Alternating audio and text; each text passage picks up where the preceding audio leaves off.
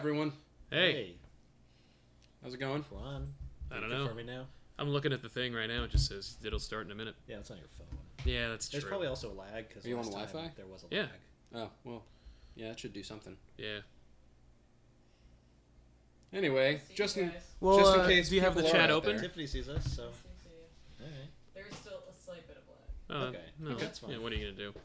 And you, yeah. So hey, everybody, or everybody being 11 people right now, but so we'll have to probably repeat ourselves as to what we're doing. But for now, hey, welcome to the TV Little House Back Issues Off the Rack Tangents Busted,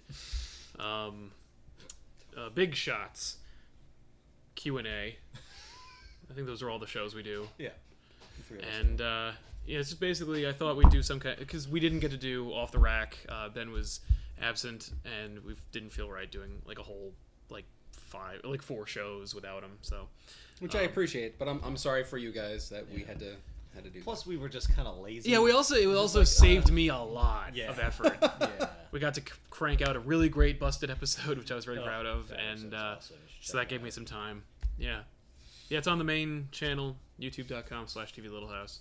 Review those, what do they call The it? Funko Pop Funko figurines. Pop figurines. Somebody in the comments, I don't know if you guys read it, but like the comments said something I like, did not, no. "Oh yeah, it was like I collect those. Fuck you."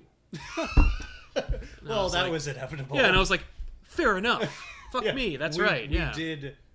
Oh, we- Really oh, we just didn't- destroy them for 15 I mean, somebody, minutes. the guy actually said something like, "Not all of us have hundreds of dollars to spend on those sweet statues," and so I'm like, "I don't either." I don't either. I don't have any. Oh, I don't have buy no them. Statues. Yeah, I have like a couple statues. One is like the most expensive statue that I probably own. I won in a raffle.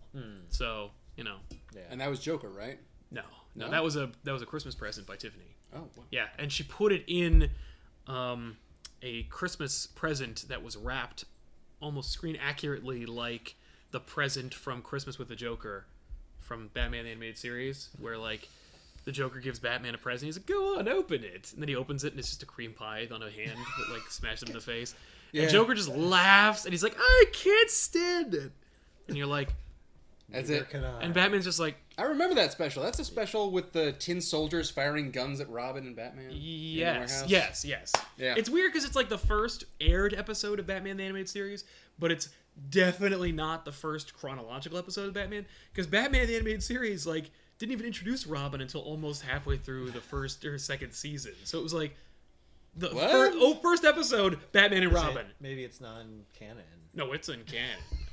Oh no, it's in. I mean, like it doesn't matter. Everything that happens in it, it's all Why did you inconsequential. start with your Christmas episode? That doesn't make any sense. I don't know. Well, The Simpsons did the same thing. First Did they? official episode of The Simpsons. Well, is okay, but they Santa's Little Helper. existed, right, on the Tracy Ullman show. Yeah, which but is but there are, I guarantee. Well, a Batman bunch. existed before the Yeah, animated exactly. Well, series. yeah, but not like not an animated show about Batman. Right. No, but he I- was in Justice League.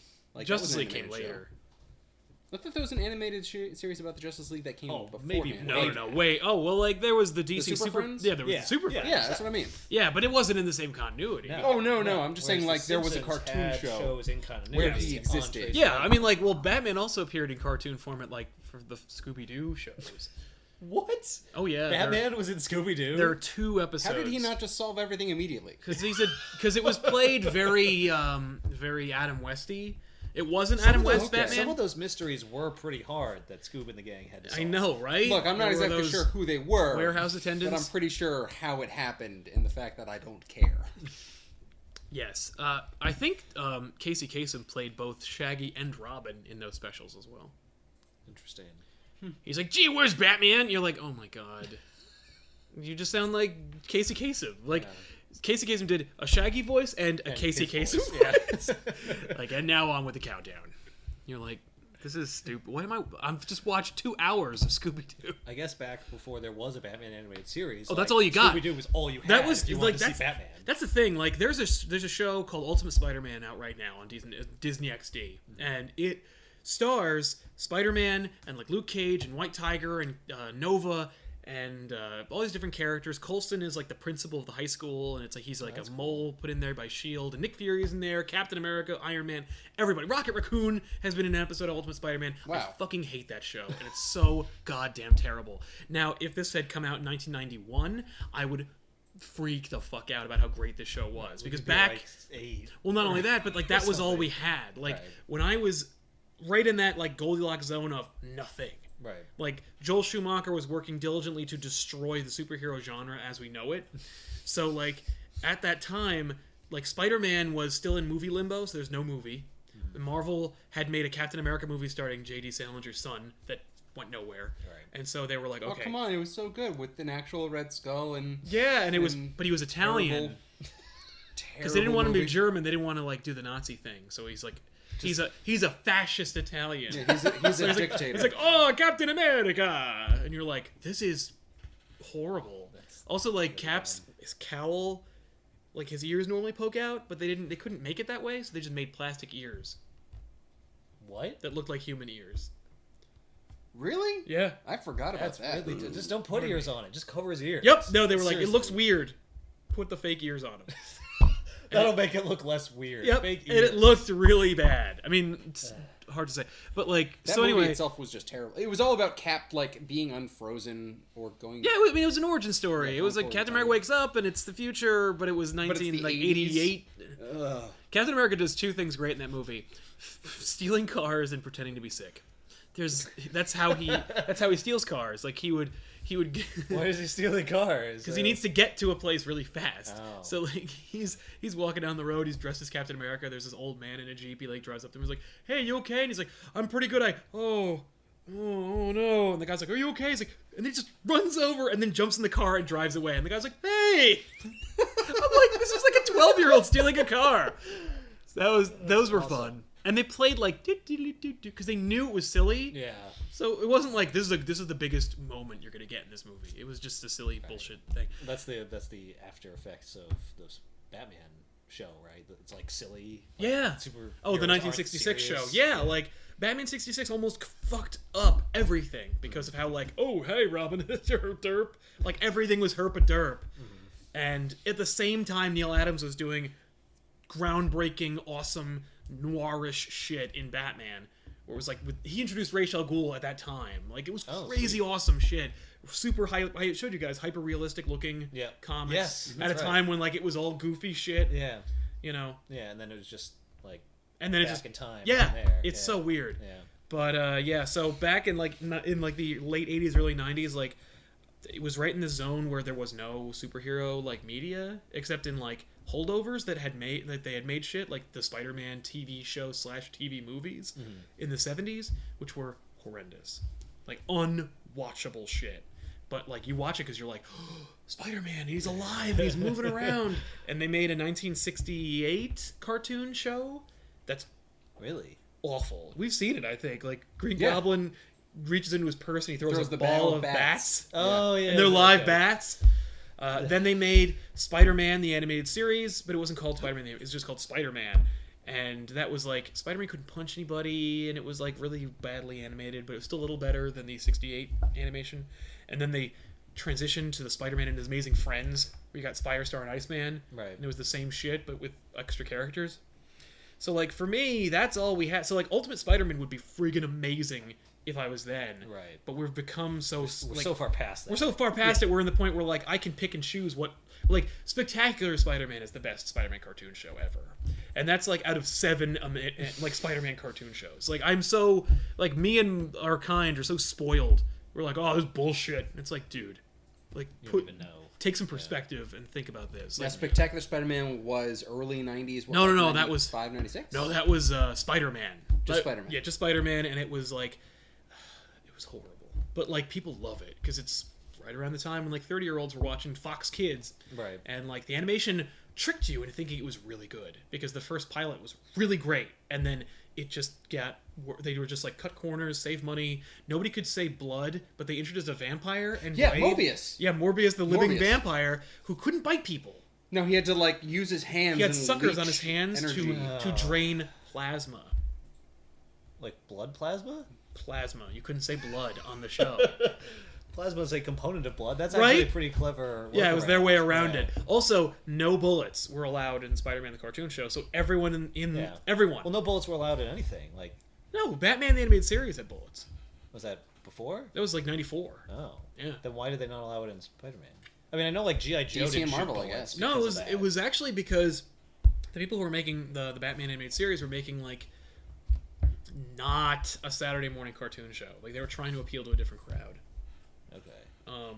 And also Spider-Man was just so freaking terrible. Right. And it lasted like 3 or 4 seasons. Well, and Spider-Man's supposed to be funny. Batman is not supposed to be funny. no. Well, I mean, it depends on Yeah, who it's it's a lot harder interpreted. to be funny and not be terrible. Than Yeah. it is to be like. Oh, and grim. but it got really serious real fast. Like there's some groundbreaking, sobering melodrama in the Spider-Man cartoon, like the kind from the X-Men animated series, where it's like, Okay. "Jean, I love you, but you're the Phoenix," and you're like, "Whoa, this is just so." At one point, I was watching it when I was a kid, and I'm sitting on the couch. It's Saturday morning. It's 1992, and I'm eating my friggin' Fruit Loops, and I'm just the whole episode, 22 minutes, was just Wolverine crying because he couldn't be with Jean.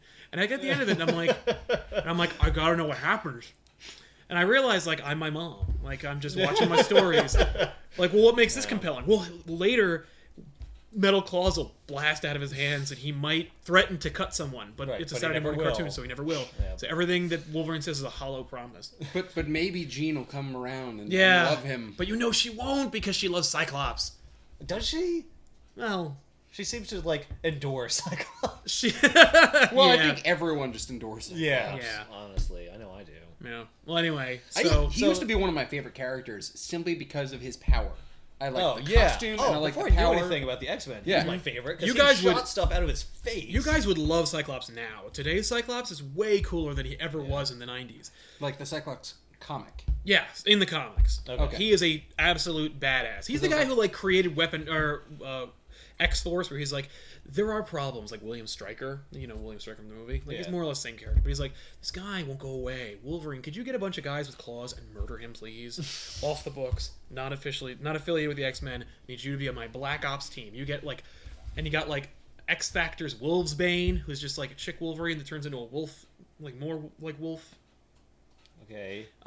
And like Archangel Wait, so she's and a Deadpool. shapeshifter? Yeah, she's just like she looks like a chick, and then she like wolfs out. No. And gets fur. She's a werewolf. Yeah, she's a Basically, werewolf. yeah. Ah, okay. She's a werewolf, That's all. Just werewolf. Yeah. She's a werewolf. right? That's her power. Well, but she's not like she wasn't bitten by a wolf. No, Like, that's her mutant ability. is She's a werewolf. She's a werewolf. But like she chooses when to be a werewolf. It's not full. Which blown. is not to be Silver confused- bullets It's not are her silver weakness, bullets. but she's not a werewolf. No, I don't believe so. Although that's You not put to be garlic around your confused- neck. It doesn't matter because those are vampires. Yes, Right. and that shouldn't be confused with Jubilee, who lost her powers as a result of House of M, Right. and then got bitten by a vampire and has vampire powers. By a legit She vampire. legitly is a vampire. Right. So all this is a long way of saying that we hate those Funko toys. Oh my God, because we're those- spoiled. Because we're spoiled. Because like how I would good love those toys Pop back culture then. toys are now. Yeah. Yeah. Now the Funko were like the round heads, very soft Yeah. features, and painted everything. The beady eyes. yeah. Yeah. See, I like Groot. Like that was a fun one. Did you watch the episode? No. We like Groot It's too. literally what we said in the episode. We're like, well, Groot's the only good one. Well, I Because he looks like that. yeah, I implied 'Cause he like has those eyes. Groot has those eyes and he's the only character, so like he actually looks, and he has no nose, Right. and those noses are awful. I saw a Funko Pop, Yeah, whatever that is, doesn't matter. figure in my boss's office, and Really? it's Arya Stark from Game of Thrones. See what I mean? Yeah. And I was like, and it's the only one. I was like, she either really enjoys the show, or she loves that character, or Right. someone just Oh. gave this to her. Yep. Yeah. But I was just like, that's Dude. cool. That's not even the worst. There's a Big Lebowski. Like Like there's I the mean, dude wait, What? in the his bathrobe and sunglasses, and he's high, and it's just. Now that said, I don't know. I mean, I, I kinda, like I the kind of movie. see that. yeah, I like it too, But, but I like, don't that's want a insane. friggin'. No, I think he works in that media. What if they made a Big Lebowski dude Lego Man? So you could I like don't really- put I- him no, into the That's- Lego that's thing. The also Lego stuff insane. never Like, appealed to Who's me. gonna buy that? I'm willing to bet someone would that is buy not that a and create movie like for a little children. diorama of a bowling alley and like a big guy outside with a gun who's pointing it at some. Yeah, I Yeah. mean, somebody Guy in would a buy black it. costume, Yeah, yeah. but like, good lord, Yeah. I can't imagine you move enough of that product to make. Well, the they production probably cost make worth it very unlimited Those supply. Funko things, Yeah. though, you could just pop those out. That costs nothing to make a Yeah. new one of those. So Yeah, it just Exactly. makes they're sense. molded, But and they're the same numbered shapes. and Yeah. they're in limited supply. I'm sure. Like I'm sure the well probably not, but No. I bet they say that. No, if they sold out of them, they would just make more. exactly. It's So not like they we lost did- the mold. We did issue a challenge Yes. actually in that episode, and I'm reissuing it now. Somebody come up with a pop culture figure or property, which Yep. has not been represented. They did. Someone did. Oh yeah. Oh. Digimon was the first one. They were like Digimon. I'm like, fuck Digimon. All right. But I used someone to like Digimon. really Like a few episodes. that I saw- was like Is it really Digimon just a- recently. No. Like No, Digimon it's was not. not that old. Yeah, What do you mean, really it's recently? 90s. yeah. Not that like late 90s. It was. No, I like remember knowing about mid-90s. Digimon almost like immediately after I knew about Pokemon. really. And I was like, wow, this is such a ripoff. And someone was like, Yeah, no, me too. Digimon's been around for a while, dude. Which All he I know probably meant is- like a couple months because Look, it was like middle school. But This is the thing. Yeah. Digimon talked. Yes. I liked that. Well, they Because Pokemon just said their fucking names. And I was Yes. like, shut up. Pika Peek your ass. I will shove you in fucking Rocket's face. I never watched any of that stuff. So I watched it ironically. I was really big into that at the time. Like we watched Pikachu. We watched the the Pikachu. Pikachu show. We whatever it's watched called. Pokemon one time. Pikachu had been oversaturated at that point. It was like 98, 99, and like Pikachu was everywhere. And our friend Erin was a huge Pikachu fan, and still is kind of, but like not nearly to the level she was back Right. then. And She's like an adult now. right, yeah, like whatever. So anyway, Pikachu was like the protagonist of Pokemon. I mean, I know Ash was, but like Pikachu's like the main Pokemon. Yes. Of Yeah. Pokemon. I thought the show was about Pikachu. Yeah, it's not. It's about Based Ash on and his never having pursuits. seen it, yeah. So like, but Who's Ash? but we heard that like Jigglypuff has a real problem with Pikachu, and like is the only one that like slaps him around and like gives him what for. And at one point, like we were hanging out at Ben's house, and fucking Jigglypuff came on the screen, and Ben had like clearly never seen a frame of the show, and so he just goes, oh, "It's Jigglypoof!" And I lost. I'm like, "Poof?" Like, not even close. But like, by the way, he did. He like put Pikachu to sleep, slapped him around, and then drew on his face. Yep. He That's drew a- on his face? Yeah, That's what That's Jigglypuff amazing. does. Yeah, he sings. He lulls people to sleep, and not intentionally, No, apparently. he sings, and the singing makes people fall asleep. But Right. then he's insulted that people slept through his song. So he Then takes out a takes marker. a magic marker, puts And- penises on their which face. is the microphone that he was using. He just he like just pops off it, the end. and it's a marker, and then he draws on everyone's face. I just want to point out Digimon was 99 to 2003. Oh wow! So Ooh. Digimon was actually after Pokemon. Whoever All said right. that was yanking your chain. Shit. And Well, no. I didn't also, say, holy I didn't say damn! they said it was before. All right, so just I that was it had watching a also couple been episodes of around. Digimon Oh, when I okay. was like 16. When did Pokemon come out? I'd also like to say that Probably Peter like- Donahue says that Aaron takes umbrage at Ben's Pikachu comment. Oh, which one? As in fuck Pikachu. Oh, fuck Pikachu? No, probably that one. Yeah, Yeah, probably the one that says "fuck Pikachu." So yeah, any other questions from the chat? I mean, like the idea of this show was we're just gonna take questions. We're gonna have a live panel at the Garden State Comic Fest this Saturday at the Morristown Hyatt at 11 a.m. in Morris Room B. It's B for basement. We're in the That's not basement. what it's for. So, random odd bit of information here. So with Pokemon, they're apparently numbered in the Pokedex. Yeah, Yeah, the number one Pokemon, like the first Pokemon in Yeah, there. the numerically Is Pikachu? first one. No, No. Oh. it's No. Bulbasaur. Yeah. oh. Well, because in the video game, at the very least, like you don't start with Pikachu unless you have the yellow edition. You started with either Bulbasaur, Squirtle, or Charmander. It was your choice. So they have 1, 2, and 3. Well, obviously So it makes Charmander absolute is sense. the best because he has fire. And fire's cooler than And gay Fire's the leaves. best. And I found it really interesting that, like, apparently... Now, was the game first or was the show first? God, I'm not sure. Ethan's got it up. Because I would be really impressed if they did the show first, and they're just like, It this was is the- our Pokedex, it was and the game Pikachu is the... first. Oh, okay. Like a card game? I was going to be Yes. really impressed if, like, we made Um, this entire thing, and in the Pokedex, Pikachu is not first. He may be the main He's a video game. character for Right. Ash, but he is not number one in the Pokemon world. Right. And not, like, number one ranked highest, but, like, first in the book. Well, no, a lot of people give Pikachu or Ash a hard time in the show because he won't evolve Pikachu. Yeah. Because, like, Pikachu's not nearly as powerful, but, like, he has heart. It's like Raichu. Yeah, Raichu. I said this when I worked at Mountain Lakes High School for a little while. They were doing an article for the Toadstool, which was like a humor section in the paper, and like they asked, "What do you think of Pikachu? What do you think of Raichu?" And I'm like, "Raichu is ugly as shit," and they put that in the paper. They were like, "Raichu is ugly." ... Sal Gravelli. I'm like, "Thank you for putting that in there." Anyway. The Pokemon TV series was 1998, so Digimon was like the year after. That's hilarious. Somebody's like, "Oh, we got to get on this." Yep. Let's stop talking about Really work. Pokemon. Yeah. Anyway, we're going to be Let's doing move this on. live panel, and we're going to do live back issues. And so it's like prep. I thought we'd do like a Q&A to kind of See how it goes. See how it goes. See if we can, like, People say that the manga was first. Just Oh. the manga was first. yeah, Cool. that happens a Pokemon? lot of times over. Interesting. I didn't even know there The was one. Wikipedia Yeah. article does not make that clear at all. No. It's kind of a terrible Wikipedia. You guys should go fix that. Just Yeah. go log into To Wikipedia. and clean up that Pokemon article because it's no good. I'm willing to bet there's like a different version for Pokemon that's a Wikipedia page. It's like the Pokedex. Yeah, I'm sorry. There's no thing. Pokepedia. Well, there probably is, I'm and sure on there that is. one, it's like, and it started off as the manga because those people Right. are the hardcore fans. Yes. Wikipedia is. I believe it's called Bulbapedia. Bulbapedia? I'm not 100% Bulbapedia? on that. I've run across the Pokemon wiki Wikipedia. page Yeah, they on the have a internet, Pokemon and that wiki, sounds and- right. And yeah, it's Bulbapedia. Yeah. That just makes me think of plants, which is Well, yeah, perfect 'cause because Bulbasaur. Bulbasaur is number one. It That's should great. be named after him. Yeah. He should be getting more attention. We were going to stop talking about Pokemon. Let's move on. Ian Welt says, "Wait, you worked at Mountain Lakes High School?" Yeah, we also went there. I didn't. These Ben and I We did. did. And I worked there, yeah. Yeah. I was Is he from Mountain Lakes High Yeah. School, I Or assume? maybe he knows he people that knows go to people Mountain Lakes there? High School. Yeah. Does he go He there does- now? No. Or he does sports and he's fought the teams. Yeah. Maybe he's driven through it once. You say yeah, Probably. like you know something about him. I don't know. No, I was like, yeah, like maybe that's one of Oh, those well, yeah, things. maybe. Yeah, maybe. Did you wanna pull up also some comments from like? Oh, I yeah. have a question. Oh, there we for go. it.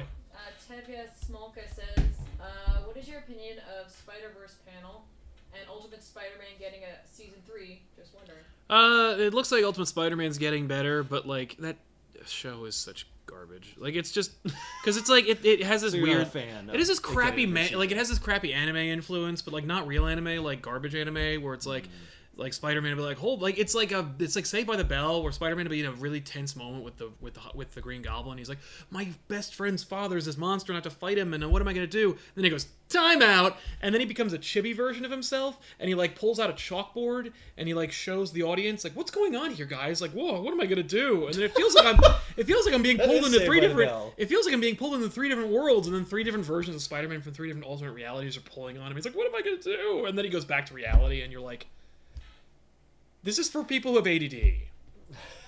I don't know. I kind of dig that. Well, it's garbage. Maybe I have then you ADD. should start Well, then watching you'll it. enjoy it because it's like That sounds like Scrubs. it's like Scrubs, and like every time Spider-Man, I hate Scrubs. Every time Spider-Man gets like into an awkward situation, they play a really loud chimp screech, like "Rah!" like a chimp screeching sound effect. Oh. It's just a interesting thing they choice. do. They do it at least 3 times per episode, and it's grating every single time, just because it's so out of place. But is really weird. It's season 3. The Avengers invited Spider-Man to join the Avengers. Oh, So we'll see what happens. Okay, that's cool. That's interesting that they're letting the universe like evolve. Oh yeah, oh yeah. Well, because in cartoon, in Marvel cartoon, they could do whatever they want. Right. Cool. Spider-Verse, I'm looking forward to it. I really want to see Mayday Parker and Peter Parker meet up. That's his once and future daughter from an alternate timeline.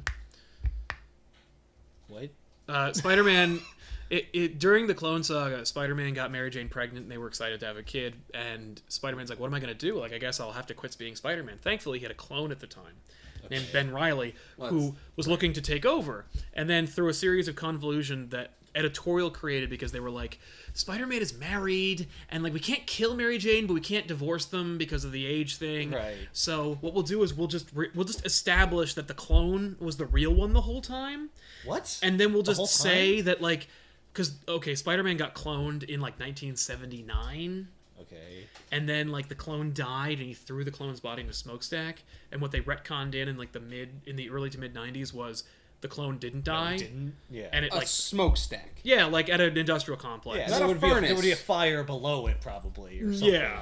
Or he just died when he hit the ground. No, he died already. Like, he died in an explosion. And then he's Oh. like, I gotta get rid of this body, otherwise people are gonna Oh. find this Peter Parker Yeah, body. I think you would assume there's a furnace at the Yeah. bottom of that smokestack. You're Spider-Man. Well, he... I mean, can't you just like cremate him yourself? Or No! dig a What? hole or- He's Peter Parker. He works... Well, he's he just lives in gonna a... show up at the. he lives in a shitty Hey, I apartment. got this body. I'm Spider-Man. Can Also, you it's- give me a solid and burn It's a it? literal. It's a guy who exists, and he's me. And, It looks just like Peter No, Parker. he and couldn't- No, never but can't you mind just burn that. him himself? no, like, Like start a with fire? what? like Where? Like, he lives in New anywhere. York City. he Where's he doesn't have. going? He could. He lives in New York City and he has webs and he can get anywhere. No, you can't. Like, once you leave New York City, you run out of buildings to web to. Plus, he's Well, got to carry the building, body sure, but with he's him. Spider-Man. He's not going to be swinging around New He York with a jumps and body shit. over his shoulder. Oh, he's not gonna jump to a place. No, Anyway, Spider-Man, his clone came back, and they were Just throw like, him in the sewer. no. Well, that's what there's I too would- many or in the variables in the East sewer. River. There's Vermin is a villain that lives in the sewer. Just take him out Lizard lives in the sewer. Jersey and dump him in the marshes. That's what he should have done, but he's Yeah, that's what- he's We a can't rube. get out to Jersey. There's no buildings out there from It's the true, web but he on. could have at least webbed to It's way a easier than burning him. yeah. It's hard to burn a body. Like you need really high temperatures. It's not just like you can't just light a That's fire. why he threw him and in then the a body just- smokestack. No, It I was understand. conveniently nearby. Anyway, they retconned in that the idea was that the clone had been the real one the whole time. So the Spider-Man you read from 1979 to 1995 was actually the Was a clone the clone. whole That's time. the worst idea. Which I've made ever me heard. quit comics. And so So they eventually retconned that retcon. yes. Yeah. Well, eventually me and about 10,000 other people quit. And they were like, "Oh, that didn't work." But they still stuck to their guns. They tried pushing it. So like, okay, we'll make Peter Parker like from the clone madness, like from being a clone, like he hits Mary Jane, make him like really unlikable. Wait, from being a clone? He's Yeah, not a like clone. well, because the Oh, you mean Jackal, when his he was villain, still a clone. when they established that he had been a clone, like and like his parents had come back to life a year prior, but it turns out they were life model decoys. So like he had lost his parents again, and then it turns out he's not really real, and maybe the baby might not like be genetically His? okay enough to like survive. Oh. So like he's really under a lot of stress, and the Jackal who cloned him in the first place shows up, and he's creating other clones, and he's like, maybe he's real, and maybe you're both clones, or maybe everything. So like he's going out of his mind, and then Mary Jane's like, Peter, stop, you're freaking out. And he's like, I'm not freaking out. He punches her in the face and not launches her across the room, and then leaves. Oh my god. And so they were like, by the way, they never retconned that out. So like they always talk about how Hank Pym is a wife beater. Right. Peter Parker punched his wife in the head and like broke a desk with her body, and they never fixed that. How did she not break her face? I don't know. She's also bleeding, so you're like, oh my yeah. They were really trying to hammer home that like, no, the guy you liked for 25 years, he's a clone and he's a bad guy. And then when that didn't why work, would they do that? because That's they're the worst trying idea. to, because that was so that's how desperate they were to get rid of this marriage, even back then. So that But was you like an can't attempt have them break to up. be divorced. Right. So they just did everything, and they also had really bad writers back then. Howard Mackey, for example, was just atrocious. So like, and they also had no editorial direction, and like editors were leaving and coming and going. So like, they didn't even know what they were doing. And like, so then they established that like Peter Parker started losing his powers. So he's like, maybe I'll just retire. So he and Mary Jane get a like move to Oregon, and he gets a job at a lab. She's gotten over him punching her. Oh yeah, no, they get over all that shit. And then like, so so he's like, you know what, Pete, like Ben Reilly, the real Spider-Man, like you go ahead and be Spider-Man. I'm gonna retire. So like that way, everybody gets what they want. Peter Parker gets to live happily ever after. Like, and then we get a young He hip. can't retire without there being another Spider-Man. There's heroes all over the place. Like, why does it? Well, no, but because there must otherwise be a we can't. Spider-Man. Well, It because matters. no, because Ben Reilly has spider powers and he still has power and Yeah, but why responsibility. can't he retire anyway? Like, why does he So need that we can sell books. So that we called can keep Spider-Man. selling Spider-Man so books, that and Marvel needed. yeah, Yeah, Oh, Marvel's yeah. not going to get rid of him. No. Right. So that's what they were doing. So anyway, in the It's the, alternate, it's the same way that they killed off Peter Parker with Spectacular or Superior Spider-Man. They're just like, well, he's coming back. yeah, Yeah. Because yeah, it's they- Spider-Man. It's not like he Yeah, but it came. sounds like this time they weren't going to have him come back. That They was weren't going to the- have Peter Parker come back, but they Yeah. were still going to have a Spider-Man, and he Right. was technically Peter Parker. And in fact, he's more real than the Peter Parker you've been reading for 20 years. So anyway, What was he doing in that time? What? The real Peter when he Parker. retired. the real Peter Parker, who was Ben Reilly. Yeah. Well, they did a spin-off series called Ben Reilly: The Lost, like 5 Lost Years. Because remember, it was 25 years later, but they couldn't make it 25 Can we years. stop calling him Ben Reilly? Because it's not Ben Reilly. It's Peter Parker. No, it's No, Ben because it Reilly. turns out he actually is not really Peter Parker. It's actually Ben Reilly. Like, Oh my god. That's terrible. so anyway, the reason why I'm getting to this is because, to sum it up, Mary Jane gave birth to her baby. It was stillborn, and yeah, because they couldn't age Peter Parker because they had already decided we're going to make Ben Reilly actually the clone. Peter Parker was always Spider-Man. We're going to kill Ben Reilly, bring back Spider-Man, and he can't have a kid because being married is old enough. So, stillborn baby. And then they tried to argue that like maybe Green Goblin actually kidnapped the baby and replaced it with a stillborn baby. Oh my god. And so What? Yeah, so there's this what if book, and we talk about what if books where it's Yes. like, what if something else happened? What if the baby had survived? And so they said it like 15 years later, and so Peter Parker has a daughter named May, who he named after Aunt May, who had died during the Clone Saga, and then of course they brought back shortly after the Clone Saga. Naturally. But in this continuity, she had stayed dead. So May has spider powers because she inherited them genetically from her father, and so she's the new Spider-Girl. And like, so there was a running series called Spider-Girl that was set in like 15 years in the future of this alternate Marvel event. I see. And so she's going to be in Spider-Verse, and it'd be really cool to see current Peter Parker, who's like magicked away his marriage from Mary Jane, run into his once and future daughter with Mary Jane, who has spider powers. Right. And, like, see this like woman that he created, and like this from this alternate Isn't reality. that going to be really confusing to people who don't know all that stuff? No one from, who like, doesn't 10 years read ago? Spider-Man isn't reading Spider-Verse. They don't even care. Okay. As evidenced by Amazing there's- Spider-Man they number want- 1. So they don't care if like new people can at all get into Nope. the story. Nope. And they'll do their best to like make it make sense. And Right. my thought is, unfortunately, that May won't have much of a role in the story anyway. But that's what I'm looking forward to in Spider-Verse, and unfortunately, I don't think it's going to happen. All right. This is like a Kevin Smith conversation, where it's like, well, I got 3 questions, and that's 6 hours. Thank you. Anything else? Comics, everybody. Colonel Noob also brought up that they fixed the Spider-Man wife beating. Oh, did they? Of course, One More Day. Oh, yeah. One More Day, which we talked about, where it's like he made a deal with Mephisto. Yeah. And like undid oh, the they marriage. also undid And like the- Harry Osborn came back to life, even though it wasn't part of the deal. Like everything else, also anything that didn't anything that anything they didn't like was like, oh, Mephisto did that too. It was all that one day. It was all that one day. Okay, I have also 4 questions. all right. Okay, here we go. All right. Terminal Noob asked a while ago, have Ethan or Ben started to buy any comics monthly or issues for fun? And also, how many books does Sal get monthly, and what are his favorites? You guys? The books that I've gotten recently, it's not monthly books, but it's been the Runaway series. So I've been reading those pretty steadily. I'm on the 2nd volume now, and I'm really liking where they're going. Oh, that's too bad. Don't say that. Because after Brian K. Vaughan leaves and Joss Whedon takes over, is just... Think so? That's what they say. Oh. So that's one thing. I'm planning, and I'm not sure if this is going to happen first, but at some point I'm reading Green Lantern Darkest Night. Blackest Night. Blackest Blackest Night. And I don't know if we're going to do back issues issues? first of that. So we probably will, because I don't think I'll get to it in time. But I don't want it ruined, but at the same time, I'm really okay with it being ruined because the story itself is still going to be great. Yeah, that's what it's a cool book. And it's like, because it's a really neat, it's a neat spin on the zombies. And on like the DC, it's pre-New 52, and it's cool because like, it establishes like why superheroes come back to life. I got a question for Terminal Noob.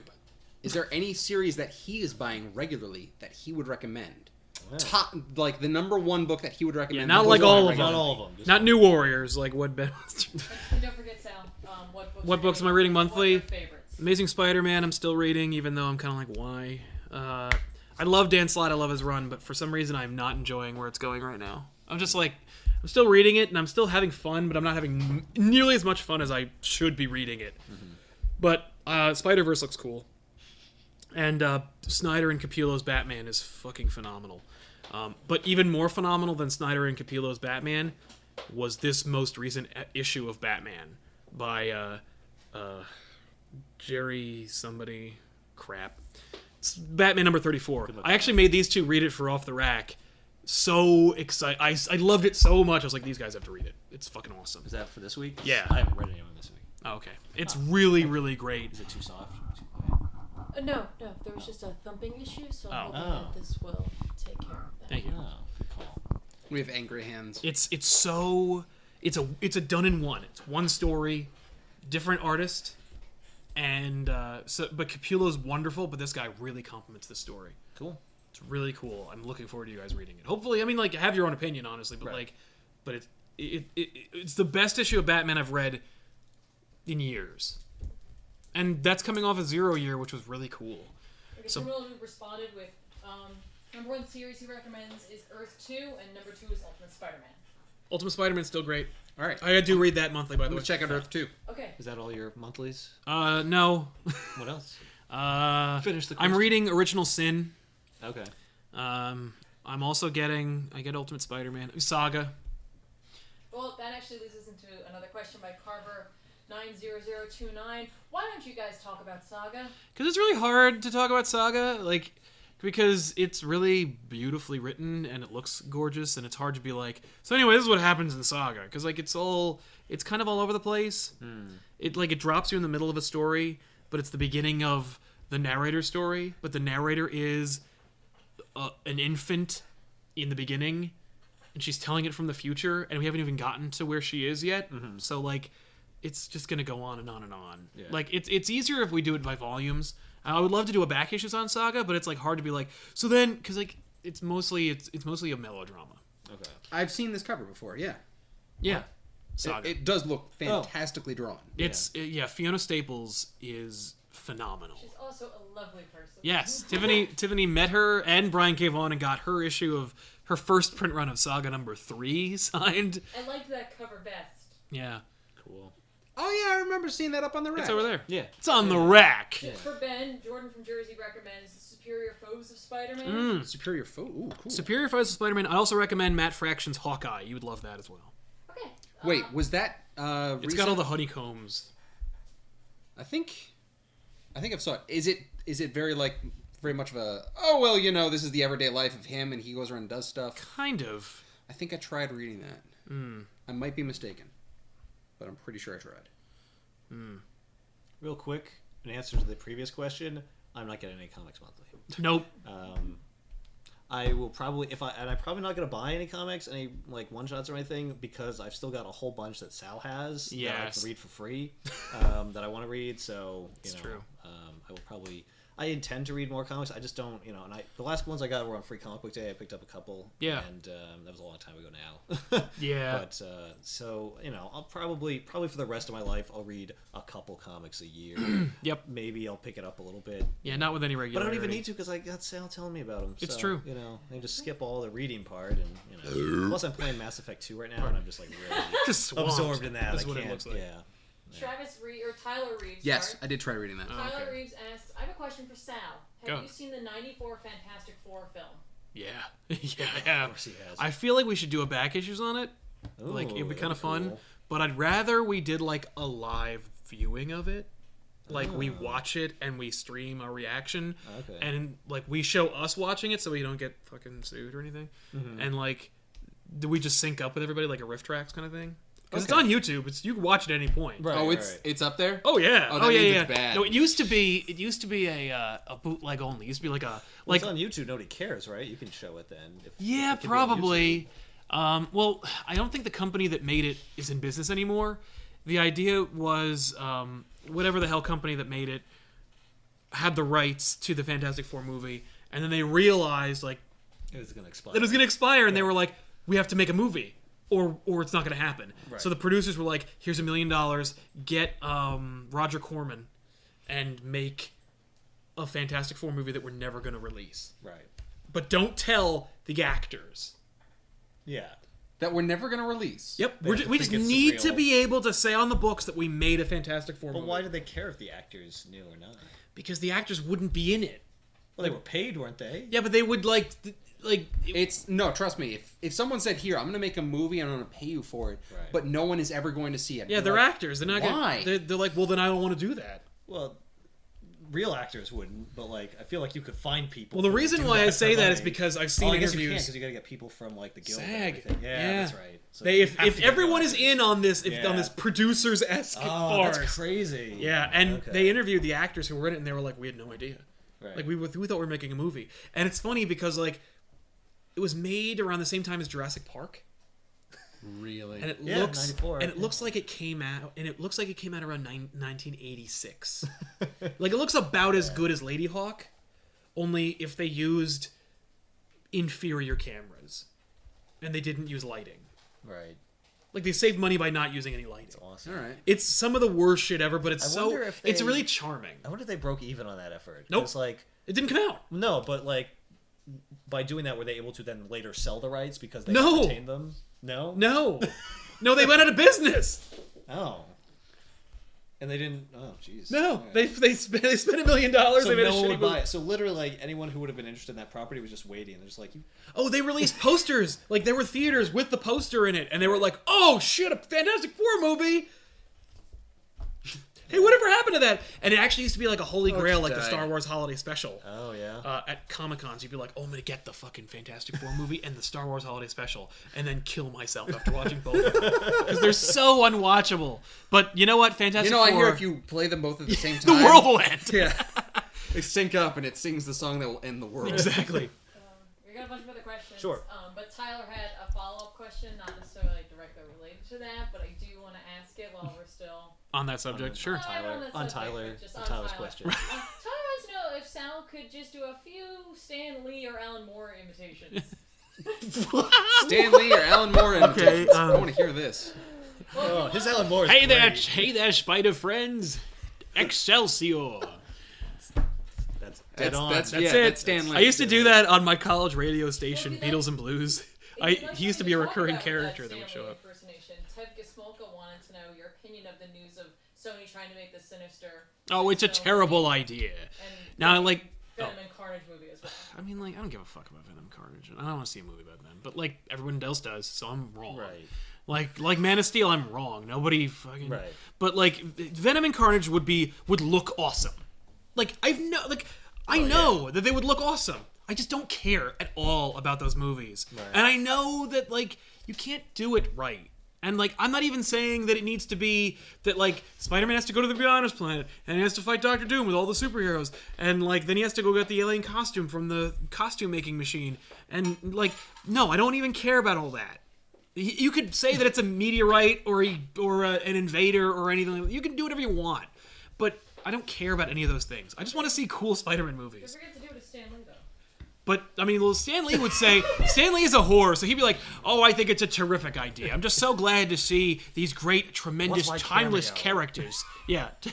I want to see these timeless characters really, really come to life on the screen. It's just such an amazing production Look, value. the question is, who am I going to play? Yeah, who do I play? What do I play a cameo do I janitor? get? Yeah. So, like, yeah. Yeah, Where everyone Stanley gets is- to go, oh, there he is. Yeah. Stanley is a like total like company man. Yep, Like, he is just a yes man. And, like, so anyway, but the Not that reality that's is... bad. He's No. great. No, but- the reality is, you know, it's garbage. And Alan Moore. and Alan Moore. Oh, well, you know, they're all just whores, aren't they? Which is... People who make film. mainstream comics. Oh, they and make... stuff. Well, Yeah. comics are bullshit, films are garbage. I don't know if you ever saw V for Vendetta. Yeah. Utter trite trash. It's just... Certainly Swill. nothing compared to your. Swill. Oh, esteemed my work. my tome. My transcendental tomic work. I actually like V for Vendetta the movie better than the comic by a country mile. Yeah. I never read it. Yeah, it's so much more enjoyable. I hate to say that because it's sacrilege, but you know. I don't know if that many people feel that way about. I mean, like, well, no, that's the thing. Nobody really fucking read it. Anybody's like, oh, V for Vendetta, it's better. Then you didn't read it. No, that was the thing. Everyone saw V for Vendetta and was like, oh, wait, There's this a is book? comic? All right, let's read it. Yeah. No, I read V for Vendetta in like '99, and then I was like, oh, they're making a movie. All right, like it looks cool, but that book was not. It was boring as fuck. I mean, like, and I know it's like, oh, well, you know, fucking like 1984 is boring too. Like, no, no, V for Vendetta is really boring. It's like an exercise. It's like an exercise. Magic. Magic's in real. Are you ready for It's in your my next veins. question? Magic with a K. Magic. I'm a magician. I make miracles. Transact guy said, can Thank you you. ask the guys what each of their favorite comic arcs / graphic novels / trade paperbacks are? I mean, you're like, I don't read them. No, my Oh, yeah. my favorite would be Watchmen. Oh, good. It's the first comic I read. In anticipation of the movie, I read lots of good things, and it's still my favorite. I love Yeah, it. It's you great. like that's your benchmark. You're like, well, this isn't yeah. Watchmen. It's so dense. There's It's, like yeah, it's just like just so much in every learned frame. every panel is just so dense. It really is though. Yeah, it's and there's stuff in there that like you don't notice when you're reading it. Where, Nope. Like symmetric pages. Yeah. That like there's a page in one book and a page in another one that like the panels are like the colors and stuff are like They invert and inverted. like It's just- like crazy stuff, which Yeah. is just like it doesn't even matter. But like it's just interesting that like that's how much like thought went into. yeah. It's funny that that's structure like of your that book. first book because you're like, Yeah. because it's like that transformed the entire fucking Yeah. like genre itself of comics. Yeah. and you read the most transcendental work. Well, it's also a good gateway book for someone who doesn't read comics because it's very more much like a story. novel. Yeah, it is a novel. It is pictures. It is in fact I think the only thing that is a truly graphic novel. Yeah, sure.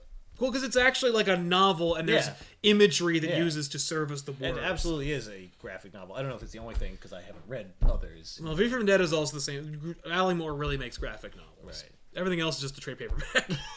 Yeah, V for Vendetta had a lot of words in it, but it wasn't as good. No, it just wasn't. It was very different. Yeah, very different thematically and tonally. I think Watchmen works of more stuff because like.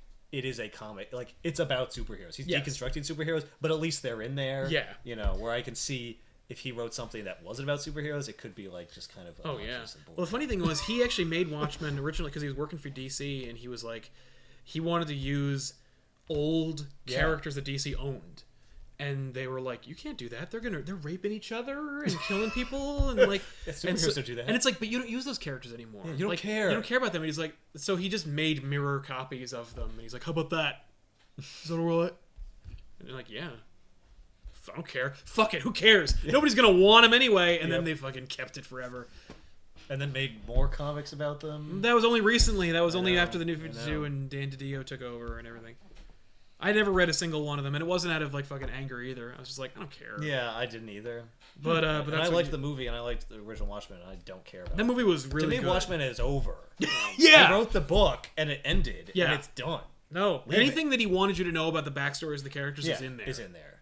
Yeah, I don't care. Yeah, we got so much backstory already in the book. Yeah, exactly. Everything that was important that made them who they were. You can only make it worse. You can only detract from what my imagination can come up with. Exactly. So. How about you? What's your? My favorite series is still Preacher. I love how much it goes into what it takes to be like a real person, like who we are as people, how much faith that we put in things, how much faith we put in other people, like what it means to be a friend, what it means to be in love with someone, what it means to like try and be good even though you may do bad things. Yeah. So that's still my favorite series. We gotta get you. We gotta get you to meet Ennis. I would love to meet Garth. Because he's like, he goes to Baltimore every like the last couple of years. It's Is he a cool guy? He's nice. He's very business. He's like, I'm here. I'm at this booth. There's a big line. Like when I met him, I was at the Baltimore Comic Con, and I'm like, oh shit, there he is. The line had 4 people in it. I'm like, whoop. I grab my fucking trade paperback, volume 1 of Preacher, and I'm just like, I go up, I'm like, hey man, you're awesome. He's like, thanks mate. Next. There you go. I'm like, bye. Yeah, I would do that. That was it. Yeah. Thanks, mate. I'm like, yep. I'm like, cool, you're Irish. Fuck you, Sam. My friend Sam maintains that he's British and that he's like his Cassidy character's like making fun of Irish people, and I'm like, no, he is Irish and he is Cassidy. Yeah, I'm pretty sure if he were British, he would not make the Irish character. No. He would. There are British characters in there. Yeah, and you don't like him. They are crazy. Yeah, he doesn't like him. Fucking he has a very Irish detectives. perspective. He has a very Irish perspective on Englishmen.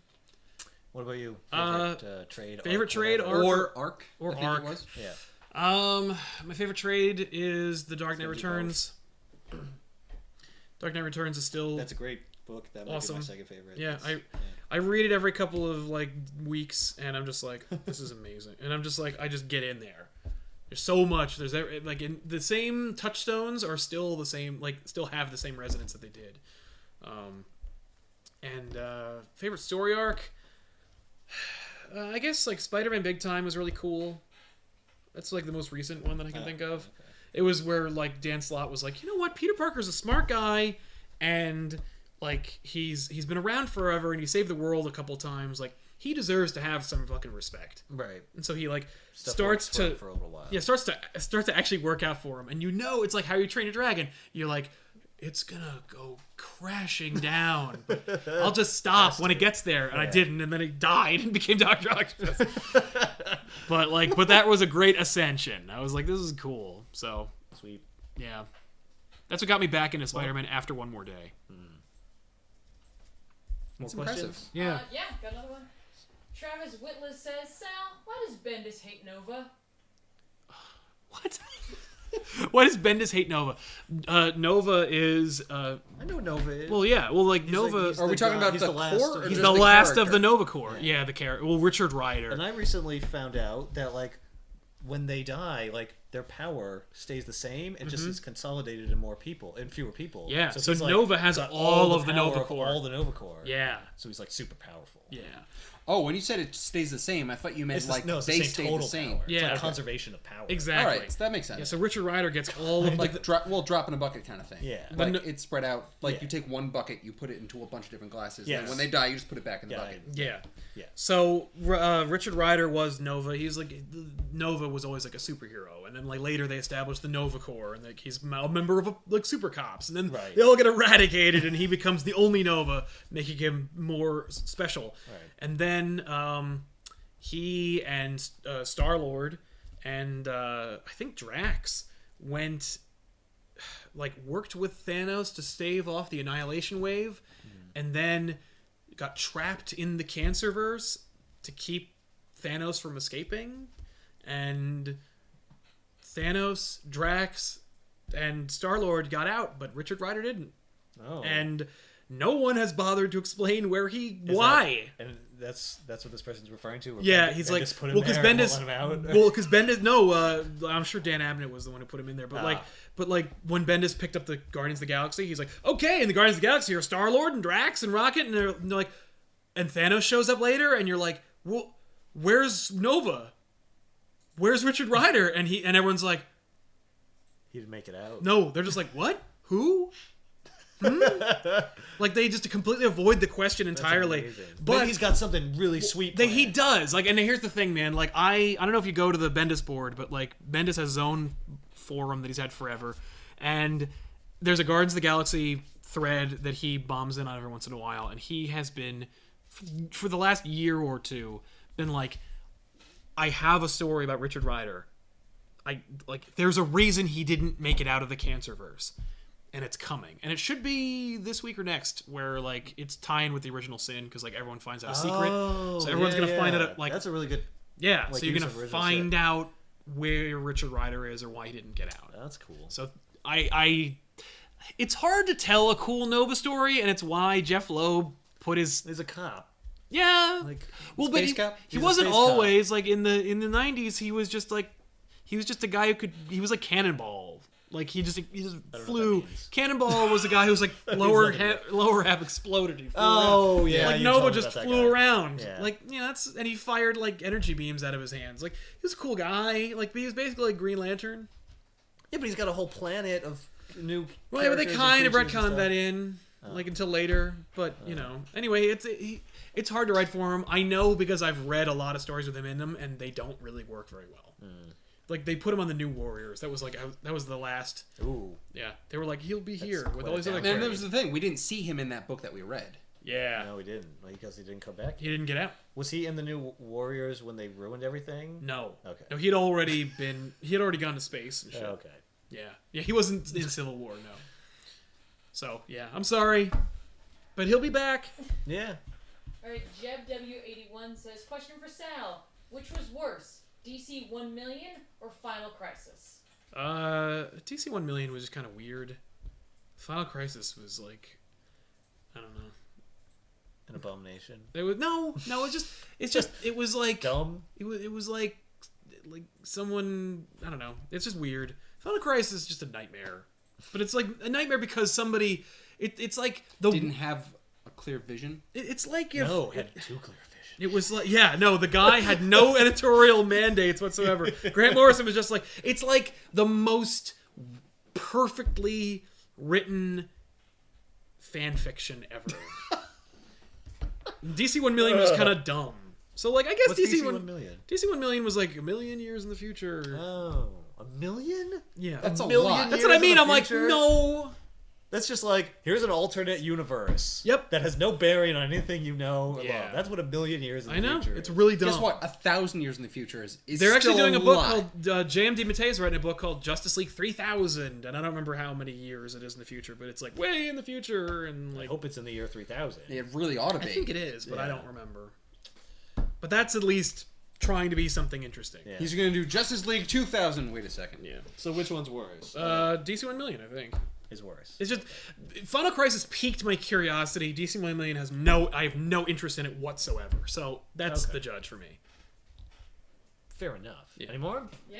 All right. I gotta run in. I'm sure Right. we'll never get through them. Nope. all. They'll just keep coming. Here we I'm go. gonna start cutting you guys off. Yeah, okay. Here we go. I think we're getting better. So, Yeah. how crushed was Seth when he realized he was fooled into believing Fox sold Ugh. the rights back to Marvel? I don't think I've been that angry in a long time. One of your darkest moments. Yeah, I was just so angry. That's all. And that was you got duped because someone else reported it as if it was a new thing. Somebody, right? well, like Benny from Comic Story and fucking Skype me, and he's like, "Did you hear?" And I'm like, Benny? "Yeah." Aw. And I'm like, "What do you mean? Did I hear?" No, I didn't hear it. And it was like the day after Robin Williams died, so I was like, clearly, Robin Williams just overshadowed this transcendental news. How fucking awesome is that? And like, no, How did he get a duped? friend must have told him. Oh my god. And he's like, and I'm like, where's the article? Where? I can't find it anywhere. And I'm like on r/comic books, like, what? Where? Nobody? How was it possible? Yeah. And then he fucking sent me the article, and I just read the article, and it was like, Fox sells Fantastic Four and X-Men to Marvel for $1.2 billion. And I'm like, that sounds about right. That's plausible. Yeah. Like, that sounds about right. Close article, don't read it. Don't look at the date, April 1. Fuck you. Liar's Day. That's not a joke. Like, you know what's funny? Actually, Aaron Donahue got more angry about it than I did. For me, I got depressed. Like, I got angry, and then I was like... Right, because you had to come down from Well, because such I a was high like, height. everything is like, I can't trust joy. Like, I hear good news, and I'm like, that can't be real. That's the problem with articles on April 1st. This is a tangent, but like, they don't go away after the 1st. No. People leave them up to continue tricking people. Yep. It's like, don't do that. That's not what's supposed to happen on April Fool's Day. No. You're supposed to fool someone, and then it's over. And that was her point. She was like, whatever happened to putting a rubber spider in someone's coffee? Like, that's not a trick. That's not an April Fool's gag. That's taking something that someone liked, telling them can have it, and then taking it away from them. That's not anything. Like, that's just called being a fucker. So I was really angry and kind of depressed. And now every time I see more news about the Inhumans movie and Fox's Apocalypse movie and that terrible Fantastic Four movie they're going to make, I just think, what an avoidably terrible situation we're in. Like, they're putting Aquaman in the fucking pre-Justice League movie, but we can't have Galactus in the Guardians of the Galaxy 2 because everyone's a tightwad asshole? Fuck you. And like you said, this was the thing, like $1.8 billion. It's a lot of money, but all it is this. But that's it! Yeah. And I guarantee you, they could sell it for a lot less. Like, you don't need $1 billion. To get Wolverine in an Avengers movie, I would guarantee it cost you like $5 million. $5 million, you get Wolverine in half your Avengers 2 movie.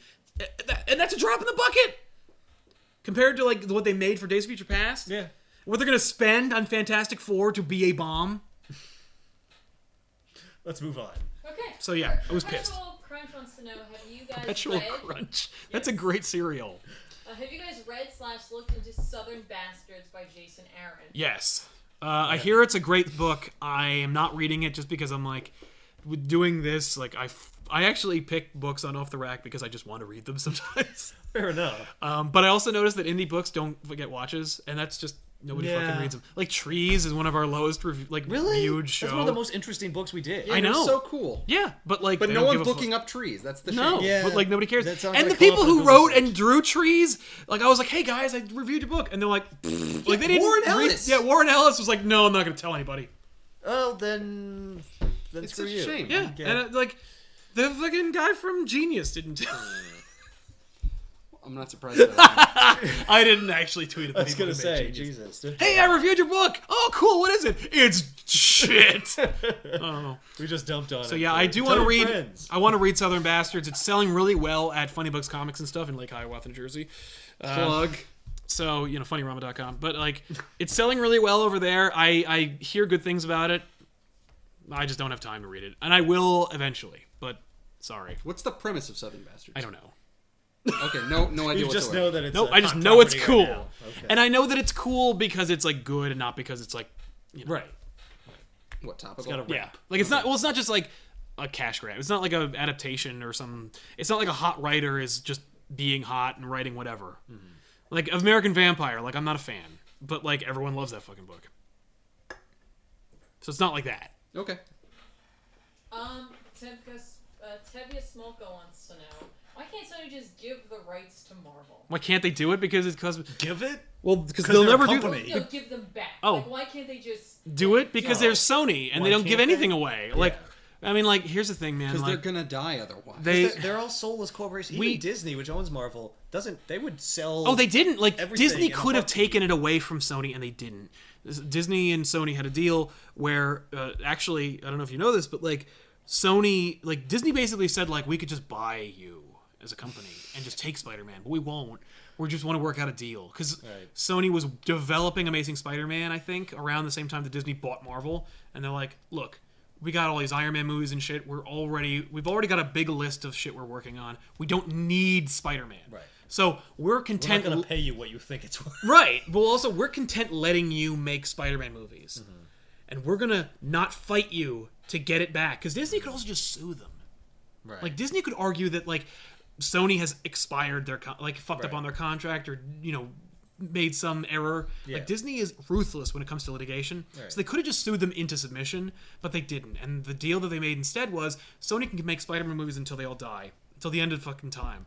But Disney gets everything else. Spider-Man the movie backpacks, lunchboxes, Lunchables, everything. Right. Disney gets the money from everything. The Spider-Man the movie video games. Now, bear in mind, not Spider-Man cartoons and shit, although Disney gets all that, but Disney gets a piece of or the whole chunk of every spin-off from the movie. Disney gets the box office purchases or the box office revenue from the movies. Right. That's it. Right. So it Yeah, sounds to me like Disney doesn't even give a shit. Yeah, and that's the thing. It would like, have to be that Disney we made a financial decision Yes. to make a whole bunch of money for doing nothing. That's right. Rather than spending a whole bunch of money to buy and make movies that they don't need to make And because that's they the can most- make movies with their existing That's the most characters. frustrating thing because Disney was looking at it like, well, we could spend $200 million to make a Spider-Man movie, or you could spend $200 million and we'll make $1 billion on you making a Spider-Man movie. Yeah. Because we're gonna make that billion anyway. But Because they sense correctly that Sony is idiotic and will continue to make movies without knowing what the hell they're doing. that's right. And, But and they'll just reap the profit. the biggest problem is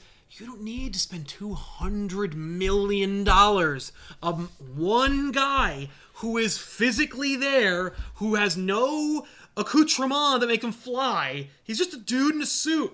Cirque du Soleil does Spider-Man shit every Well, day. Yeah, but he's got to fly around But it doesn't. buildings and but stuff. not $200 million flying around buildings. It's not on fire. It's not the fantastic. He's not fucking the Human Torch. Disney could spend $80 million and make a gazillion dollars on a Spider-Man movie, and it would still be better than anything Sony's made. I wish they would do it. They won't do it. There's actually a producer at Sony whose feather in her cap is that she was the one who acquired the Spider-Man rights, Right. and she's now in a major playing position at the company, Yep. and she's gone on record saying, I will never relinquish the Right. rights to Spider-Man as long as I am here. Yeah. And if you're Disney, if you read that comment, then you're like, there's no point in us even trying to Yeah. acquire it because it would cost so much to overcome this. This person has a personal stake. Yeah, in it. there's one person Why who's would in we an editorial pay money position. to overcome her personal stake? Yeah. It's not worth it. Why would he throw money on a lunatic? Yeah. She's just gonna be crazy Yeah. at us. She has no idea what the actual value of the property is, so Yep. they would have to overpay for it so much that it wouldn't be worth it. But here's the thing. Sony wants to make a Sinister Six movie, a female Spider-Man spin-off character movie. Spider-Man 3 is coming out in 2019, I think. That's the plan. That's for Spider-Man terrible. 3. Whatever. Spider-Man 3 will make $600 million, maybe less. Like, it'll make less than... No, I'm sorry. It'll make, like, less than... It'll be the lowest grossing Spider-Man movie of all time. Sure. And Sinister Six and the female character are gonna bomb. And Venom and Carnage could be movies, but nobody knows who they are outside of the world, and they're not going. Yeah. And if they hear that Spider-Man is gonna be in it and he's not in it, they're not coming to the next one. Which is why Disney should actually try to get Spider-Man, because they should not trust Sony to just make money for them. Yes. They should trust that Sony is going to fail and destroy the Spider-Man brand. That's for the a bunch thing. of They're gonna years. hurt the brand. They're gonna Schumacher it up. Yeah. Because Batman took a long time to get fixed. Yeah. And you should see those scripts.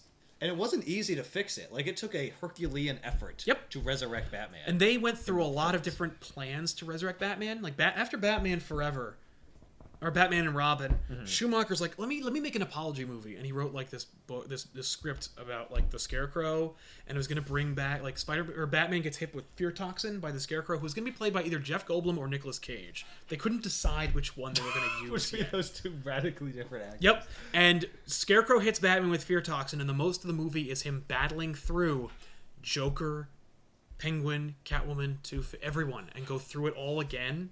While under fear toxin, and they got Jack Nicholson, and he said yes. He was going to come back and be Joker, and it was going to be an apology movie, or it was going to be darker and more like Phone Booth or whatever it was called, like that one with Colin Farrell, because that's the Joel Schumacher movie. What? Well, like interesting. Well, it's like suspenseful. It's suspenseful and cool. Okay. Like that's here's the thing. That's I such like a movie thing. I like that I want it movie. to be like Phone Booth, but with Batman. Like what? I want to be Phone Booth That's Batman. not a thing. Guess what? That's how you sell movies. Yeah, we've talked about this. I know we've talked about it. It's so dumb. So Anyway. and they were gonna make a Dark Knight Returns movie starring Clint fucking Eastwood. They asked him, and he said yes. And then they were like, they never mind. didn't? They didn't, because it was. And then somebody was like, oh, we got this movie called Batman Begins, and they were like, yeah, I guess we should start the new franchise with the first Batman story instead of the last Batman story. And that's the only reason they didn't make it. Well, they could still make it. I know, but they're not. But going now to. they're doing the whole Man of Steel universe thing, so that's gonna. Anyway, damn it. I do want to go back to when we were talking about Southern Bastards. Yes. Someone made a comment about that, Sure. and I wanted to share it with you. Oh, Was is it it that I'm a good? bandwagoning toolbox? It was from what? Oh, great. What? Knows, and this is about you. Quote unquote, no, Southern Bastards is cool, but didn't know Aquaman was cool. For shame, Sal. This is the guy from the Reddits. I'm also not wearing any eyeshadow. See? Nothing. Anyway, yeah. Another question. That's really funny. Pro Legacy Good job, what? says, who Way to are your razzle guys' me. favorite writers? Ooh, My favorite writer. favorite writer for comics? Yeah. I assume. It just says writers. Okay. I assume comics. I'm gonna qualify this. Oh, well, Yates Yeah. is... No, I don't like Yates. That's a tough question. Yeah.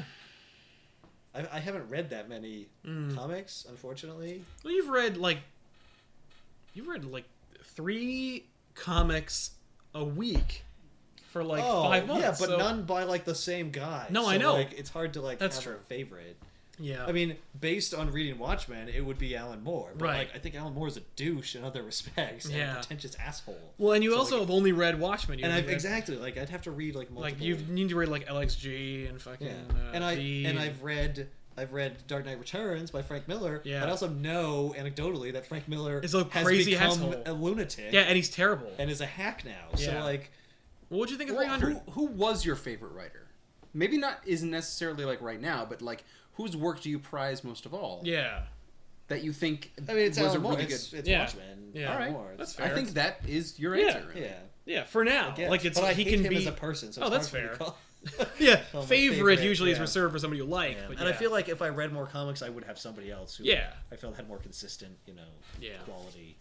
One of my favorite authors themselves is George Saunders, and he does a lot of short stories. And one of the first books was of Civil War Land in Bad Decline, and there's some shit in there that struck me in the heart. I was reading it, and it was I was crying along with these stories, and it was beautiful. I did a monologue from one of them, and it was fantastic. But and George Saunders is a cool guy, but I've read other stuff of his, and I'm just I don't fucking care. Yeah, just the one thing. That's Nope. Right, just that one Whatever. thing, yeah. So He's the best. yeah, and I still list him as one of my favorite authors. Yeah. Yeah. I don't know. See, I'm torn between Ellis and Ennis because they're both really good. Probably, I would say Garth Ennis. Yeah. You might change your mind if you read The Boys. The Boys is Preacher to the nth power about superheroes. It's his Watchmen. Okay. It's the guy who wrote Preacher's Watchmen, which is hey, have you ever seen Superman get a blowjob and then blow the back of a woman's head off? Because he will in this book. Look, I saw some fucked up shit in Preacher. Yeah, Like, it's there's a lot of shit in there. Then you've but- never seen anything like The Boys. That's the problem. I loved Preacher, but I was I picked up Preacher. I'm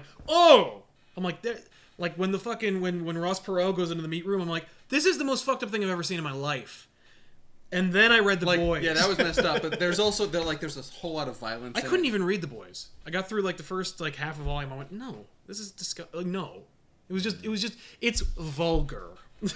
It was deliberately vulgar. It was like I want he's on record saying I want to out preacher. And I'm like, that doesn't mean anything. You were telling a story about God and friendship. But anyway, yeah. But Preacher is worth it because it's like 9 fucking volumes, so it's a lot. It's 60 something, 62 books.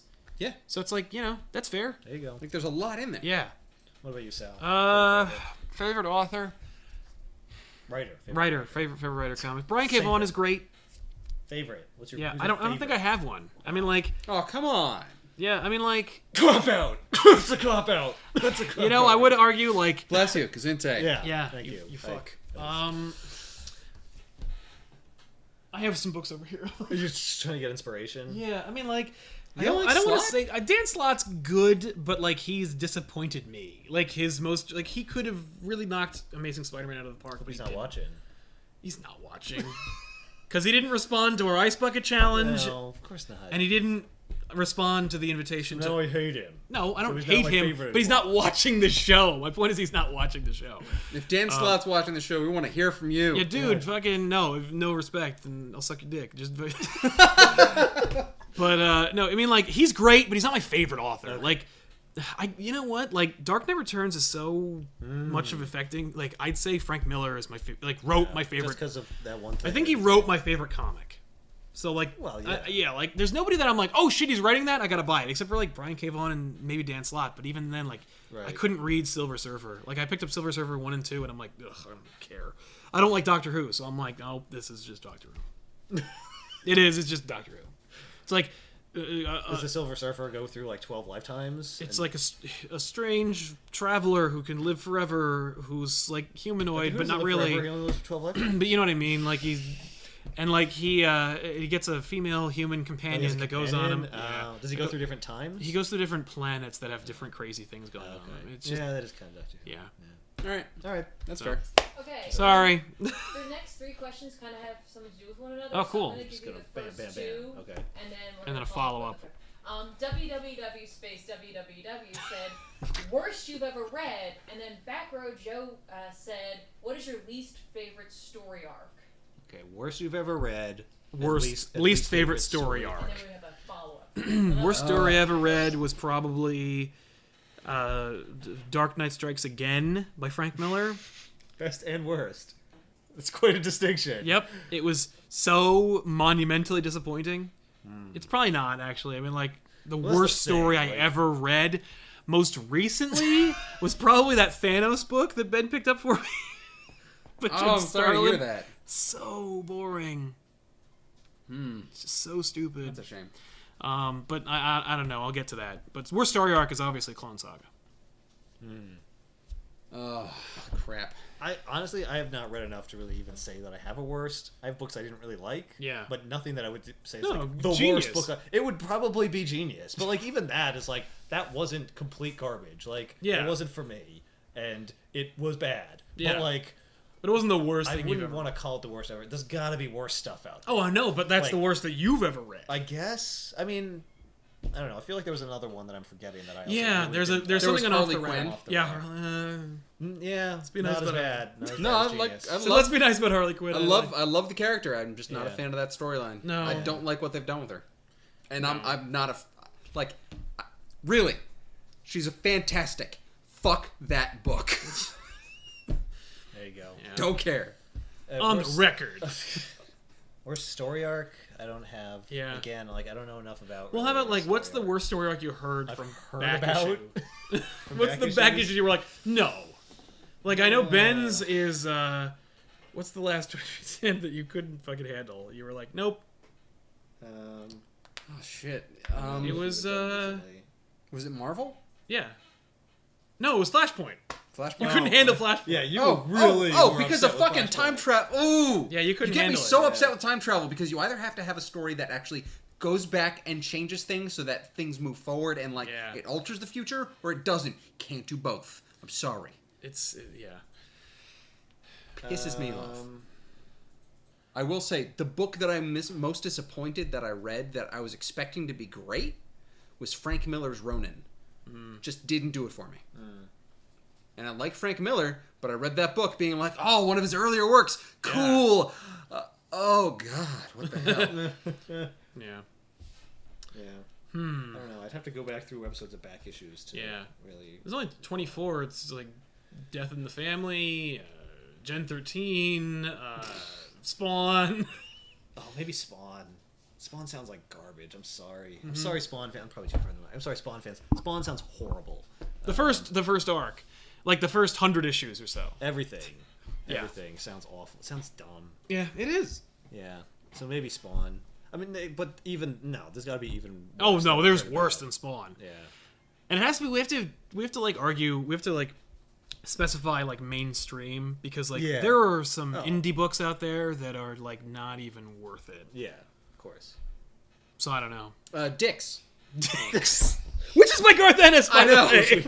Yeah, I know. Which I don't wrote care. page of. Nope. We saw the covers. Yep. It's so. Would you say that that's probably his attempt to one up? Yeah, boys. Boys. Like the boys. Yeah, probably. Yeah, but I don't know what my least favorite book ever was. You know what Dicks is? Dicks is basically Garbage Pail Kids about penises. Did in you a comic actually book read format. it? I read a couple of panels of it. Oh, yeah. shit. A Like couple of panels. all right, half the book. Okay. The there first we go. half of the gonna book, and then I you was like, can't say anything. no, about No, it. I did not. But Okay. I yeah. tried. Yeah. Sorry, man. I'm sorry, Garth, if you're watching, which I know that's you're a not. that's a poor answer man. to the question. I feel like we didn't answer this question. very No, well, I'm sorry. But But yeah, I can't. Well, this like, is the thing. the worst book I ever read. I'm it's willing so to bet- harsh to say something is the worst you've ever read. I want to reserve it for something. Yeah, that's something was really bad. It's But like I know irresponsible. firsthand, it's irresponsible. I mean, like maybe One More Day because it was so like deliberately agenda driven, like because it was like clearly editorial. Like nobody was happy like writing it. That like editorial like wrote it and then like said that the author wrote it, and then he had to go on the internet and say he didn't. Oh wow. Yeah, that could be it. If I could use movies, I would pick Man of Steel. Yeah. Not because of quality. It's It's just- just clearly a well-made movie. It's just what it did. Yep, to the what it character. did. I get more upset by things that have a bad message. Yes. Or things that I think tell a like An dangerous irresponsible story or an irresponsible story or ruin a really admirable character than I Yes. do about something that is just shoddily made. Yeah, that's if you the make thing. something and it's really crappily done, but you tried and you had a good idea, I give that a lot of credit. Yeah. Versus someone who has a ton of money and a ton of resources. Yeah, and, and can literally do whatever you you want. can do whatever you want, and you You chose to make Screw it something up like anyway. that. I think if I had to pick something along those lines where it was other media, it Yeah. would be the Walking Dead TV series. really. I love the Walking Dead TV I don't series. want I liked it up to I liked it up to season 2. Really? Yep, That's not that far. I know. It's on season like Five? 5. Yeah, I saw up to season 3 Yeah. after the And is prison. it because it changed the books? I don't know if you read the You books. guys are gonna love it when it skips ahead 5 years Yeah. Well, it already did, apparently. in the comics. Oh, the comic. I don't know Yeah. anything about the comics. Yeah. Like But I know the like show is 100 now issues skipped a later, bunch of it's stuff. Yeah. it's gonna go in the middle of the story, and you're gonna be like, here we go, and then it skips ahead. I don't 5 even. years. This show might not even get that. I'm far. fine with that. It won't. It'll But be this is the thing, like apparently the books and the TV show diverged quite a bit. There Oh, were yeah. similar storylines, but Yeah. like very different A lot things of going things on. I probably would like the show more than the book. I didn't like the book at all. I think I would like the book more. Really? in my opinion. Well, you can get the whole damn thing for free on the internet. The whole damn lot's available. Are you ready for the next? Yes, the let's Yes. go on. Sorry. Next Huh? question. William Chance wants to know what is the most confusing arc you've ever read. Oh. Probably Final Crisis. Most confusing. I mean, the Thanos imperative was confusing, but I was like more confused as to why anyone thought that it was a good idea to put it out. I'll definitely say like the Apocalypse, Age of Apocalypse. Age of Apocalypse in Marvel. There are so many back and forths with different books that it can seem confusing. So sometimes you jump in and you're like, where is this? Yeah. Who am I reading about? What's going And it on? had multiple authors and multiple art styles, so it's like... So like that threw me a bit. yeah. They weren't planning to release it like in a collected volume, which is why I've been hesitant to like do anything about it, because it's like... It's rough as a It's collected not volume. It's not supposed to be read like that. But I still love it so much. Like, and that's the thing. Like, those characters, the stuff that they're going through, the plot lines, and the actual moments for them, I love. So even though it was confusing, I was in it. Right. Like, they had me. Yeah. But it was definitely confusing at times. I would say for me, and this is knowing very little about it would be some sort of New 52 Superman thing, because I've tried to read some of like what's happening, and like summaries by people who are trying to make it make sense, and I still can't understand. It's because they don't know. It's because they don't. There's no cohesion. There's no like. Yeah, continuity. they got multiple titles. I'm like, how does that work? Oh, it doesn't. Yep, it just doesn't. Oh, Original Sin. Oh, Most confusing. there you go. Are you ready for the next question? Yes. Okay. By the way, how many death threats have I gotten so far for the Harley Quinn comment? Oh, none. I don't know if we have a whole lot of Harley Quinn fans who watch this. Jeff W81 says, you guys Are assholes. Most of the guys in the end. Yep. And the middle. The middle, you guys especially. had a separate series where you visited cons. Yeah. Yeah. Yes. Will We you still do guys that. continue to make shows for that? Yes. And any chance of coming to Awesome Con again? He went to Awesome Con. I went to Awesome Con. I didn't do a and show. I was 'cause- planning to, and I Yeah. gave Ethan my press credentials, and he didn't use them. No. But yeah, we would love to do that. We would. I definitely. I mean, like we do press. We do You were con. sick, I think. Yes, I was sick. I was sick for Awesome Con. Yeah. Yeah. Or there would have been coverage of that. Yeah. Oh yeah. We do con coverage every chance we get. We're gonna do New York Comic Con, Baltimore, Garden State Comic Fest. We also go to PAX and stuff like that. So like we do cons, and we do coverage. Usually they're like highlights videos in general, coverages, and like, once in a while there are actual interviews that we toss in, which are we love. those are doing fun. them. We love talking to people, like especially professionals on the subjects of whatever.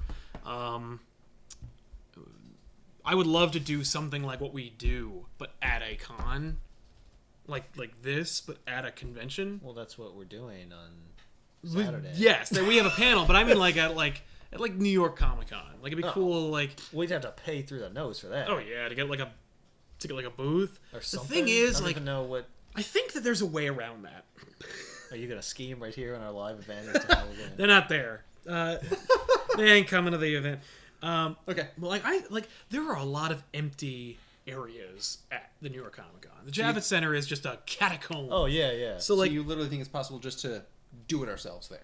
oh yeah, Do I think what? like, An episode of Back Issues? like Yeah, I think we literally, could like, easily. set up. I think we Oh, could just film one on location? Yep, we just go to the place. Oh. There's, I guarantee yeah. you, we walk around the floor. We talk to a couple of creators who we think are really cool who are there, Right. and we go like, "Hey man, you want to be on the show?" And then like say like, "Be here at 12:30," and Right. then we go there, and then we just do it. Yeah. And we could do that with like a. What would we do? We just do this, but like talk about it, or like invite them to talk about. Like we would do what we planned to do with Big Shots and or with the live event if anyone had actually bothered to show up, which was like we bring in like JMD Mateus who wrote Craven's Last Hunt, and then we do a back issues about Craven's Last Hunt, Right. or we do a backtrack where like Todd McFarlane can come sit with us, and then we talk about Spawn, Okay. something like that. Right. Or we talk about something else that, like, we go, like, hey, we'd like to talk about X, and they have, like, an opinion about that. Basically, just having, like, a comic creator Right. be, like, a guest appearance. Yeah, like on kind this. of Back punch Issues, up yeah. the Yeah. concept with a special guest star. Yeah, exactly. I'd love to do more special guest stars just in general, but we will definitely be doing feel more a little comic. Mostly so uncomfortable with that that because Sal- we like make fun of these things so much. I know. That's Well, why I'm like I want to do it, but I'm also kind of like, but I don't know if they like we got slammed, not slammed. We got slammed with Surprise on an episode of Big Shots, which hasn't come out yet. Where we talked to Yale Stewart, who does JL8 or did JL8. I don't know if you guys read, but he quit. No, I had no idea. What? Yeah, we just talked to him, and then he quit, or he's going on hiatus. But like, Oh, well, hasn't he done that before? yeah, but this is a different kind of situation. Oh my god. And you folks in the chat have access to the internet, so you probably know what is going on. And I won't go into it on okay. camera because Yale's a really cool guy. We like him a lot. And we I'm talked sorry to to him hear for a that. while. That 'Cause he's, sucks. but like, But I wish him the best. yeah. But we talked to him, and the first thing that he basically mentioned was, "I saw your review of my comic Gifted." Yeah. I basically gave it I think I gave it a D. I was like, Yeah. and it was a very And that was that's- a really awkward moment. That's not deep during as the a light. conversation when he mentioned that. yeah, like on a That's scale the from great A to scale. F. He you was got a D. gracious about it. He could have. He could have really got mad at me. Yeah, and he did not. We could have just not done the interview. Yeah. Yeah, that's true. But 'Cause he knew I before the imagine interview something started. like that where it's like we could. I mean, if there's somebody who has a good humor about the kind of thing. He'd Yeah. be like, all right. I mean, first of all, you talked about a book that I did 25 years ago. Yeah. Okay. Second of all, fuck you. I would, yeah, that would be great. That's what I'm saying. If I knew that the person had seen a couple episodes of the show, was knew like, what he was in I know for, what's going on. and knew that we're like ragging on this stuff, but like it's because we like it. Yes. Like, in a way, then I would be like, yes, let's do that. Yeah, that's what I'm.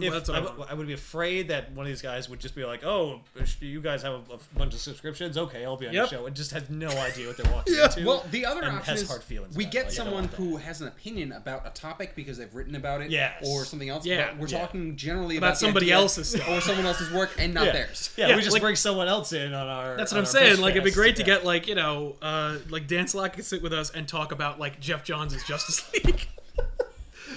Sure. Like that'd be great. I feel like a big person like that wouldn't do that though for like professional courtesy. Like they would be like, They're very I careful. can't open that can But, of worms. I 'cause know, then it's like- just warfare. Like open Slott and Scott Snyder, who writes Batman, are good friends.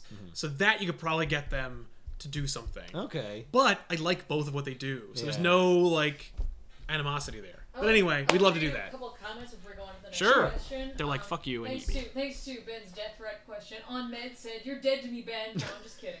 I like how That's empty good that that was. they You're added dead that. to me. Just kidding. Just kidding. I wouldn't even. I don't want you to think I really did. I And want the Jeremy FBI to come George in. is a really big Man of Steel fan.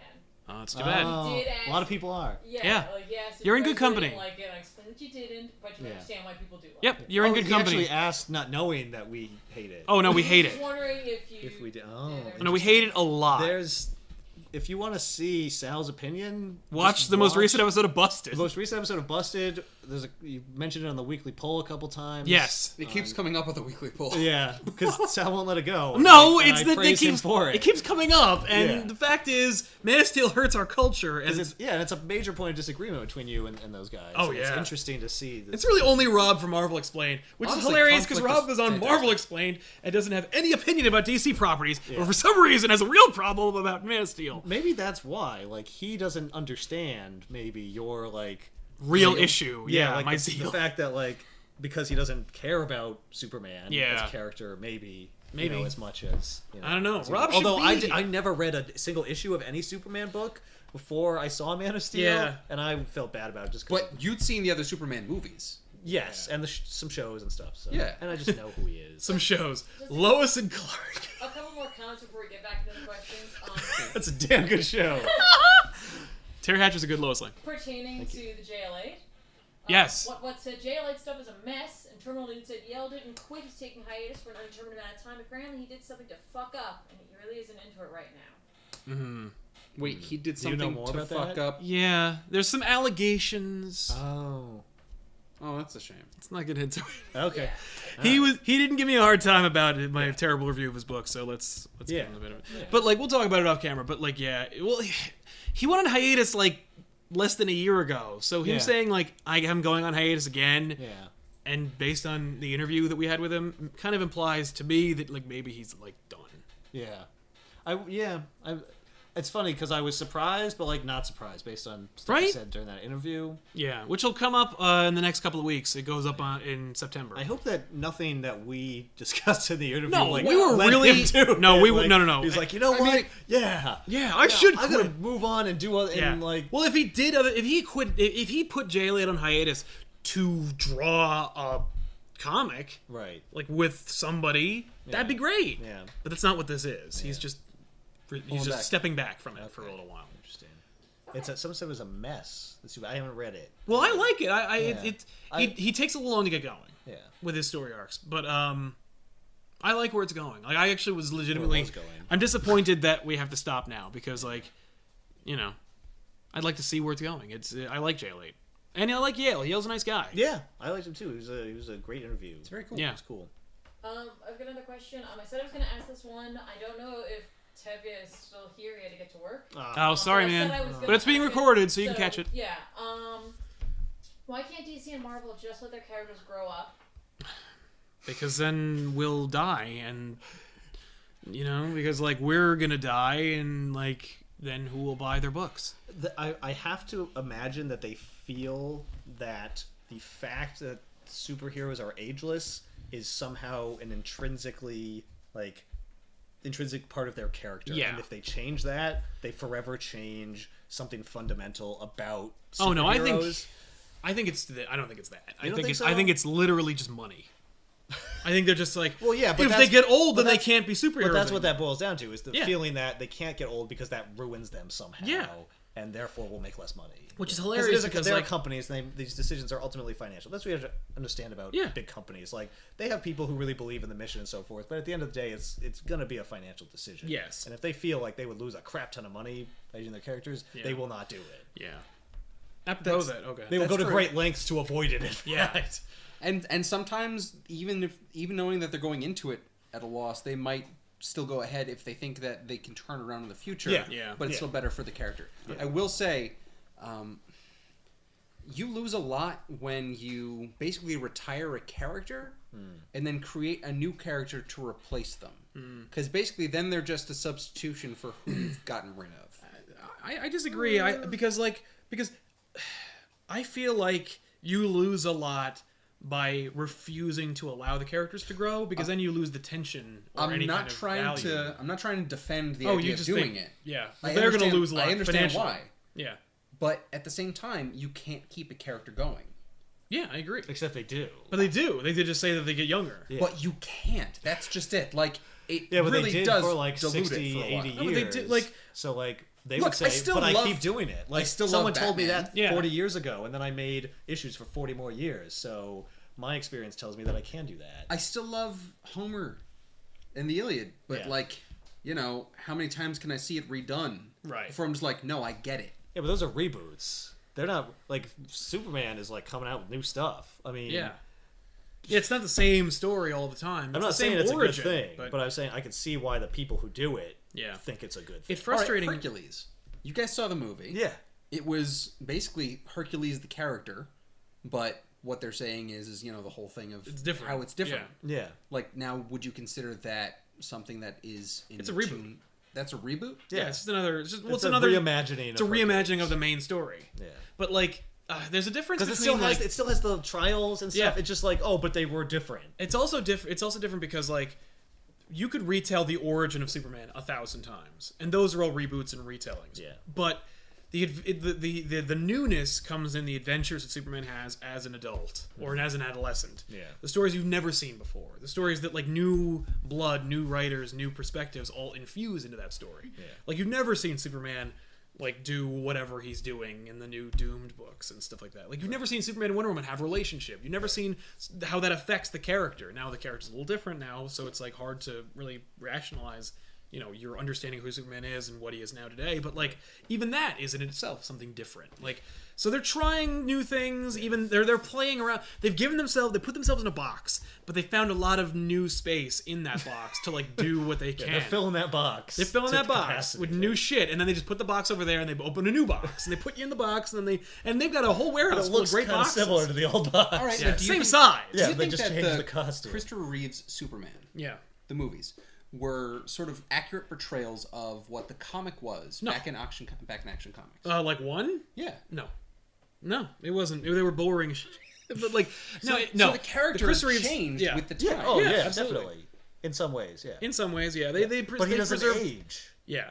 Which is something that you can do. If you never age the character, then the character will never grow old and die, and you can keep just representing that same character, but modified because he is in a different time. You know, Yeah. so like Superman's the same age he always was, but now it's in the 90s or now it's in the 2000s. So now Yeah. he has 90s or 2000 sensibilities versus Right. 60 sensibilities. If he ages, eventually he will die, and then he won't exist anymore. Yeah. And then you have no more Superman books. Yeah. The issue that I have is just like you can tell stories where the superheroes grow old and die. You should. I With don't. the Watchmen. Yeah. Watchmen had characters that grew old and died. Well, they didn't really grow old. Well, they were already old, but they had a backstory. But it was also And some of them separate. did. Like, it was about a new generation. Yeah. But they also like the reason why you can do that. You don't do it in your mainstream continuity. Right. Yeah. You can't. You need to keep making the money. You got to keep making the donuts every morning. Then you put them in that continuity where they can never age. But if you want to tell a story about Batman in his 60s, then you go and you tell that story. And you let that author who feels passionate about that subject, who pitches you a really damn good idea. You let him do that, and you put it out, and you But put they it out do as a do separate that. thing. Not nearly as often as they used to do that. Yeah. DC used to have an imprint called Elseworlds, where it was like, what would happen if Clark Kent landed in Gotham? Yeah. What if Kal-El landed in Gotham and the Waynes found him? Like, that's a great story, and it doesn't work in the current continuity, but you Right. could tell that story later. They don't do that anymore. Yeah, but maybe they just felt like it got stale. And But they'll it do did. it But again like, in how a is bunch it? of No, years. I don't mean like that story. I just mean like that idea. No, of, I mean maybe they thought the idea of telling stories outside of superhero continuity. stories, but in slightly different ways. Of like, all right, we've been doing that for a while. No, Let's not I don't think so. I think that's just like, Because that was definitely a thing that like hadn't been done and then started to be done and then stopped being done. Right, but then I they could see stopped them doing it. looking at it as a pattern and saying, well, we did that for a bunch of years and now Yeah. we've run out of good ideas for how to do that. right, Let's but just they move on. ran out of good ideas. Those guys who were working in a time when hacks were working in the 90s, like that's the problem. Like Even that modern story. authors have ways to do that. Yeah. that should be given a chance. I'm saying like for example, one of the big arguments they had about the married Spider-Man thing. I always go back to Spider-Man, but it's the biggest frame of reference I have. But it's like writers were since 1988 were like, oh, he's married. If only I could tell the story about him doing this. Then he like if only they would just get the marriage out of the way, then I could tell these stories. You're not a good author then. You're not a good author. Yeah, because you refuse to work within any constraints. That's right. Which is not reality. No, and it's not the It's reality in boring. any work environment whatsoever. Yeah. If you are a good author, you can tell that story. The editors would say like, well, that's just limiting for the creative teams. Why are we limiting them? I'm like, well, you're limiting them by making him not like, well, why does Peter Parker have to be white? Why can't he be black? Now later they did that, but like it was a separate thing. They couldn't make it main Spider-Man. Like they couldn't even keep him Dr. Octopus for more than a year. Like if they want to fly that kite, they have to go. It's either everything's offensive or nothing is. Like either they have creative control or they don't. But even then, like within the confines of creativity, like you have a structure and you have to work within that. And if you cry foul and you're like, I can't tell the story about Batman because he's 40, well then you shouldn't be writing Batman. Yeah. You should be writing something else. And I'm 'Cause guess sorry. what? If you can't think of what that character would do when they're 40, Then that's okay. Like then it doesn't mean you're No, not a good writer. It just I- means you can't write that story. Yeah, I think Move on. there's plenty of writers that can think of that. It seems like it's an editorial decision. I think it's To- both. to I not think allow I think them that to I think they're like, we have a stable of people that we work with, and he can't do it, so we're not doing it. Like I mean, to me, it's like if you let characters age, they die. That's Yeah, that's it. absolutely. And we're talking about an industry that stretches back to the 30s. To the 30s. So it's like all our characters would have died several times over if we let that Yes. happen. Yeah. Like, do you really want Superman to die? No, that's dumb. Actually, Superman can't die. He you lives should forever. read- he you- should always exist. You should read All Star. You did. You read All Star Superman. No. Oh, no, you've told us to read it. he dies. Yeah, I don't mind a story where Superman dies. But that's a separate But they continuity. can't stop making Superman No, books. I is what I'm agree. saying. I don't think they But should. if he ages, then eventually, if he ages, that implies there is a continuity in which he ages. Right. And that is the continuity. But I like that. I like the idea that like there are consequences. But then there will be no should more Superman concerns. books. Well, that's well, no. then Except they- for like one-offs that no. exist. Well, like, you know. what's the difference between killing Superman and then retelling it or rebooting it and then going from there? What's the difference between going from A to Z? There isn't, but that's what they do.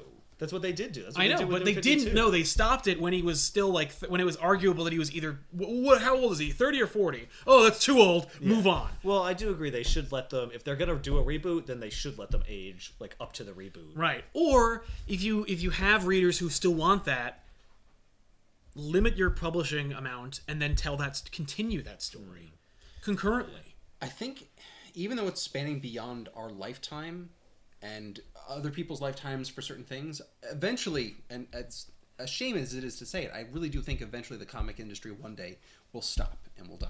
No. Like the actual comic industry. I don't Sorry. think. Well, I don't know. Media changes. Comics have been Yeah, written. but books still exist. Comics have been still created. Someone could have Yes, said I that about agree. books What, like I mean, 100 years like ago. what is a comic?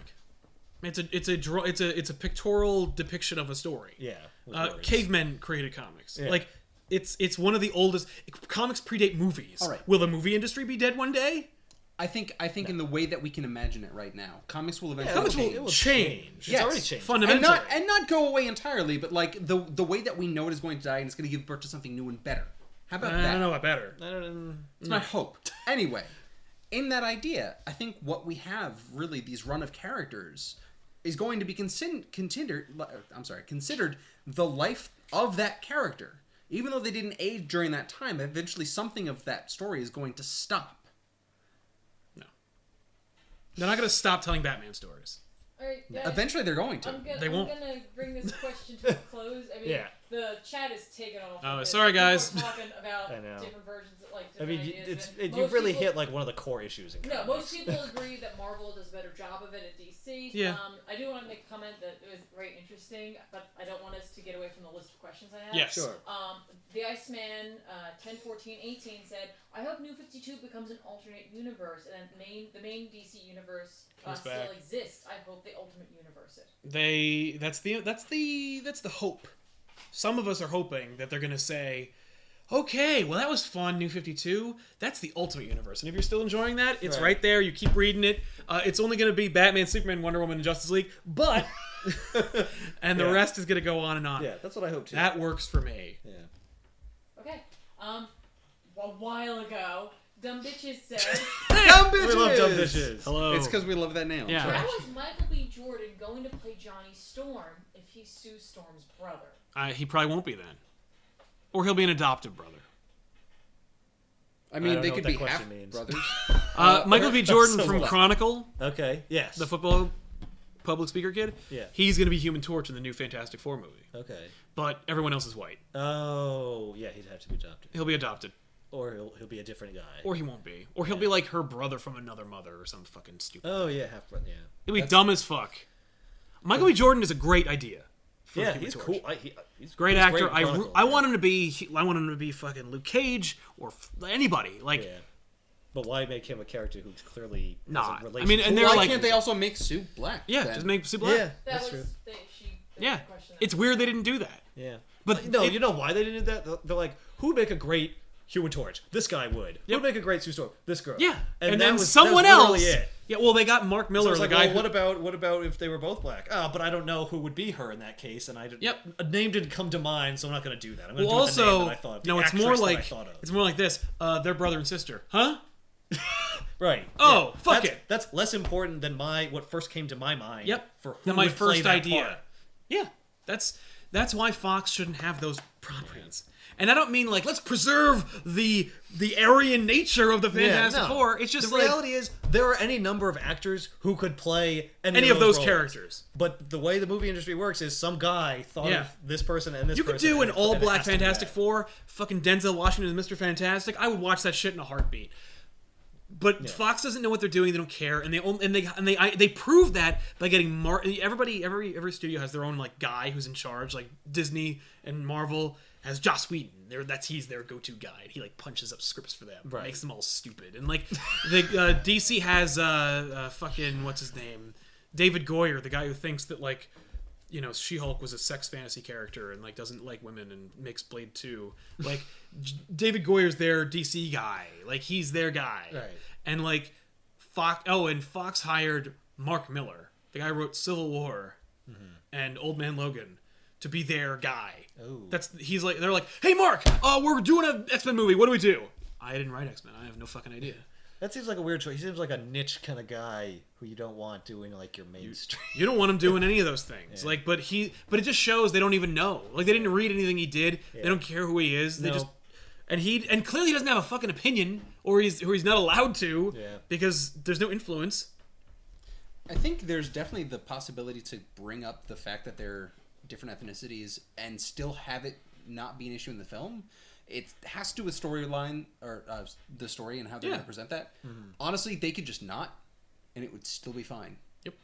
If no one in the Even movie if was they just don't like, mention wait, it? but you're, and they're just like, Don't you think? oh, we're stepbrothers. People would have a sisters, problem with yeah. that. They'd be like, I'm sure someone if would have it a wasn't problem. mentioned in the movie, like there has to be a line. Or There has to something. be a No, I'm line. serious. What if it doesn't? If it seriously doesn't matter? If they're brother and sister and they're different They skin don't even colors, explain. Yeah. and they don't bother to explain. I would be fine with that, but I know how people make movies. Some people will. There's always going to be a line. There's always going to be a line in the movie That that says explains something about why it. they're that way. But is that a little bit degrading?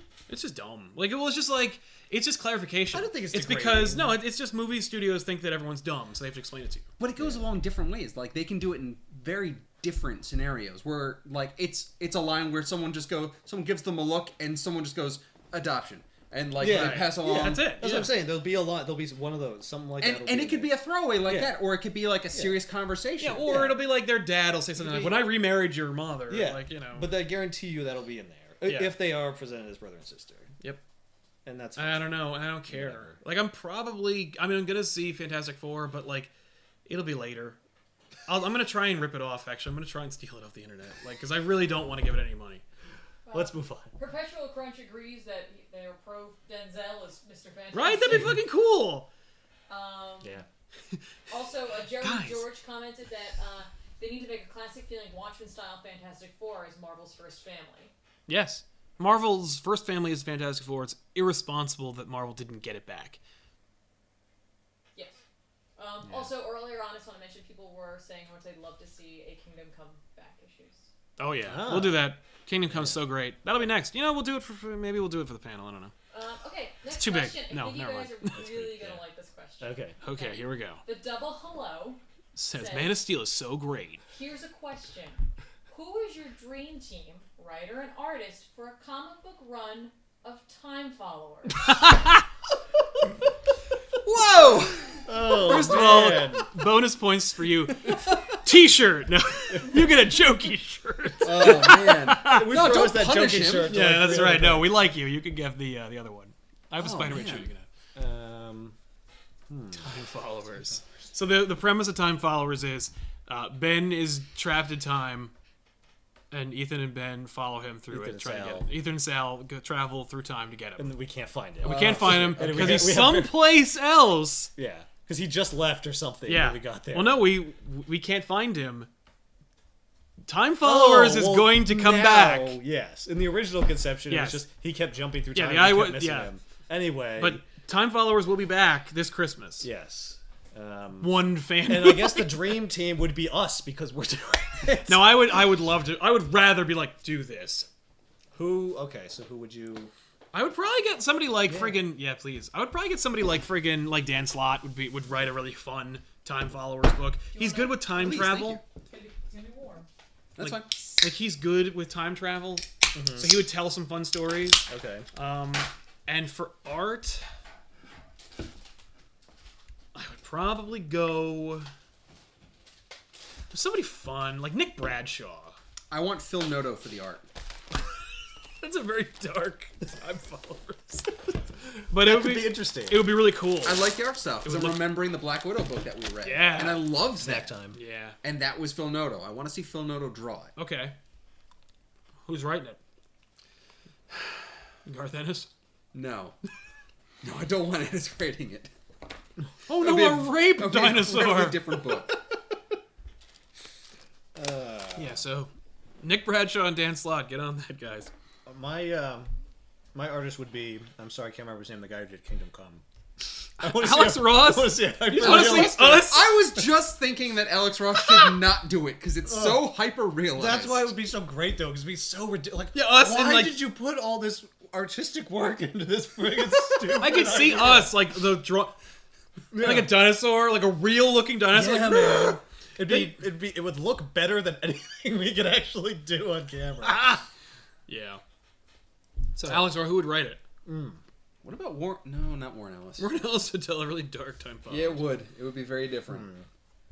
Who wrote the Black Hand that we read on? On Comics Fix. Comics Fix? I can't I remember. don't know. There was a. I had a What a fun weird book. choice. Yeah.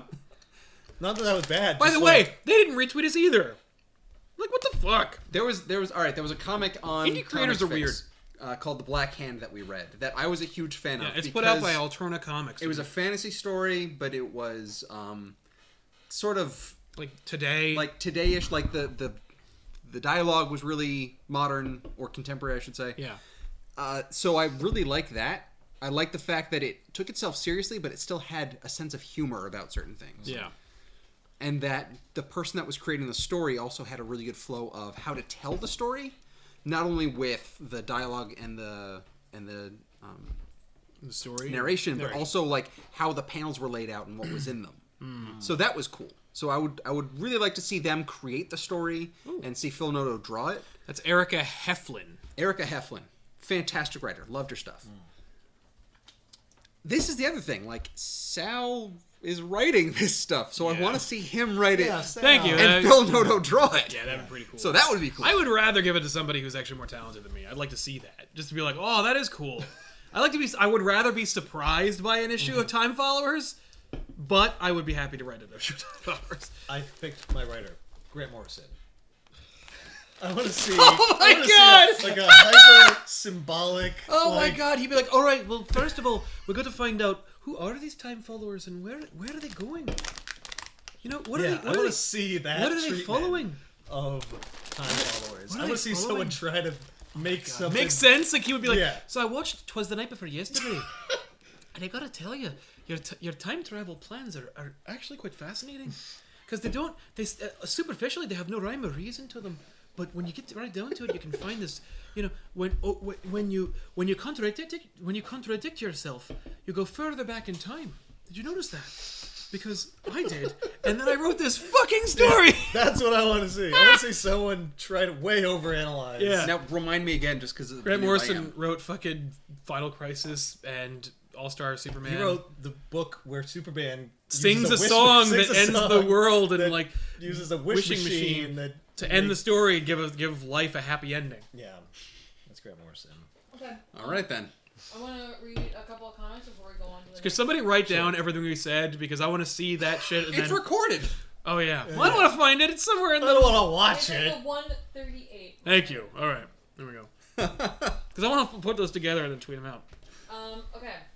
The Iceman says, Sal, this is a comment about, Your face. about Civil War. Oh. No, it doesn't like my they face. disagree. They think that Civil War is a lot better written than You Made It That and back issues. It's just their opinion, but I don't want to say that they got a back That's issue. fair. Person It's- who watched that, they thought it was an awesome comic, and I know that you did. It was like cool. but still. Tiffany remembers. I like she was with me when it came. Like she was started dating me when that book was coming out, and I had quit comics in between that time. So like I was just starting to get back into it. And I'm like, this is pretty cool, Tiff. Like you gotta see. And she read it, and like, Yeah. we were having a good time reading it. It's just that when I thought about it more, I was like, no. Like everyone has the same voice, and Yeah. Tony Stark is really evil, and like he shouldn't be because he actually makes a lot of sense. And like Cap's being belligerent. Yeah, it seems like I did not read it, but it seems like to me, it missed on a couple things that it shouldn't have. Yeah. Like if you came up with that idea, like there's no good excuse for having failed to like Yeah. do certain things. I would love to see To Garth. go to an appropriate conclusion. Yeah, Garth Ennis would write a fucking awesome Civil War because he really likes America. Like he really likes, but he also is aware of the glaring contradictions that we exhibit as Americans. And so having an outside, and Mark Miller actually is Scottish, I think. So like he doesn't know anything about what we do either. He has no idea how legislation works either. But like, but Ennis at least likes this country enough to like talk about it in a positive light, but also showing the darker side. Right. And I'd like to see that think, perspective. You think Civil War was not showing America in a positive light? No. I definitely think Really? it was. I think it was showing how maybe currently we have we maybe are falling short. We're straying from our path. Which I think is It's accurate. No, but like You know, it's almost like It's accurate, he but also- loves America so much that he's like hurt by. It's what we're accurate, doing but to it's it. idealized. Like it's Yes. really putting forth the idea that like freedom is supposed to be the better than but, giving like- that up for security. But Captain America's like so wrong in the book, and he's so bullheadedly belligerent. Yeah. And like I think that Miller's talented enough to make that deliberate. Like they did that on purpose because at the end 9/11 tackles him. Right. But it's so over your head with the message, and the Yeah. message is so trite that it Yeah. doesn't really have the weight that the rest of the book wanted to have. Right. Like it wanted to have its cake and eat it too. It wanted to be this like dense story about like how right versus might, and then at the end it's like, well, actually you're both just being mighty, and like real people are getting caught in the middle. Right. Well, there's a weird thing in Civil War, in my opinion, where I think there are three sides. You've got Cap, you've got Tony, and then you've got the government / America. No, Tony works for the government. Yeah, but Tony is not the government. No, he's appointed by the government to be head of S.H.I.E.L.D. But he's not the government, is what Well, I'm he saying. works. If he's. But he's an appointed He's an representative. agent. Yes, I'm saying he doesn't control the whole fucking thing. Well, Okay.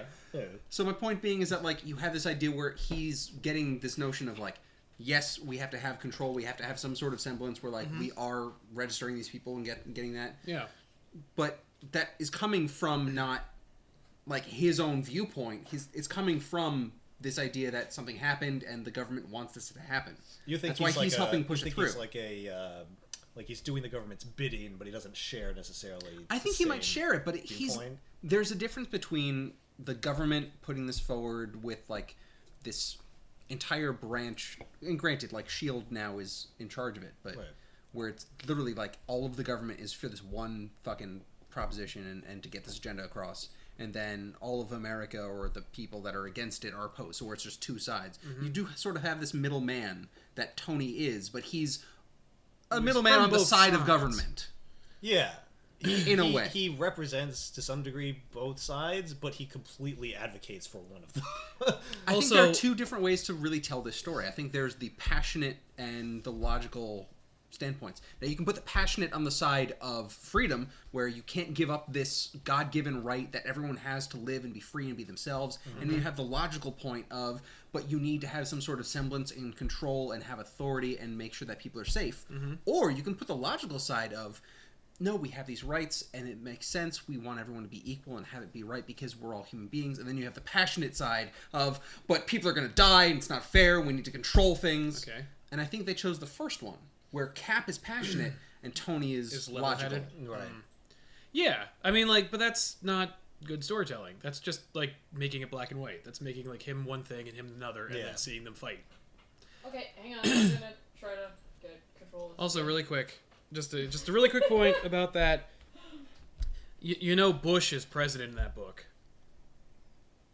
Like, it's a book about like Bush politics. No, I have no idea that Bush was president in that book. They drew him in it. It's fucking and Iron Man's in the Oval Office like, Mr. President, like, oh, and you're like, it's not like. And Miller clearly isn't a Republican. Right. Okay, Iceman just wanted to say that those are some really good points, but he says that I think who is good or bad just is more about your own opinion. I realized Cap was starting to go too far with the chemical plant inside war with Reed and Hank. Yeah. And he said they also like Frontline. Frontline was really great writing. Frontline was way more responsibly written. That was about the press's side of it. That's like the third. William Chang said, oh no, wait, hang on. We're gonna get to that in a minute. Sorry. Oh, You might like Josh Frontline. Hennon said Sal's right, Captain America was miswritten in this story. Rogers is really irrational at times. But they really like Civil War. Yeah. Put it in their top 5. By the way, really quick, Cap is like that in Avengers vs. JLA. Like, when Cap goes to the DC universe and he sees, like, everybody's like, yay, Superman, yay! And, like, they have museums for Flash. He's like, ooh, look at these little tin gods being worshipped by these people. They clearly are subjugating them. Oh. And everyone in the Avengers is like, whoa, Cap. And it turns out that the longer that Cap is outside of the Marvel universe, the more insane he becomes. And vice versa for Superman, because they're both so tethered to their own universes that when they're outside of them, their rationality starts to fuzz. Now, that makes sense. Is this actual? Yeah. Like, and not like, you just see them getting crazier because that's how the people write the story. It's like, literally, no, the character goes fucking nuts. Well, no, Cap's just getting less, like, Cap is getting more bullheaded because the longer he's outside of the Marvel universe. And it's literally like, the longer he's out, the more it happens. That was actually stated. They were like, because the Avengers are like, what's Cap doing? Right. And like, because there are some characters that like might make it, and because as a result like of the story, characters are like, Hawkeye decides to stay in the DC universe and like make out with Black Canary and like replace Green Arrow, and like he's fine. So yeah. Let's move on. But anyway, we saw that it was rationalized in that, but in Civil War they were just like, I need him to be like this. Okay. So that's my point. Like, you know. Okay, these were all from kind of a while ago, but I still want to get to them. Sorry. Carver 929 said, "Are you guys anime/manga fans? If so, what is your favorite series of manga, movie, that kind of thing?" No. Also, they'd like to know if you guys have seen Akira. Yes. Saw Akira. Very fun movie. Yeah. Saw it a long time ago. I saw it like 20 years ago, maybe like, more. By the way, I did try to answer some of these in chat. Yeah. Thank you. Yeah. Like, when I saw Akira, I had no idea what the fuck was going on. No. Like, oh, this is cool. Oh, why is he getting all big? Why are there these old weird children? And it was over my head. I need to rewatch it, because I have not rewatched it in at least 10 years. Yeah. And I need to get a new perspective. No, I haven't seen Akira in like 25 years. I do love anime. I'm not the biggest anime fan, because I don't follow it religiously. Right. You're But- not kawaii. No. You're not. Well, what's I'm that just, word? You're not otaku about it. I'm not like, otaku. cute? You're not a Yes, to- yes, You're not yes. total otaku. Yeah, I'm not total kawaii about it. But I do have some favorite series. One of which is Trigun, because I love Vash the Stampede. He's so much fun. That's one of my series. Samurai Champloo, or Champloo. I have no idea. I how think it's it's pronounced. I think it's Champloo. You're fine. I love the arc that they go on, the story, the characters, and the animation style, and that was fantastic.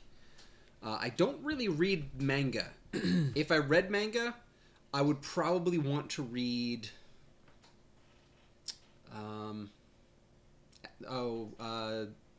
Full Metal Alchemist. Yeah. I saw the series. I enjoyed it. I realized that there was an American version and a Japanese version, and I tried rewatching the Japanese version. Or not rewatching. I tried the American version, and then I started watching the Japanese version where it diverges and goes on to different things. And then I couldn't get any more issues for like half of it, or episodes for half of it. And I was like, fuck, I'll just stop. And but I would be very interested in reading that manga. I don't read any manga. I enjoyed Sword Art Online. Was really cool and fun. I really liked that show. Oh, that's on my Netflix queue right now. Nice. Yeah. I'm enjoying Attack on Titan. Also on my queue. We saw like 5 episodes in Japanese, and it was like I was like, eh. And then I saw the dubbed, and I'm like, okay, I'm in. And like I know that's like what a fucking American, but like it made it easier for me to like just get immersed into the story. So like I'm really digging it. And having seen the Japanese version and seeing the American, like it's pretty solid, the transfer. So I really enjoyed Attack on Titan, but I liked Sword Art Online more. I know it's like much more like, you know, cute, but I dug that. I mean, kawaii. Yeah. I watched Sailor Moon when I was like 8 or 9 when it was on. Did you like it? Yeah, like I got into it. It was on. Like it was on at 6 a.m. before school, and that was when I was like, okay, here we go. And also like at like 9 or 10, like it's girls in skirts like running around. Right. So this is great. Ain't nothing wrong with that. Ain't nothing wrong with that. So I watched all of Sailor Moon until it was not in English anymore. Which is like, really? Yeah, I guess that's it. Is there anything else that I forget? Did you watch any other anime? Movies. You've watched. Oh, I've seen Mushishi. It was cute. Oh, no. Mushi was good. I loved Mushishi. I thought you were saying the other one. Princess Jellyfish. Oh. Oh yeah, Princess Jellyfish. It's was cute. Oh, fun. Madoka. Yeah, and Madoka Magical Girl was cool. Watched the whole show of that, too. Shit. I've seen a lot of anime because my girlfriend really likes anime. And Summer Wars. Summer Wars was great. That guy's... Children. Wolf Children and Summer Wars. Who's that guy? I can't remember his name. The guy who made that is the new fucking Miyazaki. Miyazaki. Like, that shit is really good. Spice and Wolf. I didn't like Spice and Wolf. Not a fan. Anyway. I've never read any manga, and I don't think I've watched any anime shows. Princess Mononoke. I've seen Princess movies. Oh, I've seen movies? Princess Oh, shit. Mononoke Yeah, and everything Spirited Miyazaki. Away, and I really like Spirited Away. And I like Princess Mononoke as well, but Spirited Away Spirited was is probably my favorite anime movie that I've watched of 2. So, Yeah. And I like anime style in some stuff. I liked Avatar: The Last Yeah. Airbender. That was one of my favorite shows ever. Yeah. It's not. I guess it's not really anime. 'Cause It's not, about as close to an American anime as you're ever gonna see. yeah. And so- like, there's the community freaks out when we compare it to it. So That's what So it's I like, know but people no. don't consider it anime, Yeah. and I have no problem with that. No. right. I did like it Yeah. though. Based off of the idea of Asian stories. Yeah. There's Yeah. a beginning and an end, but then they go. Yeah. Anyway, Double Hello said Mugen or Jean. Oh, Mugen. Okay. Absolutely. Iceman wants to know Naruto love, guys? Nope. I've never seen it. I have heard of it. I've not seen it. Looks Sorry. like some Digimon shit to me. LSW Kid says no Gundam love. Nope. Never seen it. I was give a a shit. huge fan of Soul Eater. Soul Eater? Soul Eater? That Soul... sounds right. Cash Soul. Don't ask me, man. No, Asking the wrong I person. think it is Soul Eater. I can't remember. And a series online that was a lot of Anime fun. is something that I could totally get into. I'm absolutely sure. Yeah. I just literally don't Shit, now I have can't time. I have remember. other It's stuff. something that you wouldn't even like. The there's fun so thing much is- out there, sometimes it's hard to even get into it because it's like, where do I even start? Yeah. The fun thing is, though, some of them are like 12 episodes. So it's like, oh, it's all done. Yeah. Yeah, Soul Eater. Love the anime. Fantastic. There you go. Everyone in the chat right now should be asking Tiffany because she loves yeah. anime, so she can type her our responses anime. to I you. gave my response. Yeah. way Oh, there we go. I was like, Yeah. Well, what do I you know guys this. think of the Yeah, new? good. What do you guys think of the new relaunch of Sailor Moon? well, I'm a huge fan of it right now. Regardless of, like, because Iceman mentioned no DBZ love. No, Oh, I no, really I tried. don't.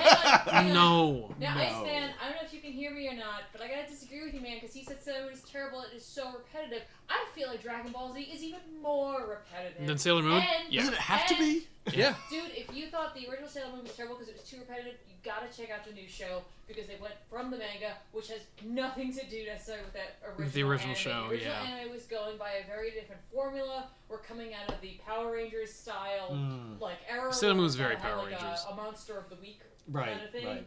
We're not doing that anymore. So Yeah. check that out. The new much better. Sailor Moon would be better if they had a different Usagi voice. What's the original Usagi? I know she's too old. I know. She's doing a different style. Yeah. She's doing an older style. Because that seems pretty minor. Yeah. Well, no, because she's the main goddamn character. It'd be like if Batman sounded like King Candy in the Batman animated series. Like that's how fucking distracting it is. It is. Hey, Alfred. He's doing a Kid Candy's doing a voice. Anybody could just talk in their normal voice and be better than that as Batman. Yeah. You're saying that this person Yeah, you is could get- literally you could get so any bad girl. that Yes. it's like she's doing a horrible voice. Yes. That's what I'm saying. I'm saying it's really distracting. There's also Tower of Druaga, which I was a big fan of, but apparently that was based off of a video game. I don't know. Hey, Robin, get in the Batmobile. That's more Mad Hatter. Yeah. Hey. Ethan, everyone's telling us that we should start showing with Bebop. Yeah, you'd like Cowboy Bebop. yeah, And it's Cowboy Bebop's short. good. Like it's like 3 episodes. Yeah. I've heard lots of good things. It's I have incredibly it- I have well. all We have the whole episodes, show. and You can it's watch it. I don't have it Well-drawn. on Blu-ray, but I have all the DVDs. So You might also dig Evangelion. I don't know. Oh I've seen my an god, episode how did of I forget Evangelion. Evangelion? Shit, I love Evangelion. I know I told the chat room. Thank I was you. like, I know Ben's gonna say Evangelion and Bebop. I didn't mention noise. Bebop, and this is the thing. I've never gotten to see all of Well, Bebop. it goes without saying. I've seen like 10 episodes, and they've all been out of order. I've never gotten to see the whole thing. Cowboy Bebop? Yeah. I've seen like 2 episodes. You've never seen it in order? I've never seen it in order. I know. Shame on me. Fuck me, right? Yeah. Yeah, fuck you. Right up the This is ass. a whole lot of like kind of standalone episodes, but then there were some really important episodes you need to see in fucking order. Yeah, there Yeah. were some I did not, and I was Yeah. just like, what? All right. All right. Anime I'm Fest. sorry, Now let's sorry. move along. Well, maybe I should just have my own anime show where I just. That's a really You good idea. Absolutely need to do that. Yeah. Okay, Pro Legacy said, "What is the coolest thing you guys got signed?" Cool as that. I don't have anything signed, man. Really? You don't have anything signed? You've been. I sent him to Awesome Con. He got me a Firefly Yeah, poster. I've gotten stuff signed for other. I waited in line. You to waited get in line things for signed, us. and I didn't end up with any of them. No. This is for other people. I got a signature on a Serenity DVD for Yeah. a friend of mine from Jewel State. Yes. That was cool. I saw she did a guest star on The Killing the other day. I don't even know what that is. It's a show on Netflix. Anyway, It was cool meeting Jewel State. She was one of my favorite characters on. but not Firefly. the favorite. Your favorite No. character. He got me Ron Glass's signature. Wrong. Yes. He's my favorite. Whichever character. book from Firefly. Yeah. Ben? I think the only thing I've ever gotten signed was an issue of Preacher. I think, and I might be mistaken. I can't remember if I actually got it signed by Ennis. How do you not remember? Yeah. When was this? It was New York Comic Con, if anything. I'm fairly certain he was there, but I'm He was rethinking there. this. He was I there. thought you got something signed. I and got didn't. I got it signed, but at Baltimore. Then I might not have gotten it signed. You- I you think we thought might have about gotten it the a line lot and it didn't then happen. didn't Yeah. do it, yeah. So, what I about have you, a few- Sal? You got cool stuff. I got a lot of stuff signed. What's the coolest one? Um, go probably fast. the go the first issue of Spider-Man Big Time. It's signed by Dan Slott, Stan Lee, and Humberto Ramos. Nice. Although I also have Amazing Spider-Man Annual Number 3, the first time that Spider-Man ever tried to have joined the Avengers, from 1968. It's drawn by somebody. I think it's John Romita, but I don't remember if it's John Romita or if it's somebody else. And written by Stan Lee. Stan Lee signed that as well. Sweet. That's pretty cool. There was the print that I picked up at Special Edition New York NYC, and it's of like the Batman and the villains that was done in the very stylized. And I can't remember the name now, Yeah. but it's in one of the episodes. It's in episode of Special Edition NYC. Edition. Yeah. And that he signed, and that's the one thing I've signed, and it's the coolest thing. Yeah. I love that print. That is cool. Oh, I also have a Star Wars poster. I thought you were gonna mention. It's signed by Anthony Daniels and Carrie Fisher. I think that's it. Gotta get more people in there. I know. Just two? Yeah, I think Who's so. it never going to be signed by? Fucking... What was back there? Harrison Ford. Yeah, because he That's doesn't sign one. shit. Who else? Alec Guinness. That's two. Who else? Who else is dead? That's it. I could probably get everybody else. You're like James Earl Jones. Not. Oh. Surely not. Surely not. Ian McDermott. Because he'll charge $125 goddamn. Have we talked about that on camera? Because if we haven't, we really need to. Yeah, absolutely have. It was the episode. Everyone should check it out. It was the con episode. Oh yeah, the Back cons issues. episode. Yeah. It's like episode like 3 or 4 of Back Issues. Go back. Yeah. It's Ian McDiarmid. I became so powerful. I am not going to get anything signed by him. Oh no, and All my, right. my Linda Hamilton Yeah. Terminator post. I have a picture of Linda. It's the picture that John Connor gives Kyle Reese when he goes back in time of Sarah Connor. I have Linda Hamilton's signature for that as well, and a What photo. does it say? with her. What does it say? It says "To Sal, much love, Linda Hamilton." She's really sweet. Yeah.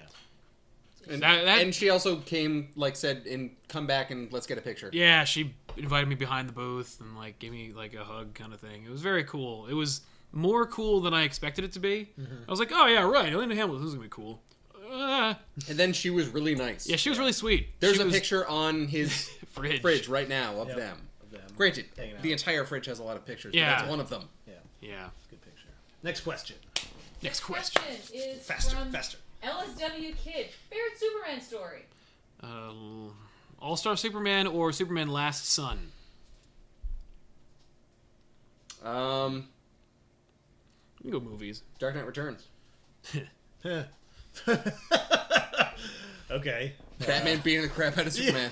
Yeah. What a tool. Yeah. Your favorite Superman story when he is gets the where he's a shit beat out of toolbox him, and he gets he's his an ass asshole trounced. who kills people. Yep. Kingdom Come, I guess. Oh yeah, Kingdom Come's great. I haven't read a lot, but Oh Yeah. shit! I'll read it this way. Why did I not think Justice? Yeah. yeah. I mean, that's It's too late. It's too late. Moving Nope. on. Nope. You already picked the one where he's a huge asshole. Yep. Yes. Yes. Okay, Perpetual Next. Crunch said, with Multiversity coming out soon, what are your expectations of the event? I really hope I said that right. Multiversity? I don't know. Is that like multiplicity? Because then I don't want to see there's it. a multiverse. Let Which me don't even s- get me started on the multiverse. Do not get him started. The physics idea. Oh god, it's written by Grant Morrison. No. By the way, when I hear the words perpetual crunch, all I can think of is someone with a mouthful of Rice Krispies, but they're Yeah. just slowly butting down and they never actually get to a point where their teeth meet. It's just constantly like Oh. crunching as it goes down. I imagine That's what I Perpetual. imagine. I imagine Perpetual Crunch as being a cereal that boasts that it always tastes crunchy in milk. Oh, well, Oh, that's just Christmas. Multiversity. Hell? It looks really cool. I'm probably not gonna buy it. I'm not gonna buy it. I'm sorry, I just don't care. Let me see. Series of one-shots written by Grant Morrison, each with a different artist. It's a cool idea. Yeah, I mean they did it with like New 52. Like, So he writes every story and he just gets a different artist to do that character. yeah, because he could probably crank out all of them and then just Yeah. give them to different artists. That way it comes out like on a weekly basis. It looks really cool. This has not come upon my radar, but it looks cool. I'm probably not gonna read it. I just like do I you said. think, do you think that different artist styles can benefit certain characters more? Yeah. I mean, like, yeah, absolutely. Because I know that we've definitely gone on about where, like, you know, the art really complements this Yeah, style Phil of Noto- writing, things like that. Like Phil Noto's art is great, but I would not want to see him draw a Spider-Man book Okay. because there's too much going on. Like it's very like he focuses on a few images and then like kind of the rest of fades away. Like it would not serve as the story as well. I think, especially the current Spider-Man stories. So like similar. So yeah, I don't think so. All right, cool. LSW Kid says, Superman beat Batman in that story. Come on, Ben! No, he didn't. No, he didn't. No, Batman let him win. Well, And Tiffany's punching the oven. I elbowed it. Punching He the should elbow. remember in his most private moments the one man who beat him. Yeah, certainly Batman thinks that he won. Yeah. Okay, Curtis Blofeld said, Oh. what actors would you want to play Doctor Strange, Adam Warlock, and the Black Panther? Oh, I don't want to see Whoa. Adam Warlock in any of those things. So pick some asshole. Yeah, Nicolas Cage is Adam Warlock. And, You know who I imagine as Adam Warlock is the guy from Empire Records, the singer, who came in who was the asshole. I don't know who that is. I don't know who that is. I didn't see. I saw Empire Records to impress a girl. I didn't. He was also the main character in Grease 2. It's the same guy, I'm telling you. I have no doubt that it is. Yeah, you can have it. Well, look it up. What about Doctor Strange? Doctor Strange, I don't know. I mean, like, it could be cool with whatever. Not Joaquin Phoenix, who they're courting right now. Dear God. I know. Maxwell Caulfield. Okay, cool. Sure. That one. For Adam Warlock. That guy. Honestly, you know who would have been my cool, choice. and I'm really disappointed that it's friggin' that he can't because he's Ant-Man already? Paul Rudd would be a pretty fun Doctor Strange. What? Tiffany disagrees. I would, but I should have taken a picture of your face. yeah. But you know who I'm definitely sure of? Chiwetel Ejiofor as Black Panther. I can see it, and I like it. He's But cool. I like is Black Panther South African? Yeah, So he would have Well, the he's- British accent. he could. Doesn't matter. I'm sure he can do an accent. Ejiofor can do an accent or not. You know, I just mean he's a good I actor. love hearing him talk with a British accent. Yeah, it's true. His accent is pretty sweet. No, he's Wakandan. All right. That's right. It's Uh, not real. or Sounds if like they anything. never showed his face, Keith David would be would be a great Black Panther. But Keith David's too old. I don't know. But if then Keith David played Goliath And Spawn. and Spawn in the Spawn cartoon. I know very little about any of those characters, so I can't really Yeah. pick actors. I'm really bad at picking actors to play roles anyway. I just don't think that way. I don't know why. Yeah. I'm sure Brain there. can't come up with it. Look, I'm sure there are better actors I could imagine for Adam Warlock, like actually Oh, acting capability. Yeah. dude, the But guy you visual said, wise? fine. Yeah. This That's is fine, who I that's my vision. choice. This is who I say. I so much don't care about Adam Warlock. Yeah, like, he's no, he's almost Rex nothing about Manning him. in Yeah. Empire Records. Oh. Rex Manning Day. Okay. Yeah, I know who you're talking about now. And like I visualize him, and I'm just like, yeah, you can be Adam Warlock. Yeah. Get those like white pupils with like the black emanating from them. Yeah. Put a soul gem That's on his him. face. His and fucking make it- face. Probably the fucking hair. Yeah. I'm trying to think of who. There actually is a guy who I think would play an awesome Adam Warlock, but I don't know. Can't think of the name. Yeah. Let's move on then. Next question. Well, I've never really seen Adam Next Warlock question. be anything but a douchebag. Next question is from what? What? In the butt. Here's a question. What's coming up tomorrow you want to read? What comes out tomorrow? Tomorrow's New Comic Book Day. Let me take a look. I think. Yeah. I don't. All right, that requires a little bit more prep. I buy most of my books through Comixology, and unfortunately, Comixology completely fucked their business by being purchased by Amazon. So their interface is just totally boned. I have to really look for books. I missed a couple of books that came out last week because I had no goddamn idea they came out. And normally I just go to Comixology and I just sift through it, but like, it's a fucking calamity. New Thor #1's coming out tomorrow. Oh. Oh! Like female Thor? It's what I'm guessing. There's a new God of Thunder in town. Yep. Yeah. Wednesday, August 24th list. August Yeah. 20th. Yeah. 20th, yeah. Yeah, I would, So I would that, I definitely guess, check that out.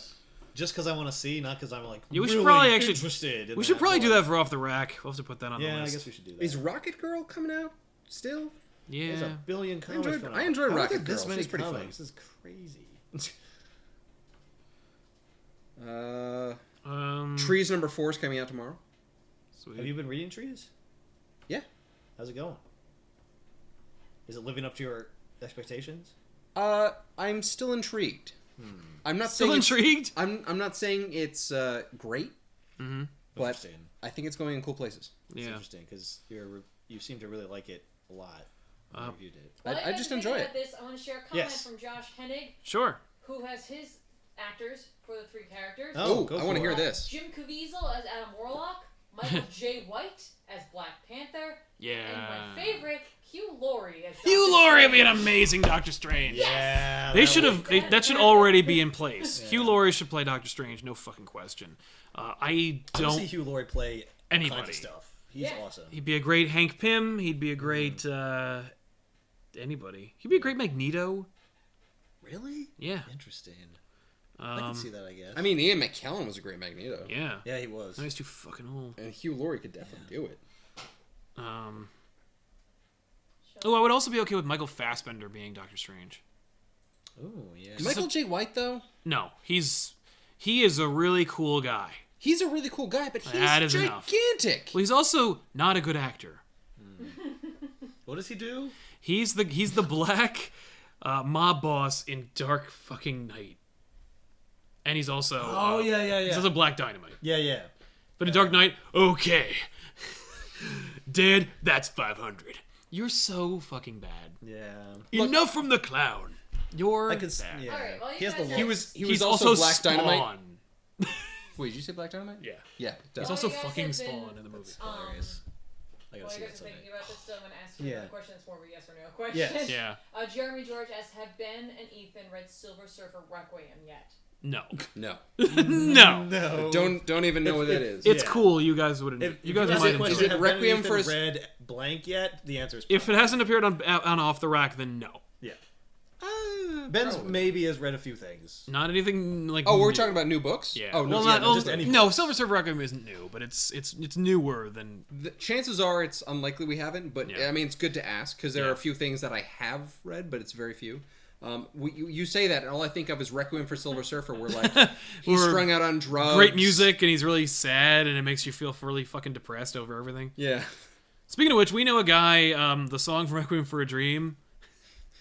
Our friend in high school took the music from the trailer for Two Towers and merged it with the theme from Requiem for a Dream and made a song called Requiem for the Rings, which you might know of from every trailer you've ever seen, which he created because he liked Requiem for a Dream. He used to watch it every day. He watched it every day for like a fucking year, which like I'm amazed he's still alive. No. He watched it every day for like It was a a- few weeks. it was- and then that's every once in a while he would watch it. It's throughout the like year. a year. That's fucking insane. So like anyway, he It was a good movie at the time. It was already on fucking VHS. It was a good movie a couple years before that.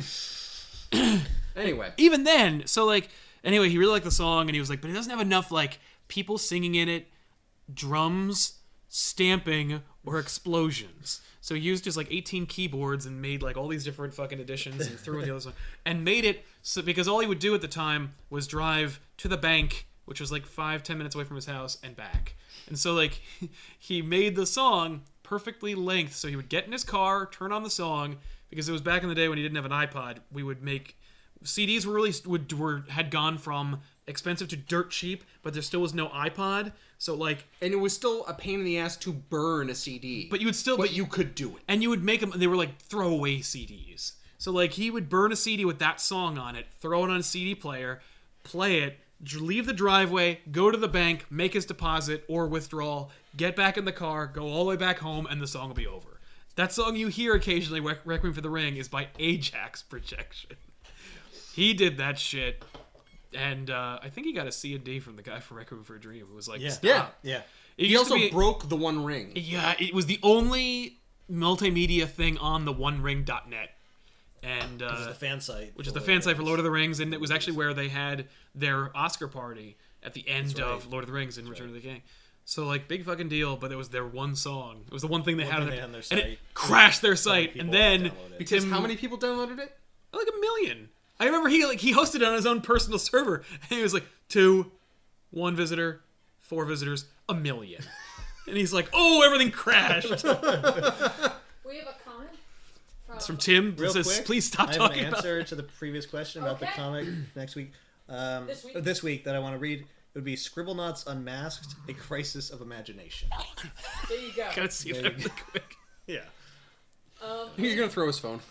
We have a comment from Marvel Explained. Hey, Rob! Sal, we're going to have a discussion about Michael J. White. Nah. Really? What?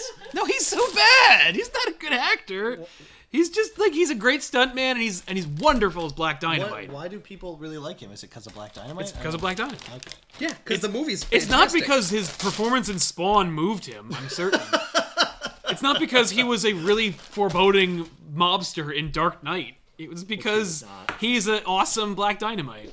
I also watched the Black Dynamite cartoon show, and he does a hilariously amazing version in that as well. But no. All right, next question. Tevya Smolka says, Spider-Verse is happening this year. I'm just wondering, will Mayday Parker, a.k.a. Spider-Girl, have her own series? No. They'll probably kill her.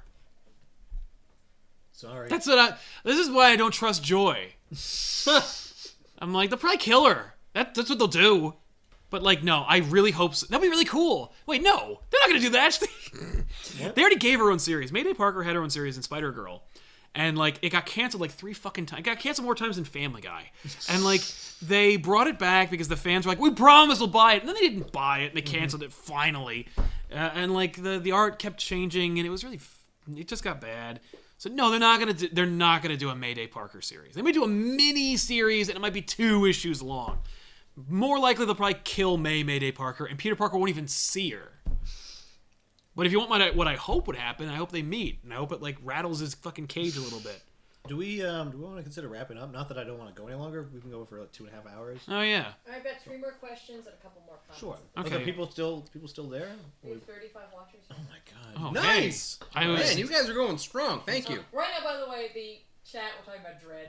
And why Dread's great. Why there isn't a It's Dread so sequel. good. Are there any Dread questions? I'm talking about Dread. By the way, The question was, why isn't there a Dread sequel? Because nobody saw it. There is the what is it? The nobody saw it, but not enough people saw it. Yeah.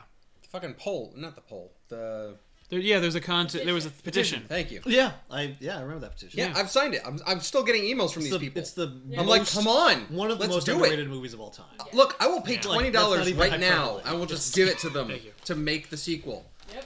I think if enough fans were just like, here, I'll donate They need $10. They need to do a Kickstarter. They need to just yeah. They need to do a Kickstarter. Or do it immediately. Where it's like everyone who would see Dread has to pay double.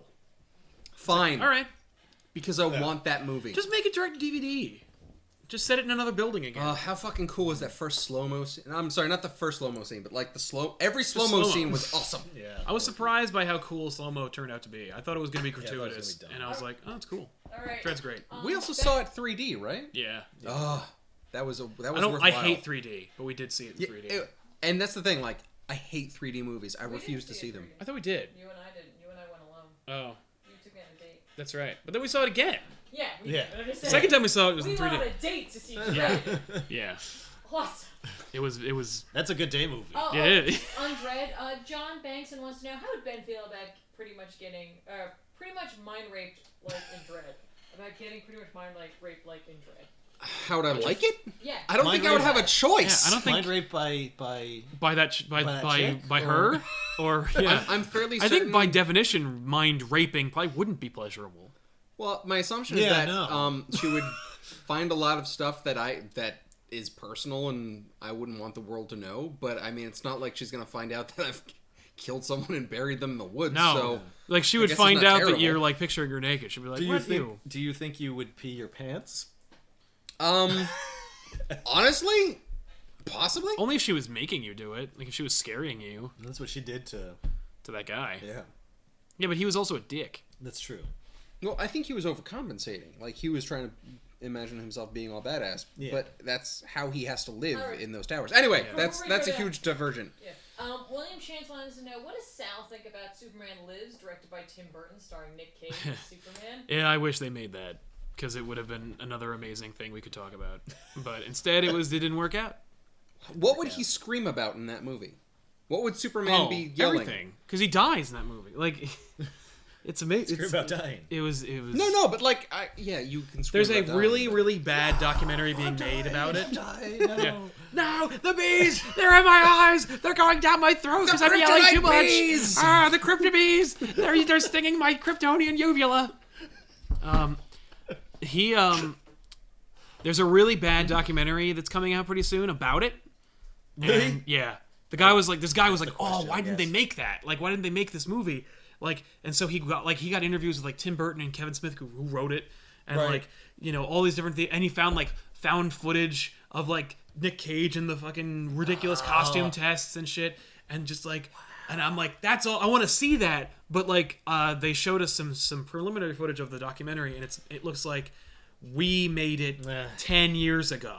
Like it looks if we made it today, it would look way better than the way it looks right now. That sucks. Like he does this weird 2-shot where like the interview is like the camera's here, and he's like, "So, Tim Burton, what do you think about this?" And it's What? like, "What are you doing? What? You film him over here?" Like, it's just what a missed opportunity. What a disappointing opportunity it was. It just looks like garbage. Okay, Marvel Explain wants to know Hey, Marv. Hey, Rob. Hey. if you could choose to be any Marvel superhero or villain, who would it be and why? Spider-Man, Doctor Doom. Spider-Man because he's awesome, and Doctor Doom because he's the best. But, Oh, Spider-Man. Oh. No question. and why? Because he's the most normal, but also has the most exciting powers. Spider-Man? Yeah. He's got a great multiversity of powers, and they're all pretty, like, important. Yeah. Like, even if you just had spider sense, that'd be enough. If you just had wall crawling, that'd be just enough. But, like, Right. if you just had the proportionate strength, agility, or speed of a spider, that'd be cool. If you just had the jumping ability. Right. Or if you just had his mind. If you were just Peter Parker, not even Spider-Man, just Peter Parker's mind. Right. You'd be set. And his track record with women is, unparalleled. So. Right. This is the Jason Lee scene from Mallrats.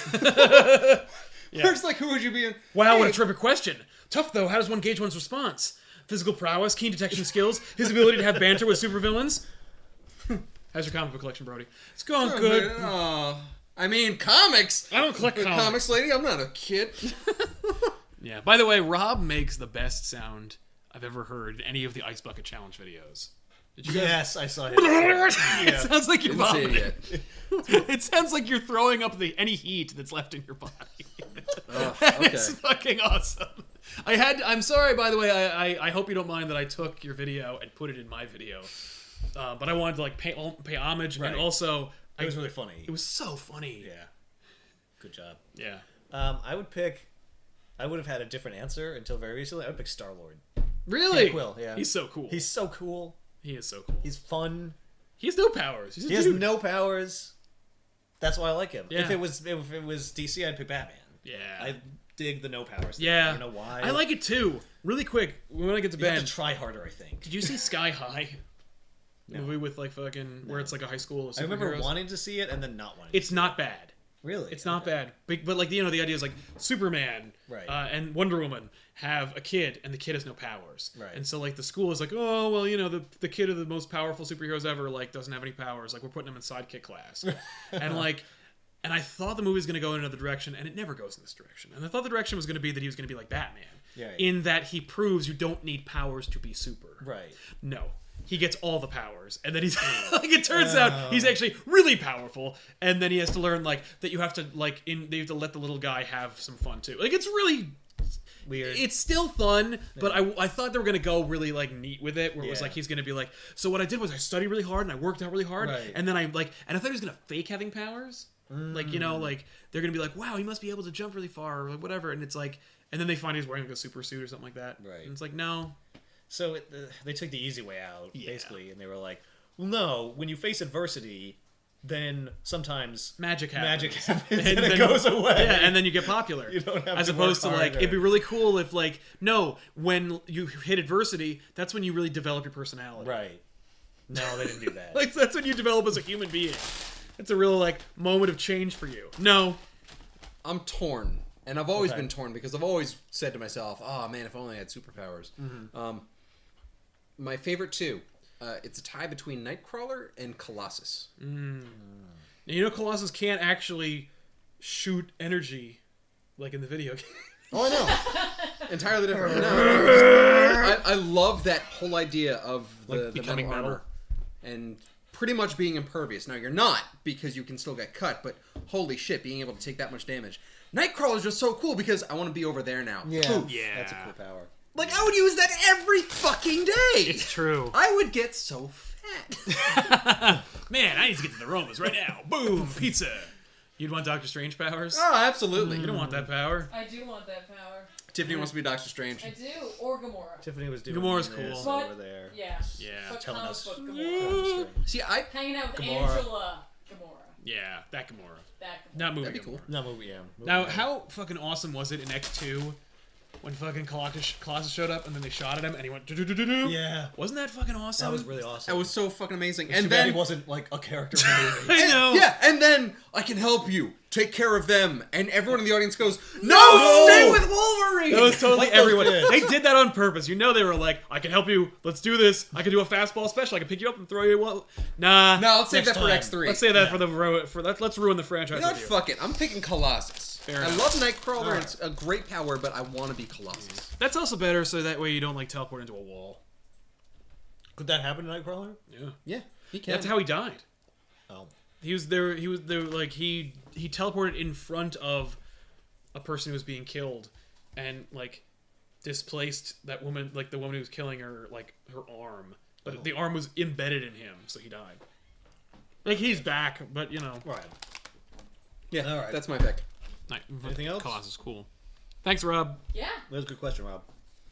John Bankson says, so after seeing Cosmo appear in the Guardians of the Galaxy, has Yeah. Sal's opinion on a solo Cosmo movie No, what? This person, I assume, is the same Same person. guy from last time. No. No, it has. Behind the scenes, he's totally telling us all the time about what he would do for a Cosmo movie, what Yeah. dog he Who would would cast. play? Yeah, he Yeah. just won't shut up about Cosmo. Fucking asshole about it, Yeah. seriously. Can we just say how much of a waste it was? That last scene. That last PS scene was not. Spoilers for Guardians of the Galaxy. Don't listen for the next couple minutes. I'll give you this wave when you're good. That PS sucks. turn off your Yeah, volume. it sucks. And Howard the Duck is a waste. And that CG was so fucking bad. yeah, and you had a better alternative: licking the face of the guy. Yep. Like, just have the dog Say Say something. something. Guess what? The puppet of the Howard the Duck in the movie That horrible was better than the goddamn CG. movie. Yeah. Yep. Anyway, Yeah, You're good. Waving. good. Spoilers over. But yeah, no Cosmo movie for me. Thank you. What said Sal needs to explain how Nightcrawler lives again? No. Well, it's less convoluted than like how Batman came back to life. We'll get there. I like Nightcrawler's daughter. She's cool. In Exiles. In Exiles. daughter? Exiles is a Nocturne. fun. Nightcrawler. Exiles is a fun book. Oh, yeah. I am such a huge fan of that series just because like that's a fun team and Yeah. it's a whole idea of what they have to go through Exiles is fun. and then it stops being The fun. whole team changes. Like after a certain volume, like they change the whole team, and then they change it again, and then Yeah. they bring some people back, but they change it again. Oh, And it's fuck the Mojo Planet. no, fuck that. Fuck that place. I don't know what these guys are talking Exiles is like Exile. You know how we were talking about how like Marvel has all these different alternate realities. It's sliders. It's sliders, Oh, okay. but with superheroes. but like they grab a character from each different alternate reality, and they're basically like your reality is doomed. Like we're pulling you out of it before it is destroyed. Okay. And you guys are gonna go through the multiverse and fix and put right. It's Quantum Leap and sliders. Right. And hopefully, what they do will preserve their own home reality. Oh, okay. I just want to say that Duran Jones says you guys are awesome. You are awesome. Thank you so You're much. awesome. 'Cause you And you're were awesome. Because you're watching this show. Yeah. Also, if I am reading this correctly, Retro Crunch wanted to know Perpetual crunch. who could voice Cosmo. Like fucking. It's gotta be Russian. Yeah, Someone someone. mentioned You know who I- Cumberbatch. Cumberbatch would be fun. You know who I would have cast? Robin Williams. Really? Because he does a Russian voice, and like it would have been his Russian voice, and that would have been fun. No, Sean I think- Connery. He's Russian. Oh yeah, I'm a Russian sub captain.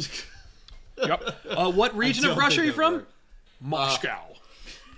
Scotland, Russia. Yeah. Is that a place? Exactly. I think I would actually not choose actually- Kelsey Grammer. Kelsey Grammer. Yeah, Yeah. he'd be fun. Yeah. You know I what I wanna would hear use? Harrison Ford. Nope. Because Harrison Ford can't do a Russian accent. Don't. He tries to. K-19 the Widowmaker. K-19, the Widowmaker. Is that just when he points? Like that last thing of him Yeah. pointing, where he just goes. and leaves. It's so boring. Yeah, I didn't Fuck see it. K-19. Yeah, I was like, accent is Harrison terrible. Ford, here we go, and it's so bad. Yeah, It's like a. it's a disappointment because It it's is. such an interesting story and they don't do it. They don't do it right. Oh my god. Why didn't we think of this? The new guy from Star Wars movies, Star Trek. Fuck. Star Trek. Simon Pegg. No, not Simon Pegg. Oh, Anton Yelkin. Anton Yelkin. He does like Week 7. It's just like a parody of a bad Neither fake him Russian nor accent. fucking other Chekhov, Walter Koenig, could do a Russian accent. But I would be okay with that. It would be funny. It would be Yeah. very funny. If he did a Chekhov Russian accent, that'd be fine. Sure. I think you'll appreciate this. What suggested Norm Macdonald with his plain voice as Cosmo?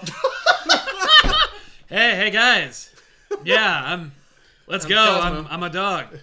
Yep, I'm Russian actually. Yeah. Yeah, it's Nah. strange. It's strange that it's talk like this. Apparently, space just Yeah, whatever. just does that. You lose your Hey, accent. here's the Anyway. thing. Fuck you. It's been All away right. from home for so long. This is the neutral accent that everybody would have Yeah. if they didn't live amongst their peers. Or whatever. Or Hey, whatever. hey, how do you like my helmet? Right? It's a funny helmet. It's a funny helmet. It's big. It's a big helmet. It's a big space helmet. I'm not wearing anything else because I'm a dog. It's funny they didn't make a dog helmet. Yeah. Like what? That's it. McDonald. It's a joke. That's a joke. No, McDonald is awesome. Yep. All right, guys, ready for He is the couple original troll. questions? Yes. Let's do it. LSD. LSW kid. Now, I keep wanting to say that. LSW kid. Favorite Spider-Man artist. Wow, what a terrific question. Tough though. How does one of his ones respond?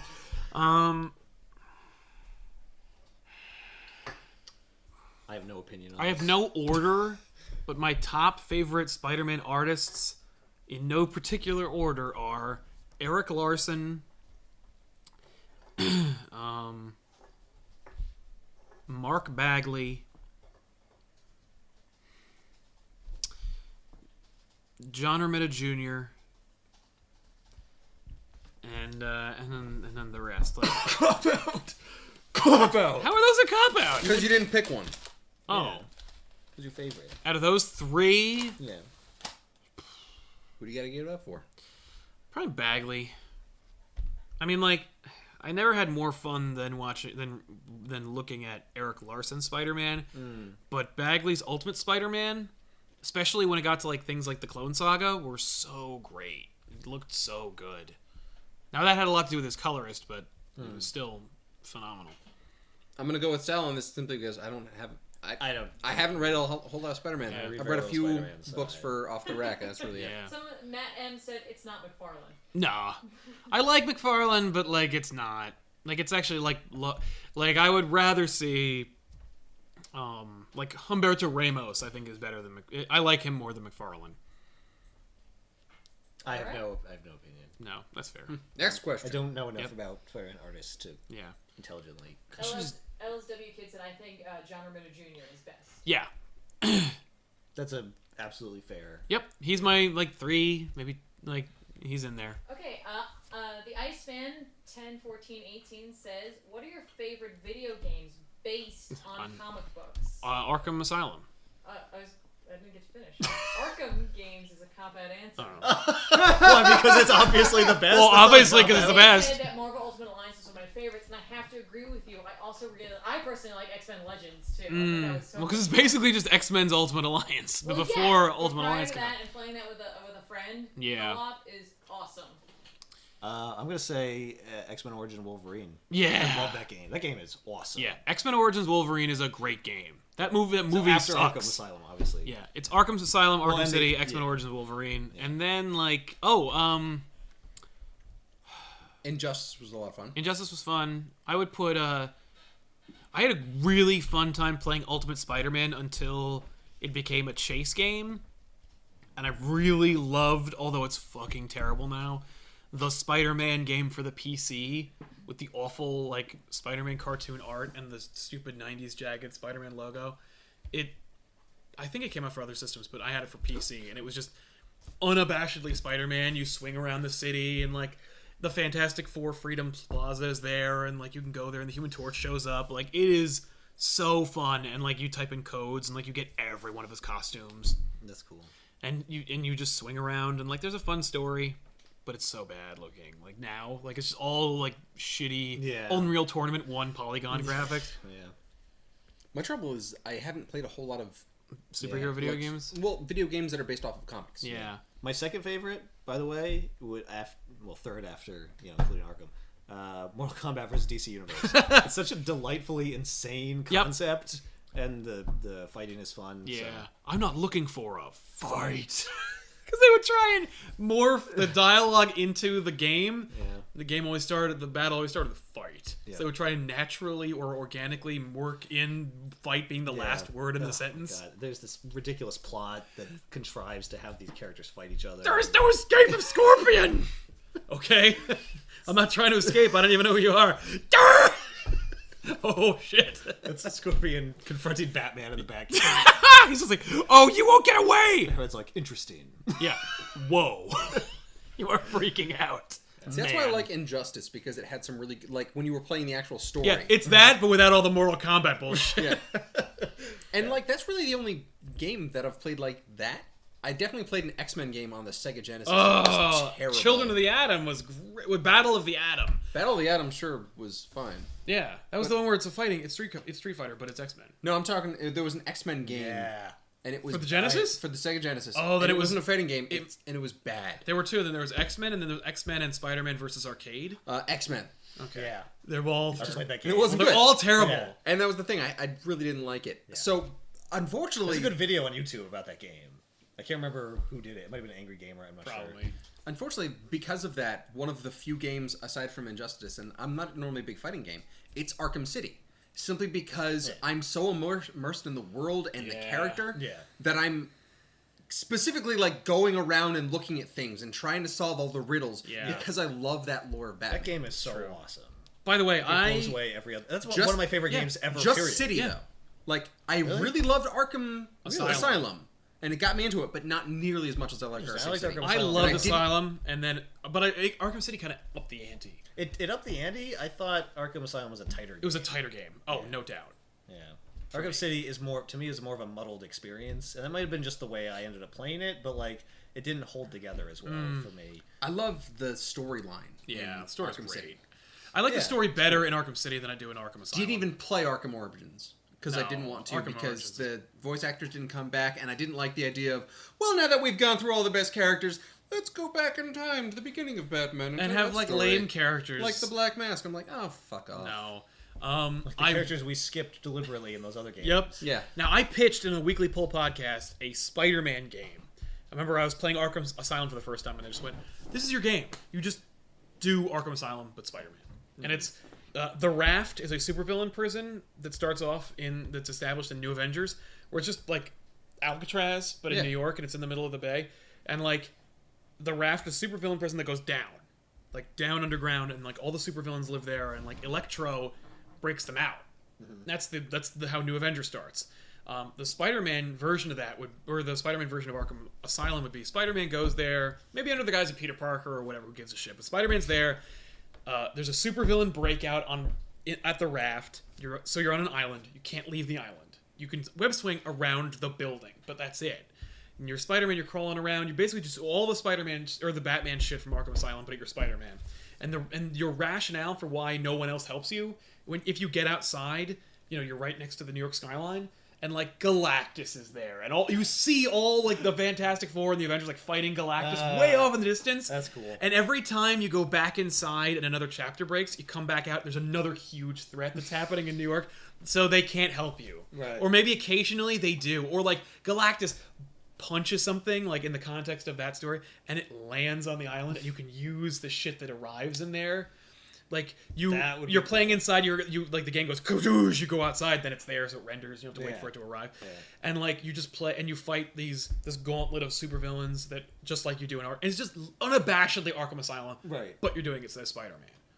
I think that would fucking sell like gangbusters. Yeah, that'd be cool. I know it'd be a ripoff, but I don't fucking care. Well, that's the exact same way you sell a game. Well, it's Arkham Asylum, but with Spider-Man. Captain America, the first Avenger video game, is just X-Men Origins Wolverine, but with Captain America. Yeah. So like, and that's fine because I love X-Men Origins Wolverine. Yeah. Anyway, thank you. Next question. Yes. Next question. You know what's not a good one?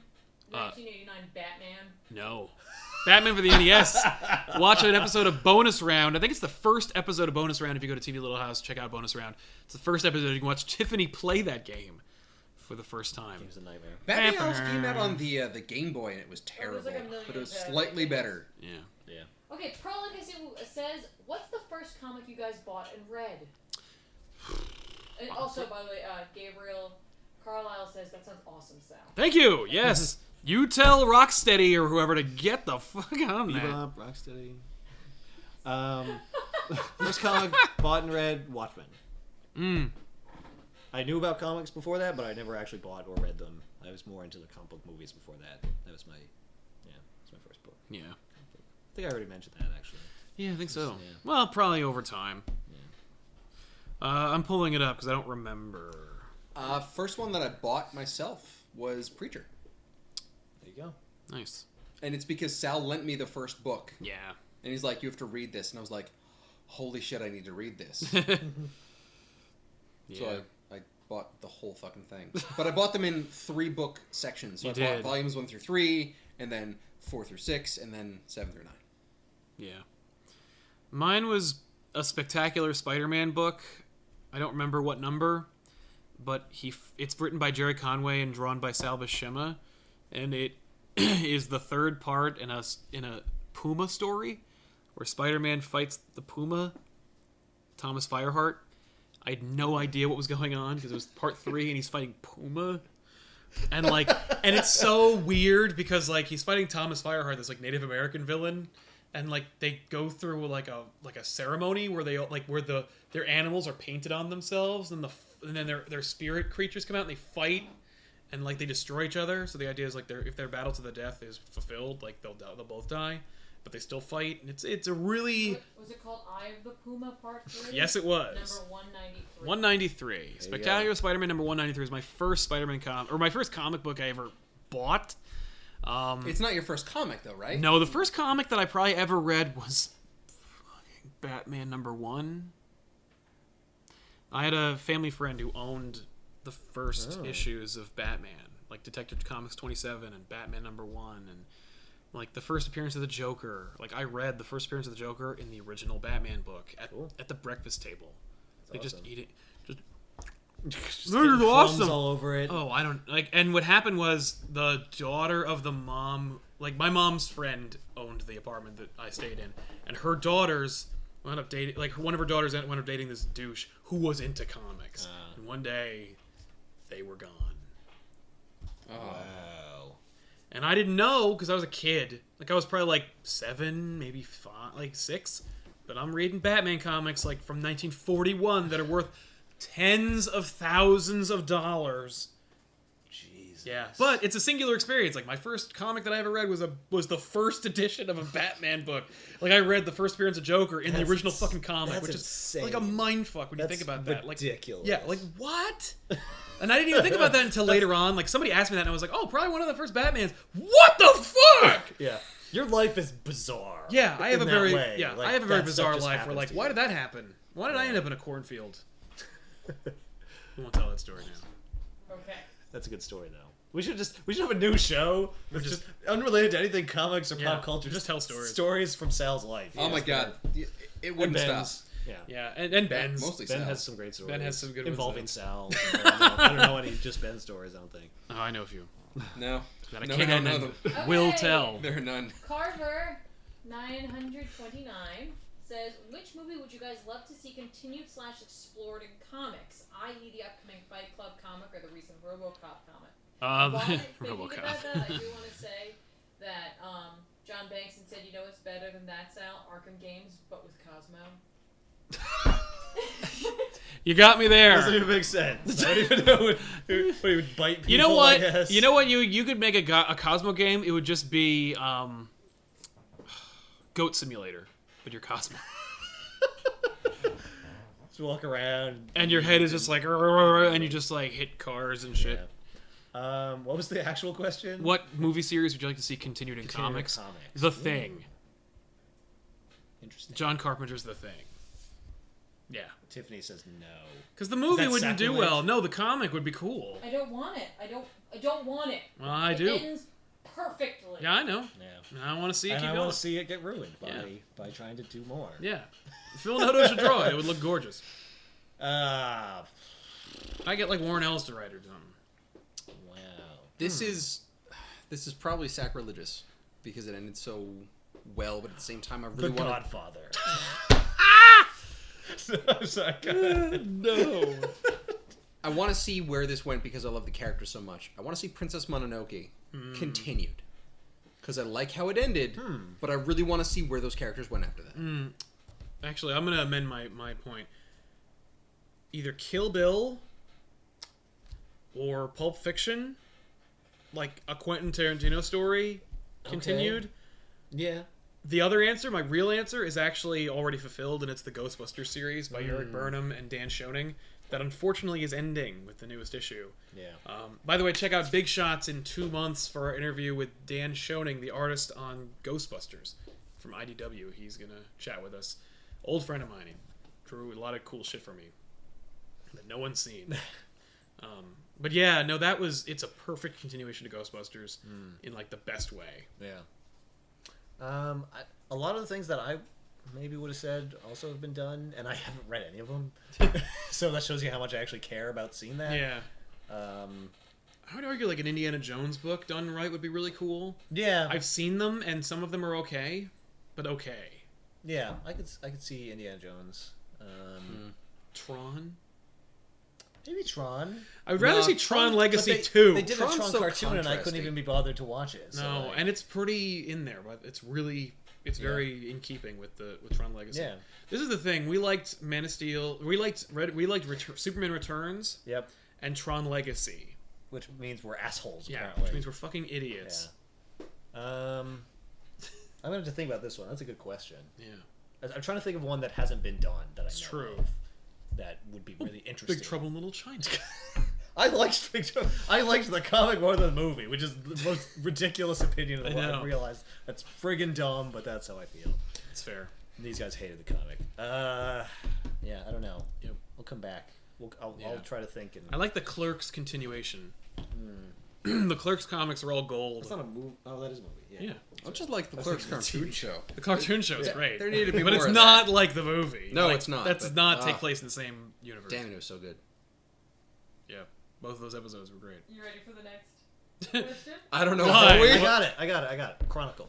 Oh! That'd be cool. Okay. Okay. The double hello says, here's Double. one. Of all the characters who are more interesting dead than alive, who do you think is the most more interesting? Superman. Jesus Christ, dude. Superman was more interesting dead than alive. That's rough and dark. Something Batman would say. That is something bad. He did say that. He said something like to back pre-New 52. He said something like, "To be honest, Clark, the last time you inspired anyone was when you were dead." And I was like, "Wow!" But think about when that actually happened. It actually wasn't interesting. No. It was a publicity stunt. And it was dumb. Yeah, no, it was. No, I said that to be a Yeah, dick. that's- A character's more interesting dead than alive. Jean fucking Grey. And she's the most interesting. No, she's not interesting, but well, she. that's the thing. All right, well, like, yeah, of the that's ones more who like. are, Yeah. Uncle More- Ben. Yeah, it's weird. Like more interesting dead than alive because it's like, well, they're dead. They can't really contribute anything. What about Jason Todd? He's back. Well, Gwen Stacy? I mean, like, I would like to amend that question to be more like, who would I rather see never come back to life? And that would be Yeah. Gwen Stacy, Uncle Ben, and fucking Jason Todd. Yeah. If we're not talking about comics, I'd say Obi-Wan because he's way more interesting. Obi-Wan is more interesting dead than alive. But also, he's not really dead because he's still alive in the He's Force. dead. He's technically, dead. yes. He did. His The only body's one who's dead. talking to was Luke. Yeah. Yeah. He ain't, For all he intents ain't and purposes, affect and change. Luke doesn't even listen to him half the time. Yeah. I say Jason Todd because that happened so late in Batman's development that to me that's a very like Gwen Stacy and Uncle Ben were like formative events for Spider-Man, whereas Jason Todd is like it's like the midlife crisis of Batman. It is. Which I think is really cool and interesting. Yeah, when they it's brought him back. it's a perfect culmination of that because the writers were so hasty in getting a new Robin in that it's like, of course he died. You didn't train him properly.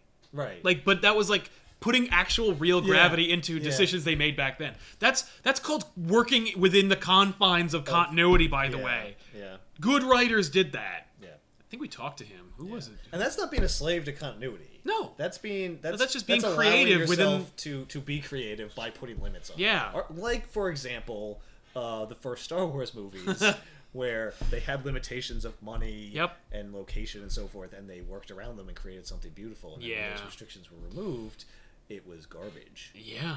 And they in fact changed what happened before in order to accommodate. Comments before we just lose ourselves in Star Wars. Yes, now. Sure. The Iceman 101418 says Tron Legacy was so good. I love that. Yay! You're the other awesome. one. You're the other guy who saw it. You're the other guy who saw it. Yay! And what What? said, What? Who Framed Roger Rabbit continued as a comic?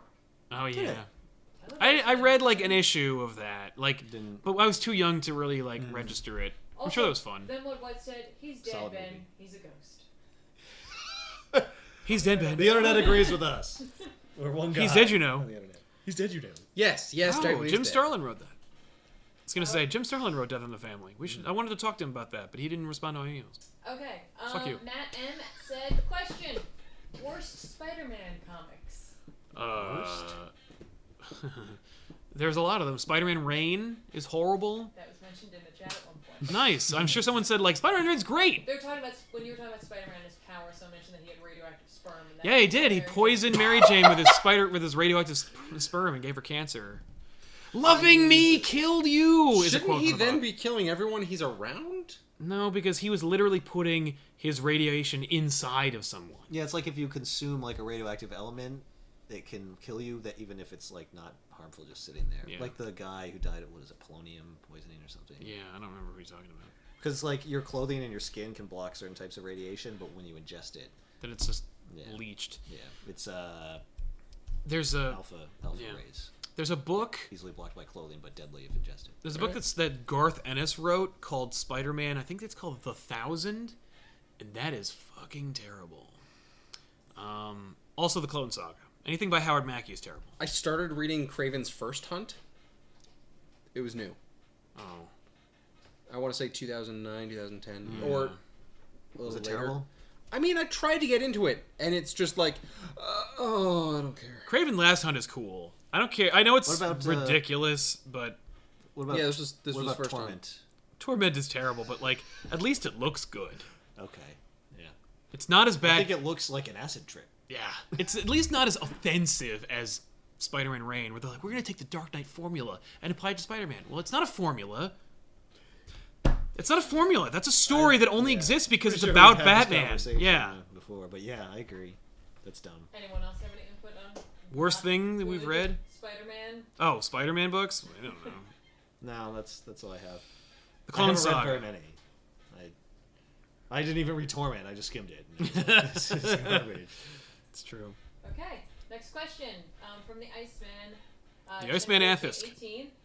What is your guys' favorite Marvel and DC, respectively, cartoon/animated movies? Marvel hasn't made a good animated. Oh, Hulk versus Wolverine and Hulk versus Thor are great. They're the only good. I would hazard to say they're the only good Marvel animated movies. Everything else is fucking terrible. I haven't seen any except for Dark Knight Returns. So. this is my favorite. Crisis on Two Earths was pretty fun. Yeah, it was Yeah. cool. The best DC animated movie is Mask of the Phantasm. I want to see that. Yeah, Craven's vs. Yeah, I Hunt is haven't seen- fucking terrible. Yeah. Yeah, this is not good. Yeah. I tried because you were talking about Yeah. some parts of it. I was This just is- like, yeah. Craven's Last Hunt. I was like, oh, Craven's First Hunt. Oh, and it's newer. Oh, this is probably really fun. Yeah, it's And not. I got into it. I was like, no. It's part of Brand New Day. What was the question that we were answering? So it was the best movies that DC and Marvel have DC. done. Best Cartoon. direct-to-DVD Right. movies. You love Red Hood.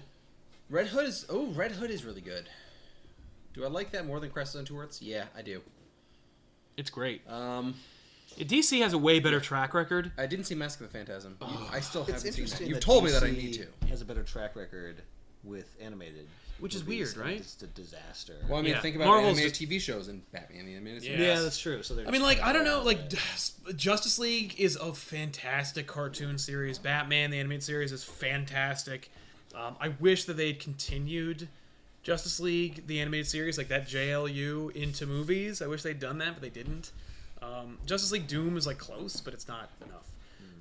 But yeah, like, the Batman and Superman books adapted from Jeff Loeb's books, or movies, rather. You know, Public Enemies and Apocalypse are cool.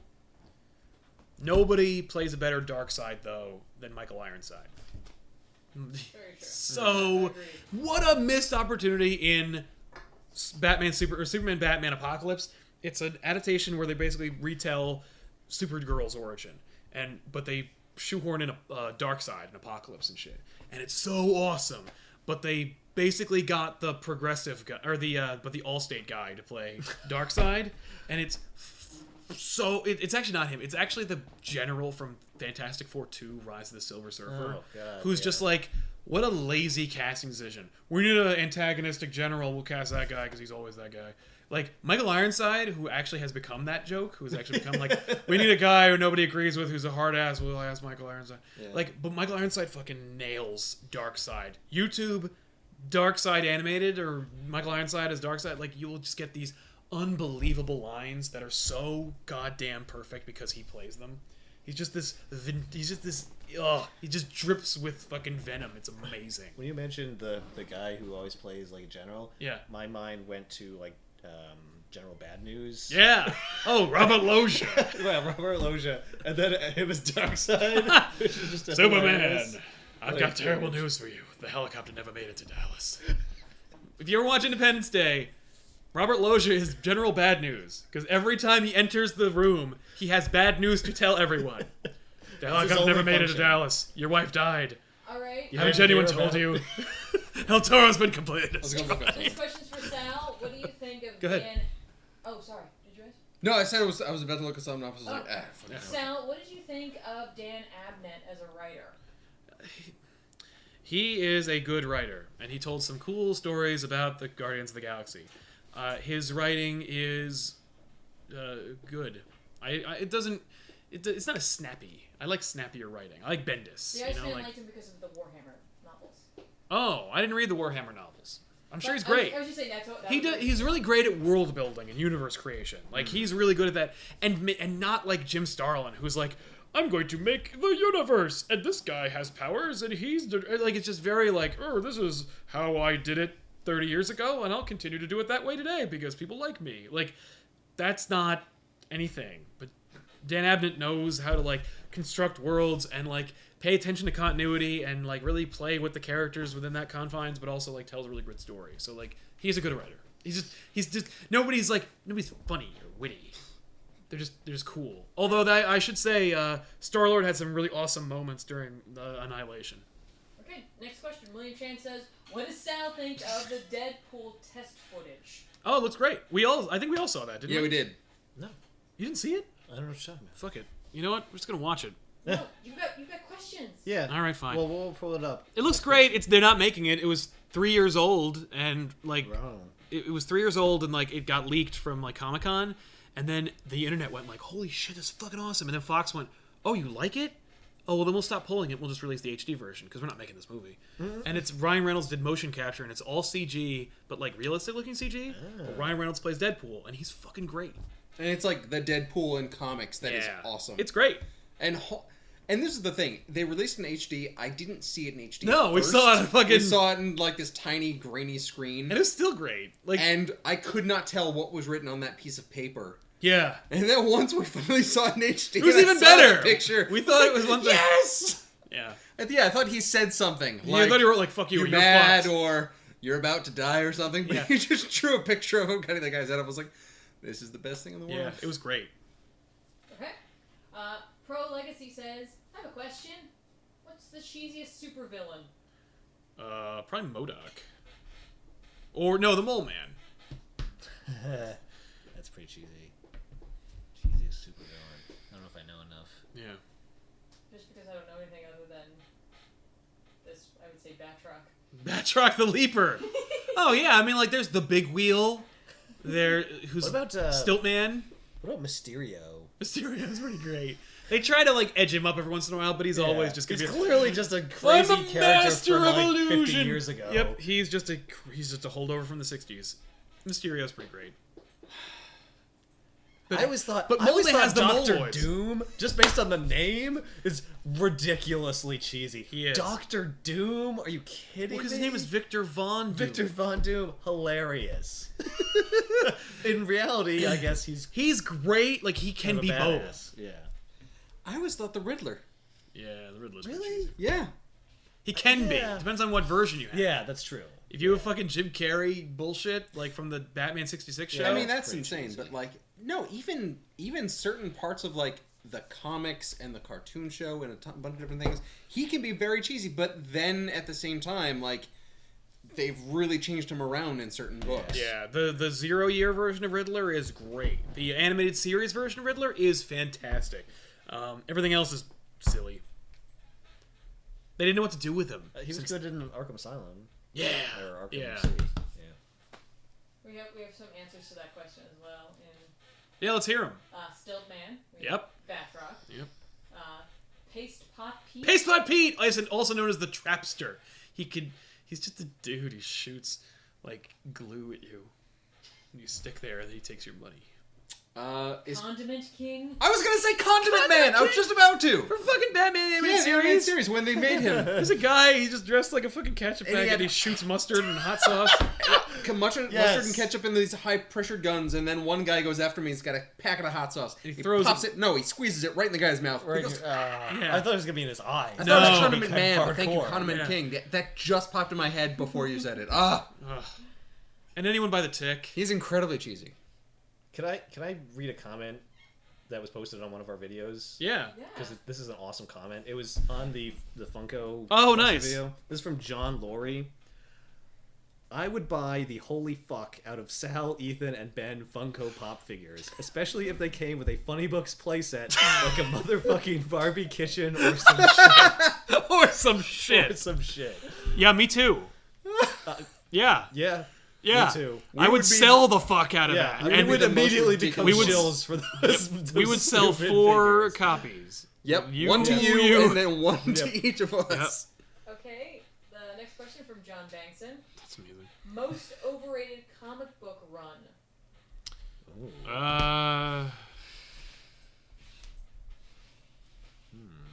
Most overrated. Most overrated at the time it was occurring, no, like, or most overrated. as it in- turns in- out, it was completely overrated. Or 'Cause- like, While you guys are talking, more villains are coming in too. Someone mentioned Crazy Quilt. I don't know that one. I looked it up. Yeah. That's a thing Nice. that I Crazy know about Quilt? now. That's a character. Yeah. All right. I want to say something like Nightfall. Like, Yeah, but nobody liked that. yeah, okay. Well, people did like it though, didn't they? They just read it. Nobody was like, "Oh shit, we gotta read Nightfall." What about like Hush? Yeah, I don't know if people even really care about that. Really? Like, it's I thought Hush was I a big haven't- deal. it was kind of a big deal. Well, like, it was popular. Yeah. Transmetropolitan? What is Yeah, I didn't respond to that. Transmetropolitan was a Warren Ellis book. It was like it came out around the same time as like Preacher, and like it was like between Watchmen and Preacher, so it was like very like edgy. Okay. It's got Spider some fun- Jerusalem is like a hugely iconic character. It's got some fun stories, and I like it, but overall, I think it's overrated. I wasn't really the biggest response. I didn't respond to it. It wasn't for me. I'll say that. Like, I didn't think it was bad, but it certainly wasn't for me. While you guys are thinking, Matt M said overrated. I thought Lemire's Lemierre's. Green Arrow was good, but really didn't like it. It's maybe not necessarily overrated. Yeah, probably Jeff Johns' Green Lantern run, where he like invented the spectrum, and like you And know, all the different colors? yeah, and like it's just What didn't you like about it? it's just like whatever. Like after they did it, Because like the colors are dumb. well, because it was invented for Blackest Night, and like it's a really cool concept, but like not invented for Blackest Night, but it was part of the whole thing, and like. And then afterwards, and after the New 52, it was like, what do we do with this? Yeah. Like, what do we do with that? Like, But that's like the most overrated concept. yeah, I guess it's more of a concept. Run? Like the whole something that's like lauded and Yeah. shouldn't be. I don't know. Or was when it came out. Oh, Joss Whedon's run on Astonishing X-Men. There you go. People love that book. And, like, you know what? There's some cool moments, but, like, it's not great. Right. Ugh. Also, because I don't think he wrote it. Right. I think his brother Ghost wrote that book. The Firefly comics? Oh, those are... Nobody likes that shit. There are some people that are diehard Well, Brown I mean, Coat like, fans. Yeah. like, look, I'm a brown coat. I fucking know and I like those books. Precisely. Yeah. And Yeah. some people will swear that they're awesome because they Yeah. just want more stories. Yeah, but- that shit is overrated. Yeah, just play the game and Yeah. make your own stories. But people who are gonna consume merchandise because it's related to the thing they like, I don't know if they can contribute. To Yeah, they something can't being even overrated because comprehend they're so that it far is outside overrated. reality. Yeah. Like to me, something overrated is like it's overrated. It's by, lauded, and now it... Yeah, by people more than just diehards, by like Yeah. the general public. It'd be like saying, like, League of Extraordinary Gentlemen is overrated. I don't think that. Yeah. but like that's something where it's like something that would really rattle someone's chain. Yeah, something that might be controversial. So the Bible. Oh, the Bible is over.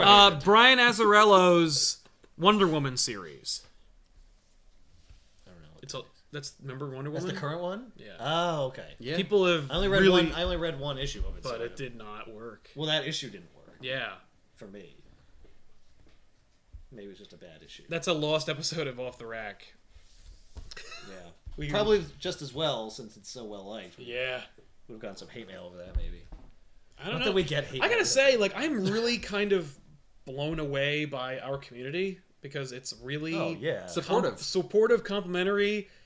Yeah. You actually have actual discussions. Yeah, if people someone really. has a disagreement, you can actually speak to them. It's true. Yeah. We also really try to like engage the audience. It's not like we make the thing and then you enjoy it. Apparently, they engage each other and the internet because they look it up from one of our episodes found its way into the Marvel wiki.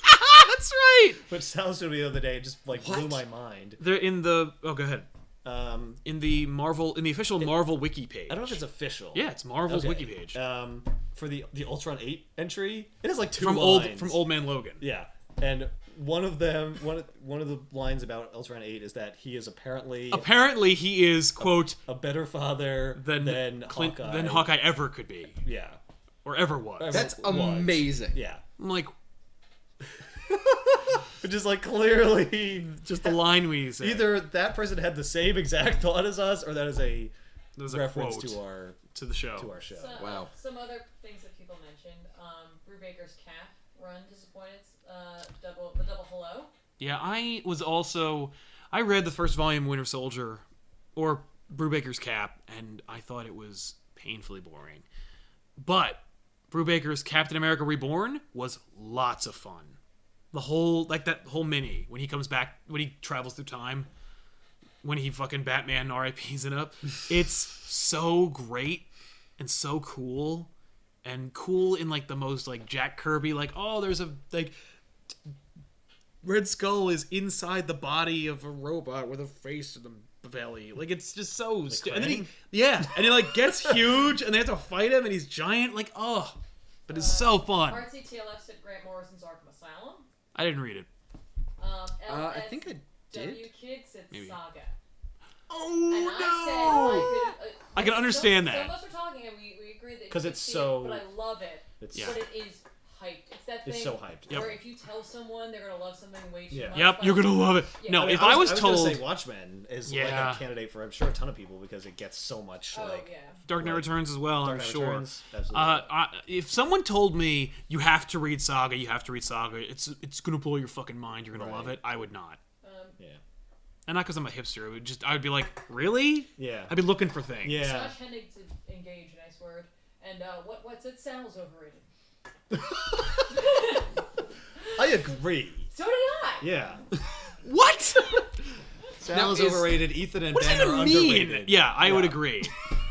A follow-up question was, what are some underrated runs that you feel like maybe don't get enough? Trees. Apparently trees. Yeah. It's indie book that was heard of. Trees. If we're including movies, I would say Superman Returns, Tron Legacy. Yeah. Dread in the biggest way. We're not talking about. I know way more about movies. I'm sorry. Underrated. I don't know. This is your chance, man. This is your chance to be like, what is wrong with you people? You don't like blah. No, I mean, like, I just don't read it. Like, Garth Kirby and Cookbook of the Gods. Garth Kirby and the Cookbook of the Gods. Yeah. Flight of the Binturong. SMBFZ Zombie Chronicle. Definitely. Flight of the Binturong is very. These are books I write. If you guys want to read a great space adventure comic that's like Firefly meets The Thing, go read Flight of the Binturong. What is it? FOTBcomic.com or flightofthebinturong.com. I'm going to suggest one. I try not to do that, but yeah. You totally should. Why else are we doing this? I really liked Silent Hill Dying Inside. It's the first Silent Hill comic. Yeah. If you have any interest in horror or the Silent Hill franchise, check out the first one. I would just stop there, though. Yeah, I would skip the rest. Oh, by the way, William Chan said, holy crap, that Ultron wiki thing is true. Yeah! Yeah. No, Apparently, I love that fucking. Apparently, he's a better father than Hawkeye ever was. Yeah. Like what? Apparently, according to some fucking knob on the internet. By the way, if you, I'll use the forum. Sure, like go check out my webcomic, flightoftheventurong.com. There you go. It's gonna end soon. So. Most underrated. I saw that you were saying it might end if. Yeah, I'm gonna wrap it up. It's costing me too much money. Damn it. But like I'm gonna try and wrap up the story. It's just like I'm actually hit. I've hit a wall, and I probably have 10 pages left to go. Oh. Okay. But I don't. I just can't get over this one hurdle. But don't worry, I've got another 20 pages left that we haven't even put out yet. So. That's really sad. Yeah, well, nobody's fucking reading it, and the guys from Hiveworks are like, it's a dead property, like just to waste your time. Let's try and get through the rest of these. I've got a few more questions. Artsy Taylor has opinion on Young Justice. The show, it looked cool. There are a lot of great moments from it. I'd rather watch a Batman cartoon, but I really like what they did. I would rather watch Justice League Unlimited, but what they did was cool. It's too bad it couldn't be retconned in to be the same universe, but it was a great run. I hear they brought it back, so that's pretty cool. I don't think I saw it. It's cool. It's on Netflix, I think. Ethan doesn't watch it either. I don't. Yeah. Oh. Sorry, I don't watch it. So.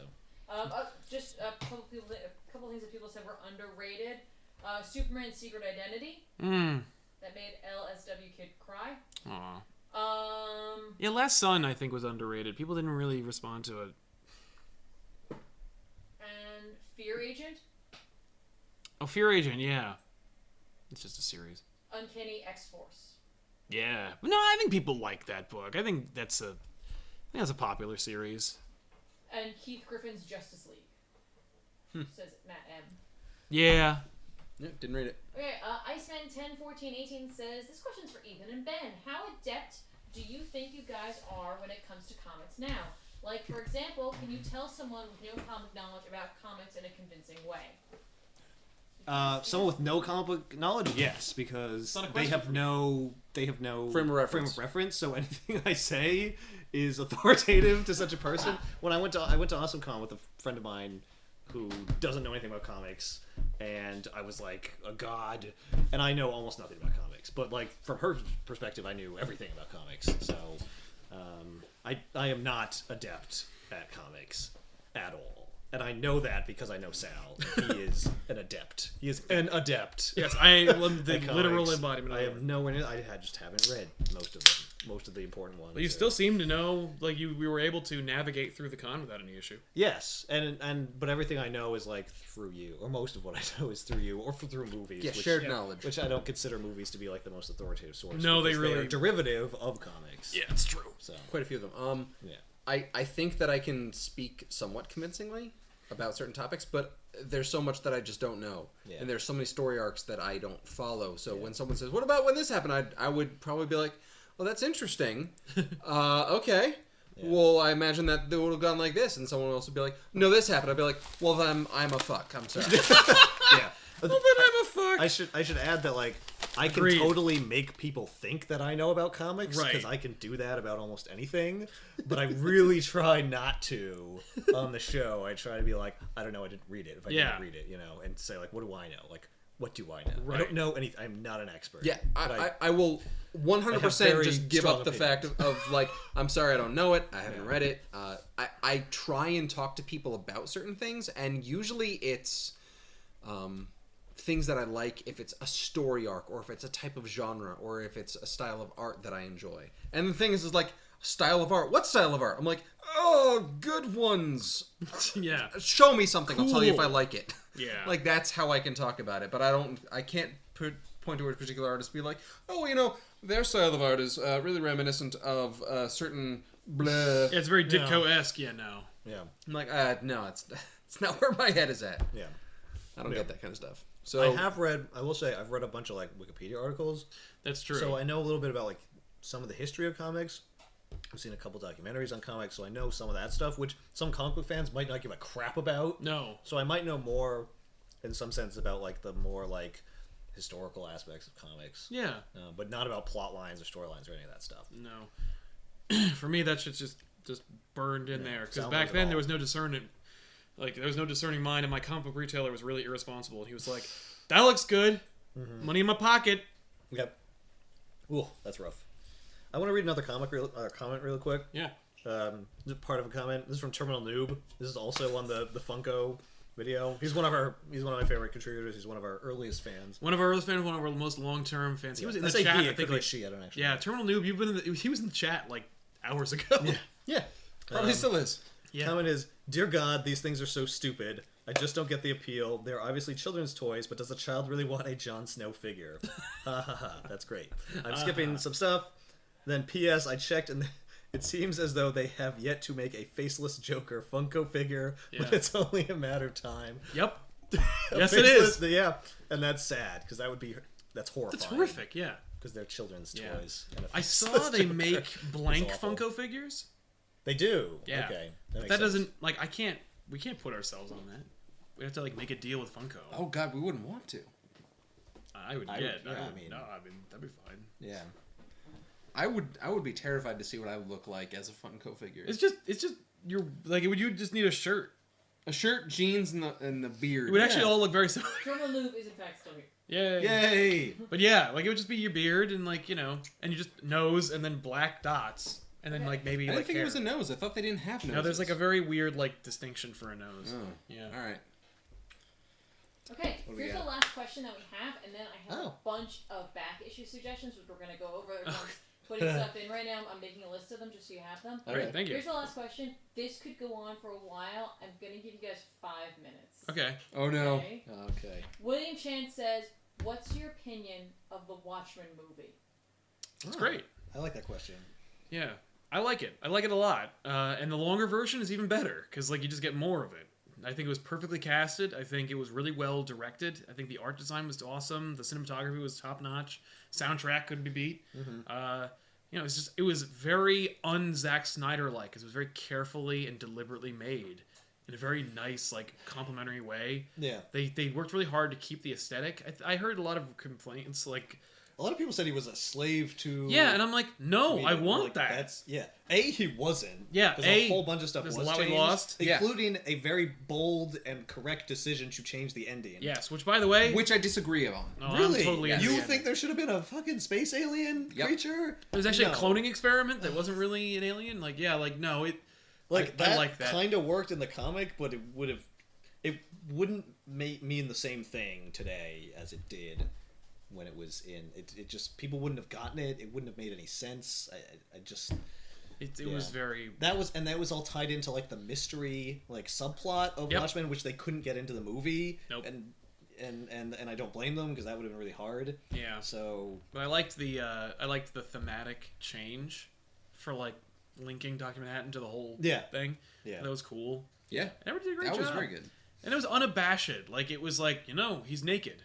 Like it made decisions like that where people were like, I didn't want to watch Dr. Manhattan's big blue dong all movie. Grow up. Yeah. Well, don't pick up the comic then, because it's in there too. And no, it's not in your face. It's also drawn by Dave Gibbons, so it's really different looking. Like it's not gonna like be detailed. He's a human being, so his dick's gonna be in there. Like it's gonna look like a real dick. It's not gonna look like a fucking. And the fact that he doesn't care and he walks around like that is like important to his character. Who he is as a character. So like. Yeah, that's fine. Yeah. That's like no, I'm not even gonna. Silk Spectre 2 was meh, but like whatever. So but she is that. Yeah, she is meh. Yeah, like so they actually deliberately picked like kind of a bland actress. I thought they did a good. I thought the casting was great. I thought the writing was great. I thought the story was good. I really liked it. I did have a few issues with it, but it's a really hard movie to do. So I have a lot of respect for Snyder for putting that together. Yeah, I'm really glad we lost the Pirates. I liked the Pirates. They made it. Yeah, I did not see it. Animated, right? Yeah. I didn't see it. There's an authoritative version of the movie where they put the pirates in with the movie. Spliced it in with the movie, which is a mistake for pacing reasons. That's a horrible decision. I haven't watched it, but I have to assume it's. Oh, I don't even want to. I mean, it breaks up the book, but at the same time, you have your own leisure with the book. Exactly. Yeah, you got time. To Issues of pacing are way different in a book than a movie. I agree. And they would just put the brakes on the movie. Yeah. I think they could have delved into the mystery a little bit better in the movie. That would have been great. It would have had another 45 minutes of the movie. Yeah, and it was a long movie, and they could have done it. Look at the Lord of the Rings movies. There are people. yeah, but there are people that are dedicated enough to watch that, and I would have been one of them. Watchmen, I don't know. Watchmen like barely made it as a movie as it is, so I can understand the studio not granting them that leeway. Yeah. To do that. I'm really surprised, based on the reaction to Watchmen and then Sucker Punch, that Zack Snyder was then allowed to continue with the properties. And I think that's because Warner Brothers doesn't give a fuck about their comic properties. What's he doing now? He's doing... Well, he did Man of Steel. He's doing Superman vs. Batman. He's doing Justice League. And he's doing Man of Steel, too. Yeah. It's like they're like, I don't know what else to do. I got Zack Snyder. I know he's our comic book guy. He did a comic book movie, and it was great. And it didn't make any money. Like, it didn't make as much. Watchmen, and it was fantastic. Right, but nobody liked it. But nobody liked it. But we didn't make did. any money. Right, but it didn't make as much money. I'm surprised that he isn't like a cash cow. Okay, so you're not saying like I'm surprised he's still doing it because he's a fucking shit. No, I mean like I'm surprised that Warner Brothers had enough. It's still allowing. Like him. I was surprised. I would have been surprised that Warner Brothers was allowing him to continue with their other properties, but it's clear they don't care about those properties, apparently, and that's why they gave it to it. Like that's my theory. My theory is they don't give a shit about Superman and Batman. They're just like, well, Batman will be in it, so it will make $1 billion. Yeah, I think that's their approach. I think Man of Steel made enough money. Yeah. That Man of Steel made enough money. He works. Guys, you're over your 5 minutes. And I was looking at the clock. It's 11:35. It was 11:30 when you asked the question. And you're talking about Man of Steel now. Yeah, I know. Yay, Watchmen. Yeah. When someone says Sucker Punch was bad, comics reviews. Oh, it was horrible. Oh, Sucker Punch. I like Sucker Punch. What? Says the Sucker Punch was awesome. If you don't count anything that wasn't a fight scene. Yes, exactly. It looked good, but if you don't give a fuck about what's happening, it doesn't matter. I gave like half a fuck about what's happening. At this point, I'm gonna start telling you guys what has been suggested for back issues. Okay. Okay. I'll just say them and I'll say yes or no. Okay, World War Hulk. I'm gonna tell you who. Okay. Gabriel Carlo says Red Sun back issues. Yeah, we'll do that. LSW Kid said All Star Superman back issues. That's coming up. John Bankson said Final Crisis. No. Or back issues on Inhumans by Jenkins and Lee. No. Matt M said Identity Crisis. Yes. The Iceman 10-14-18 World War Hulk for back issues, and he can't wait for his Siege video. Oh, Siege is coming out on Thursday, and World War Hulk maybe next week. William Chance said suggestion Batman Odyssey. Maybe. We have to get to No Man's Land first. What says Batman Planetary? Superman for Tomorrow. Superman Tomorrow, yes. Batman Planetary, maybe. Pro Legacy says Batman Gotham by Gaslight. Oh, yeah. And Deadpool. Just Deadpool? That's okay. Steve suggests the same thing. Josh Hennig says there needs to be a back issues on all of the death of, such as Superman and Spider-Man. That'd be cool. Followed by the comment by Matt N. who says if there's a death back issues, there has to be a marriage back issue. Yeah, I love that idea. That'd be great. That's good. That's a fun idea. And Gabriel also said, I would love it if the guys would review the Marvel Knights animations. Yes. Those are like... What's that? Rise of the Technovore. They're the animes. Oh. I don't know anything about that. There's 2 of them, I think. I think that's it. Oh, Terminal Noob says, back issue suggestion, Batman Black Mirror. I just read that. Yeah, okay. It's... maybe. Like, it's short. It would be like... I make a notepad of all the suggestions. Yeah. Listen, all those suggestions will go on a sheet of paper. I'll either reread them and then discern whether or not, like, I think they make an interesting episode. We have months of... Yeah. Like, I have another list as well, and also, I haven't even gotten to all. I also want to say, people have requested a Parker Industries shirt and Hulk Baby merch. Well, Hulk Baby? What are we gonna do with that Hulk? What are you gonna do with Hulk Baby merch? I mentioned that we had an order that we were getting certain things done. So Yeah. Do we want to imply anything? I already told them that we were almost done with the Ultron design. Ultron Daddy shirt is on its way. That's awesome. Yeah. Yeah. It's not going to be the line. I know, yeah. I mean, you can't put that on a shirt. You can't put it on a shirt. You can't It's put too long. Ultron 8 is a better father than you'll ever be, or than sure, Hawkeye sure. will ever be. Right. You can't do that. You also can't put Ultron 8 on the shirt. Yeah. He was talking about the motion comics, not the anime. Oh. You okay? Also, we have a suggestion for Sinestro War Corps. I have to... there's a lot. You can't just do the Sinestro War. You have to do so much more. I'll look over it again, but actually, I could probably do that. All right, we'll see. Yeah, probably. Blackest Night was the zombies. The zombies. We have that in there. Yeah, Sinestro War is like Sinestro enlists an army, and like he gets like Scarecrow as a Sinestro. I can see that. What's the question I had for the show? Oh, what should we do for back issues? The panel, the live panel for back issues. No, that's in like 4 days. Well, I don't decide what we're gonna do on back issues until we get there. That's right. It wouldn't be a true back issues if we had this unless there was a little bit of surprise. Yeah. Well, what should we do for the back issues live panel? It's got to be something that's like more like not generic, but we have an hour. We have an hour. We got to be able to get through it. It's got to be short enough, but with enough continuity that I got to explain some of that. Yeah. But it needs to also be for an audience, like who might not necessarily even know what back issues is. Right. So someone's gonna suggest World War Hulk. Yeah, we're not doing World War Hulk at the live action, unless you never want to see it. Right. How funny would that be? It's like, oh, we did it! We did it! You didn't see it, you didn't come to the live show. Fuck! Yeah. And now we're never doing it again. Exactly. If anybody wants that Ultron shirt, let us know if you want to see, if you want that. If you would actually buy it. You would actually buy it. Otherwise, we'll do like the Teespring thing where it's like, if enough people order the shirt, then we'll do it. I really don't want to do that. I'd rather have them and then sell them to you. But, you know. Suggested for the stream or for the live action. Yep. Crooked World? Why? Cosmo? Cosmo? Alright, well, I'll figure it out myself. Thanks, guys. Invincible Iron Man 6 Nightmares. Final Crisis. Have you seen this is a mistake. The episode where Sal shits all over Final Crisis at Ben? World War Hulk. World War Hulk is actually more likely. What? All caps. You guys are just trolling us now. Yeah, I see. What Hulk's plan really is pushing Crooked World. What is Crooked World? Let me look this up. Hang on.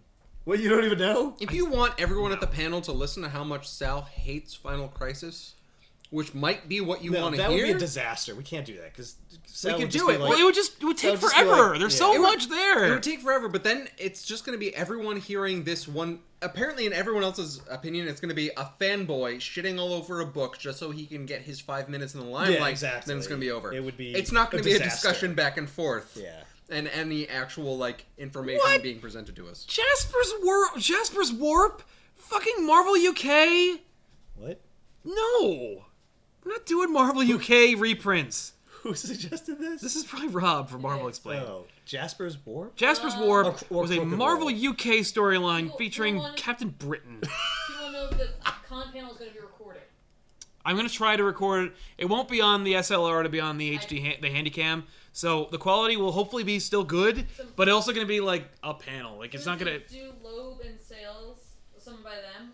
Yeah. Like Night or the Long Halloween. Long Halloween would be easy to do. Now I feel like you should wait for Long Halloween till Halloween. I was thinking about actually doing that. What about like Year One? Year One would be easy. Killing Joke. I read Killing Joke. It's also So short. did I. Yeah. Thor: God of Thunder. Age of Apocalypse. Was Age of Apocalypse? What? You know what I could do? We're gonna have like 45 minutes maybe. I could do Age of Ultron, and I might do that one. Because Age of Apocalypse is massive. It would take us 4 hours. Yeah. We filmed packages for like an hour. So if you want hour and a half at least. Yeah. So if you want no Q&A, we can maybe. If you want no Q&A and for us to get through a third of... Yeah, the other thing is, I would love to do a live thing, like where we stream it and shit. Yeah. I don't think that's possible based on how much access to the internet we'll have, which is to say we won't have any. Yeah.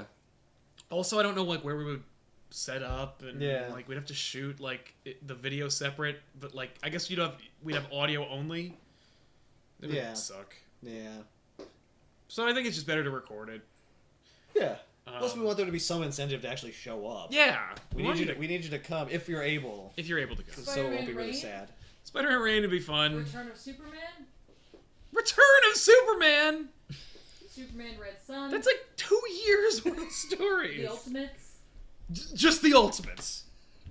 What's wrong with the Ultimates? Sal is John outraged. Mason says if Sal hates Final Crisis, he'll hate Countdown even more. Yeah, Countdown's horrible. I'd be down for Ultimates. That's not even a thing. That's just characters. Like Doctor Strange. Do that. Well, the Ultimates. And you read it already. Well, like that's a variant on what we do in back issues. Like, but you read it already. We've done like things of varying like size. Yeah. You know? No, I think. I mean, Steve suggested Deadpool. Yeah, just Deadpool. Which is not a horrible idea since he's so popular. That makes sense. I don't like Deadpool. So I don't like... Dumb Bitches says, Yeah, Sal, do a video with the guy from Comic Book Syndicate. Who's that? Let me see who that is. Let's see. Let me tell you something, guys. Let's see If if you would that's a like to good see me, idea. if you want to see us collaborate with other YouTubers, the way to do it is for you guys to tell them to collaborate with us. Yeah. I have They don't give a shit They're what a we whole have to say. group. I have contacted the Comic Book Syndicate. I think I know who that is. They're really big. Could we have a They sound big. collaboration, Syndicate, yeah, conversation with the people who are like the practices and standards or whatever the heck? Oh, the fucking the rules. Oh, the Comic Book Code Authority? Yeah. That would be amazing to talk to at least one member I of would the love to authority. talk to them. Well, they're not real. They don't exist anymore, right? No, but like there are people who used to be on it. Oh Like my just get a God. guy. I used to be on the comic We're book. still getting suggestions. They wouldn't have a sense of humor Ultimates about it. Volume 1, Future Imperfect, Days of Future Past, Days of Future Past to be. That's a little Superman long. Earth 1. Yeah. Ugh. It was so bad. Anyway. Guess what? I know. we do that. Yeah, that's true. What's the other thing? If you guys want to see us collaborate with other YouTubers, please contact them. Here are the ones I've contacted and said and didn't respond or said no to. Boy. No, they haven't responded. Here or is said they how said no. much Next we are Wave irrelevant. Was also Next Wave would be cool. It's hard to really explain that, but Ben yeah. would love it. Yeah, Ben, I think I tried to get Ben to read it. Oh, Dumb Bitches meant Nerd Sync Productions. Oh, yeah, Nerd Sync Productions is... I think it's just one guy, and he is cool. Nerd Sync, I'm actually subscribed to him. Matt M says that would be an awesome podcast with the CCA. Yeah. I reached out to the guys who used to do... What's the show? Pulp Secret? No. What? I don't remember what the hell. The Stack, I think. They used to be... they're called Comic Book Club. You can find them on YouTube now. They do a live show at the People's Improv Theater in New York every Thursday or Tuesday. Okay. Yeah, every Tuesday night at 8, they do the People's Improv Theater. They interview like prominent comic people. And yeah, I reached out to them. They said no. Comic Book Syndicate looks fairly big. They have they have an actual like on TV show. Oh. Not on like major networks or anything. And let them know. Let the Comic Book Syndicate know that you'd like to see us work with them. We'd love to do it. We were not beyond working with anybody. And if you want to see Trisha Hirschberger appear on this show, please let her know as well. Well, we've tried to contact her. Because No, she was very nice, and she said that maybe we could talk at New York Comic Con. Yeah. But She we at did- least answered the She question. was the only one. She's so cool. She was the only Thank one who you, actually Trisha. responded. You are awesome. Yeah, you are There is awesome. a request. And a fellow East Coaster. Also a couple of other She's ideas. Pennsylvania Dutch. Secret Wars, Avengers Arena, Mad Love. Avengers Arena or Mad Love would be cool. Mad And Love. John Bankson would like each of you to take your phones And put them the fuck and down. look up Oh. Mary Marvel Orgasm Rod.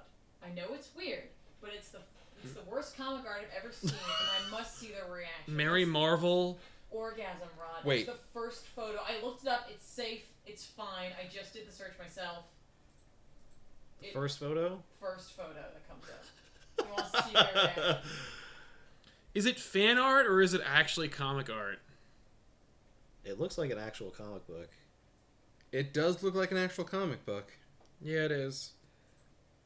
I'm trying to get it bigger here. All right, then. That's looks like an orgasm rod.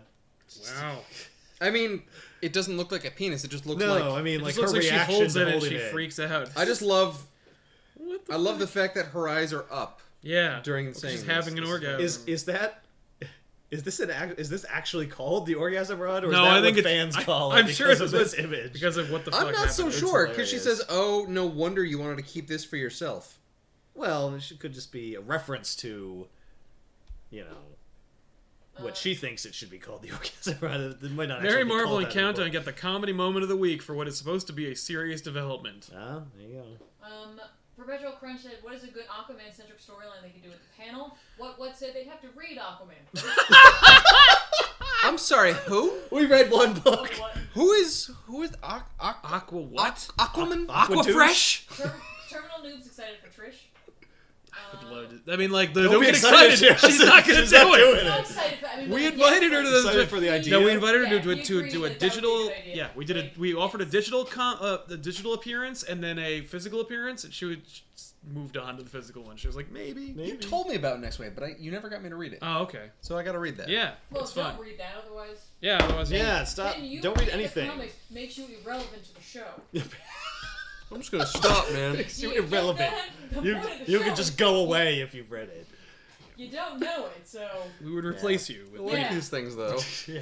Well, thank God I'm reading Runaways because Yeah. we're not doing that. nah. Well, I already It's so. read It's one funny of how them many anyway. people have mentioned the issue of like, do you guys find that like reading books is like ruining the show? And it's like that never even occurred to me that it would be a problem, but it actually is rather a problem since that is like the entire conceit of the show. Right. The whole point of the And show I is probably should eventually think about that. And so far, I haven't been reading a lot of books. because like one of the things that I hate about like comic book shows Mm-hmm. is it's usually three douchebags who Right. all agree with each other. They're all Right. just like, they're oh, like this is so stupid, isn't it, guys? And it's like, what the fuck? Yeah. Like it's fun to have fresh perspectives on something that's like, especially if one person has like one focus and it's like Yeah. reactions to that focus. Well, I mean, here's the thing. I read Infinity Gauntlet. Infinity Gauntlet, yeah, the one that we just did. yeah. Now, it was a pretty terrible episode. presumably, we could argue the fact that because it was Sal saying things and I was agreeing with a lot of things, there You might could have have been just not showed up that day, and it would have been. well that there might have been like some stuff that I just didn't think of because I was just like, Right. oh, I know this, Right. Yeah. and I wasn't Well, that's what I challenged. thought- yeah. So Right. yeah, I can It's more definitely like see people that. were talking over one another. On that episode. Not anymore. But Not anymore. You mean you Um, cut that shit out? oh yeah. People suggested Uncanny Avengers, Wedding of Deadpool. Oh yeah, Uncanny Wedding of Avengers. Deadpool. That's a thing. Yeah, it's a Who'd he thing. marry? I didn't read it. It's really big though. It's a big fucking like. The it's- Wedding of Deadpool isn't the one where he marries the vampire? Because that's the Gauntlet. Dracula's Excuse me. Gauntlet. They want to know is power something you'll ever do? Powers be cool. I love at least the first volume. Marvel explain Ask Maximum Security. God damn it, Rob. Rob, stop trolling us. Yeah, are you gonna explain Fin Fang Foom to these guys? Are you gonna talk about fucking? You gonna explain Black Knight? You gonna talk about fucking?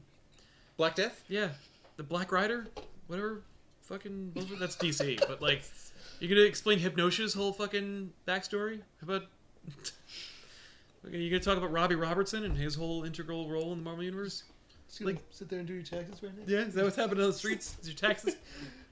You shitty comics. That's what you But yeah, no, yeah. So anyway, Shutting better. down the studio. I got good down good the news channel. and I got bad news. The bad news is I'm shutting down the channel. The good news is I just saved a bunch of money on my car insurance by switching my guy. Catch. Anyway. I gotta wrap up. I gotta go home. I got work tomorrow. It's almost 12 o'clock. What happened? I gotta go. I gotta go. I got work. I can't do can't. this. So yeah, let us know more of your I'm sure you guys have lots of suggestions. We really appreciate any suggestions you have. Yeah. We'll try to create a forum for you guys to like talk to us more. I like this format. I like what we're doing here. Yeah. This has been great. This is You guys shorter are than the awesome. last episode, I think. So It's by almost an hour? exactly as long. By 8 minutes. Yeah, Oh, was it 4 hours? Yep. all right, well it's 4 hours. Apparently that's the format of the Yeah, show, is we it's talk gonna for be 4 4 fucking hours. Yeah. What was our retention rate, by the way? Are they almost all gone yet? No, we have 35 people. Oh fuck. Wow. Well, thanks for Not watching. oh fuck and like Like, in oh, a bad fuck. way, but like thank you. Wow. Yeah, oh fuck, I'm you really- guys are awesome. We just took 4 hours of 35 people's time. Yeah, I'm really sorry. Give it back. That's cool though. No.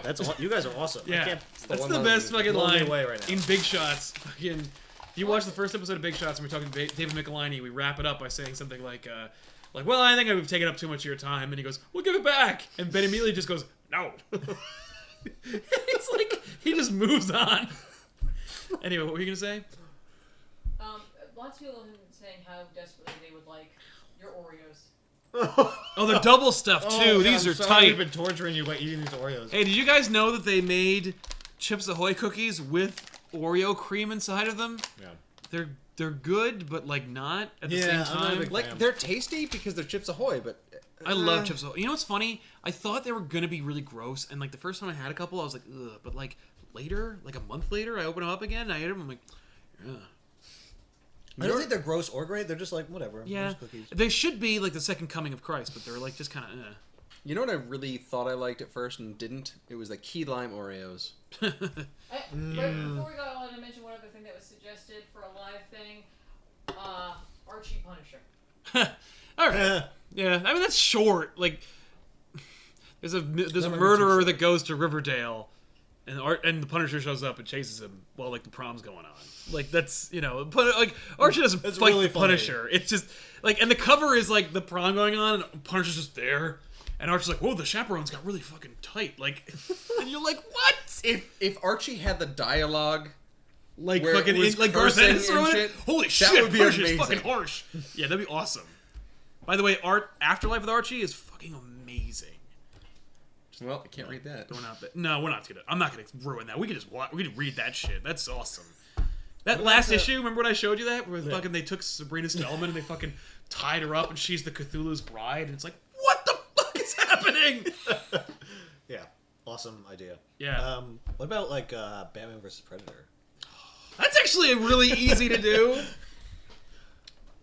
As long as we're doing like verses. That's my. This is that comic I did with Andy Cuba. It's my Dave Gibbons. Dave Gibbons, artist on Watchmen, wrote the Batman vs Predator comic, and it's great. There you go. Like the fuck, it's like Predator 3. It's like It should have with Batman. Yeah, it's like a better Predator 2. We're not talking Alien versus Predator. We're talking about No, Predator. this is 3. like 1987 Predator. Like, it's real awesome. And fucking Andy Kubert drew it. It's gorgeous. I have a mini poster signed by both of them. And it's somewhere in here. So cool. And it just gets worse. Because they kept making more. Really? Oh, yeah. How? Did they just keep fighting each other? More Predators kept showing up. Because, like, he fights the Predator, right? But, like, there's a whole bunch of them. So then he wins, so they don't be like, all right, good on you. No, they do. Like, They keep coming back. he fights the Predator. Let's not ruin it. But, Yeah, like, like- Wait, does he You gotta- kill the Predator? nah. Nah, man, nah. Save it for the show. Save it for the show, Yeah. man. But if you guys would like to see any guests appear on this show, let us know in the comments here in this video, either in the live chat or after the episode airs and it's like cemented in the comments below that, who you'd like to see on this show, and make it something not like the president, like something attainable. Yeah. Yeah.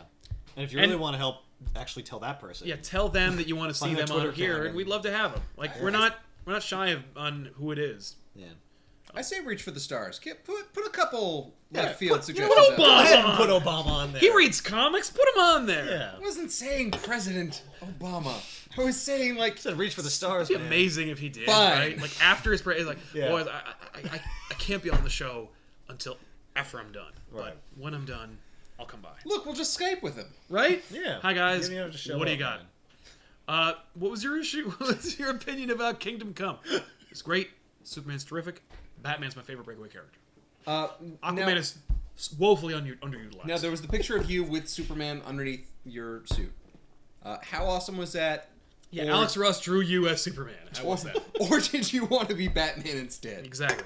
Of course I want to be Batman. Why would Who doesn't want to be Batman? But I'll take Superman. I can think of worse characters to be. Aquaman, for example. Unless you're Aquaman in Injustice game. Yeah. Fucking kicks ass there. Yeah, and you summon sharks in the middle of nowhere and they eat you. He's my favorite character in that game. He's pretty cool. Probably because he's so cool. Because he's the best character ever, and his book is groundbreaking and awesome. Which You we know what was now. really the coolest part of we did Aquaman not was know when before.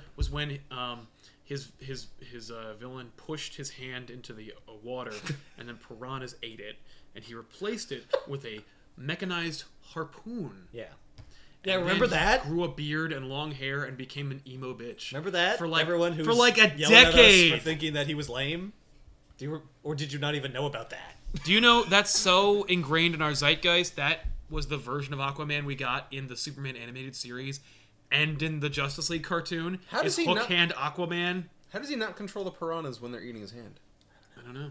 Maybe because they're not sea creatures, they're actually freshwater fish, It was which he doesn't have any like retarded. bond with. Yeah. Does he not have any bond with freshwater animals? I don't know. He comes from the sea, right? Not from Zell? Yeah, land. he does come from the sea. I think he talks to any aquatic life. Of course, that would probably... Wouldn't it be cool if Aquaman... Then why couldn't he stop those piranhas? I don't know. Wouldn't it be cool if Aquaman could, like, summon, like bacterium and, like, algae?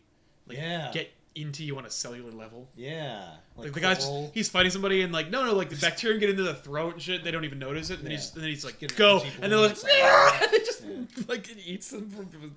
that'd be cool. Yeah. Or just, like, swarms of plankton. Yeah. Devour you or... fill up your nostrils. We even have suggestions, by the way, of people. Oh, to cover the show for a year or two. No, he means... Oh, people. Oh, I thought you said from people. He. Oh, let's hear him. But our audience. Bendis? Mark Waid Would be awesome. Rob Liefeld. I would talk to Rob. He's cool. Like, apparently Rob Liefeld... Everyone in the comic industry craps on him because he can't draw feet. But he can't draw feet? Nah. And, like, he couldn't draw feet. Like, he couldn't... So he, like... In every comic he drew... Like, there's, like, a box. Or, like, a canal. Like, you know... I'm just making a Nightboat joke. Because I was going to say is... If like, it's... They put stuff on your feet because they don't know how to draw them. Yep. I was going to say if it's the actual toes and, like, the anatomical foot. Or if it's just, the bottom of your leg. I can't do it. He couldn't do it. So they'd be like... I got nowhere to go. I don't know what to do. I don't know what to do. Because it's all self-taught. He has no fucking idea. But he seems like a really, really nice guy. And everyone gives him a hard time because they think that he's like hilarious to be shit on, but like the reality is he's probably a really nice guy, and I would love to chat with Rob Liefeld. And we won't bring up feet. But but yeah, if you want to see Bendis on the show, I think Bendis would probably Skype with us at least. So let him know. Mark Waid, I'm gonna see him at like the Baltimore Comic Con. I'll just ask him, but ask him for us.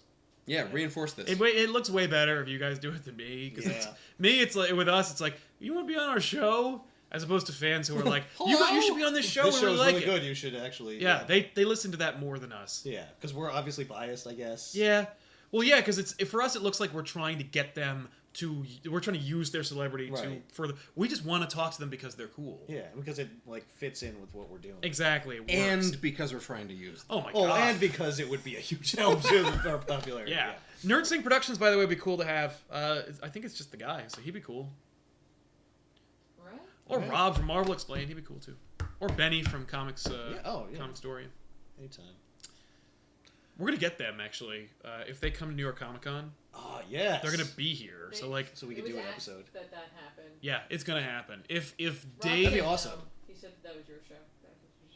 All right. No, Rob's coming on back issues. It's gonna be great. Right, or we'll do another. Okay. We'll just do another show. We'll just do a version of this where it's just them. Rob knows comics, right? Yeah, Rob knows comics. So, it would ruin the dynamic of the show. No, he doesn't I'm want to saying do it because he knows he'd be outnumbered by people who don't like Man of Steel. Can't handle it. We could just do a live one where you guys just do a Q&A because that would be the easiest thing. That's true. Yeah, if it was just Benny, Rob, and Dave or whatever, like that'd be great. I was just saying it would be in a spot where like Rob could start introducing us to a comic, and then Ethan and I could pester him. Yes. And we could laugh in the background. background. I'd be like, this is great. Rob, make them read Wild Thing. That's Rob. That's Marvel UK. We should do that from the store. Yeah. No, fuck that. It's really hot in there. It's hot. There's not a lot of room. No. It would be hard. It's a cool backdrop. We'll just do it in my house. All right. We gotta wrap it up. Thanks a lot for watching, everybody. Don't forget to like and subscribe. We really, really appreciate you coming to the chat. And of course, you guys have your homework. And as you saw from the most recent episode of Busted, we beat Ben's desk. We got some submissions of people's collections. Yeah. Yes. Yes, thank you for that. Keep them coming. Next episode of Busted, we will see a picture of Ben's desk. Ben submitted his picture after I finished the episode, so we'll put that in there. Yeah, there you go. It's also always there in case no one submits to Busted. Right. So, on behalf of all of... good. If you come to Garden State Comic Fest, there may be a used microwave as a prize at our panel. That's right, signed by all three of us. And, of course, if you stop by the booth, you will catch Tiffany and Danielle doing their thing for a bonus round, live video game playing of a game that Tiffany's never played, but Danielle did from back in the day. It's a great classic video gaming. Retro gaming. It is, yeah. And no one has shut us down because it's a totally different type of show. Yeah. So, anyway, so check us out over here at TV Little House. We want to thank you all for watching. I'm Sal. I'm Ethan. And I'm Ben. And we'll see you guys next time. Bye. Thank you so much, everybody. Bye. Thank you. Good all the Coke Zeros we drank. Thank Tiffany. Thank you, Tiffany, for moderating the chat. Thank you, Tiffany. She was like, it's already job. over. No, Fuck you. I haven't didn't get over the thing. Thank you, Tiffany. We really appreciate couldn't it. do it without her. Yeah, we really couldn't. We'd just be looking. our We'd be hero. like, We'd just be like, what did he say? Well, Oh. also, we would have even had it started. No, she Even, knows how to set it up. We don't. Yeah. We're stupid. Yeah, this wouldn't exist without her. No, it literally wouldn't exist. Yeah. So everyone thank her too. Yeah, and come to the panel. Mostly come to the panel. Get your microwave. In fact, you know what? Screw Tiffany. Go to the panel. No. Alright. Oh, it's over?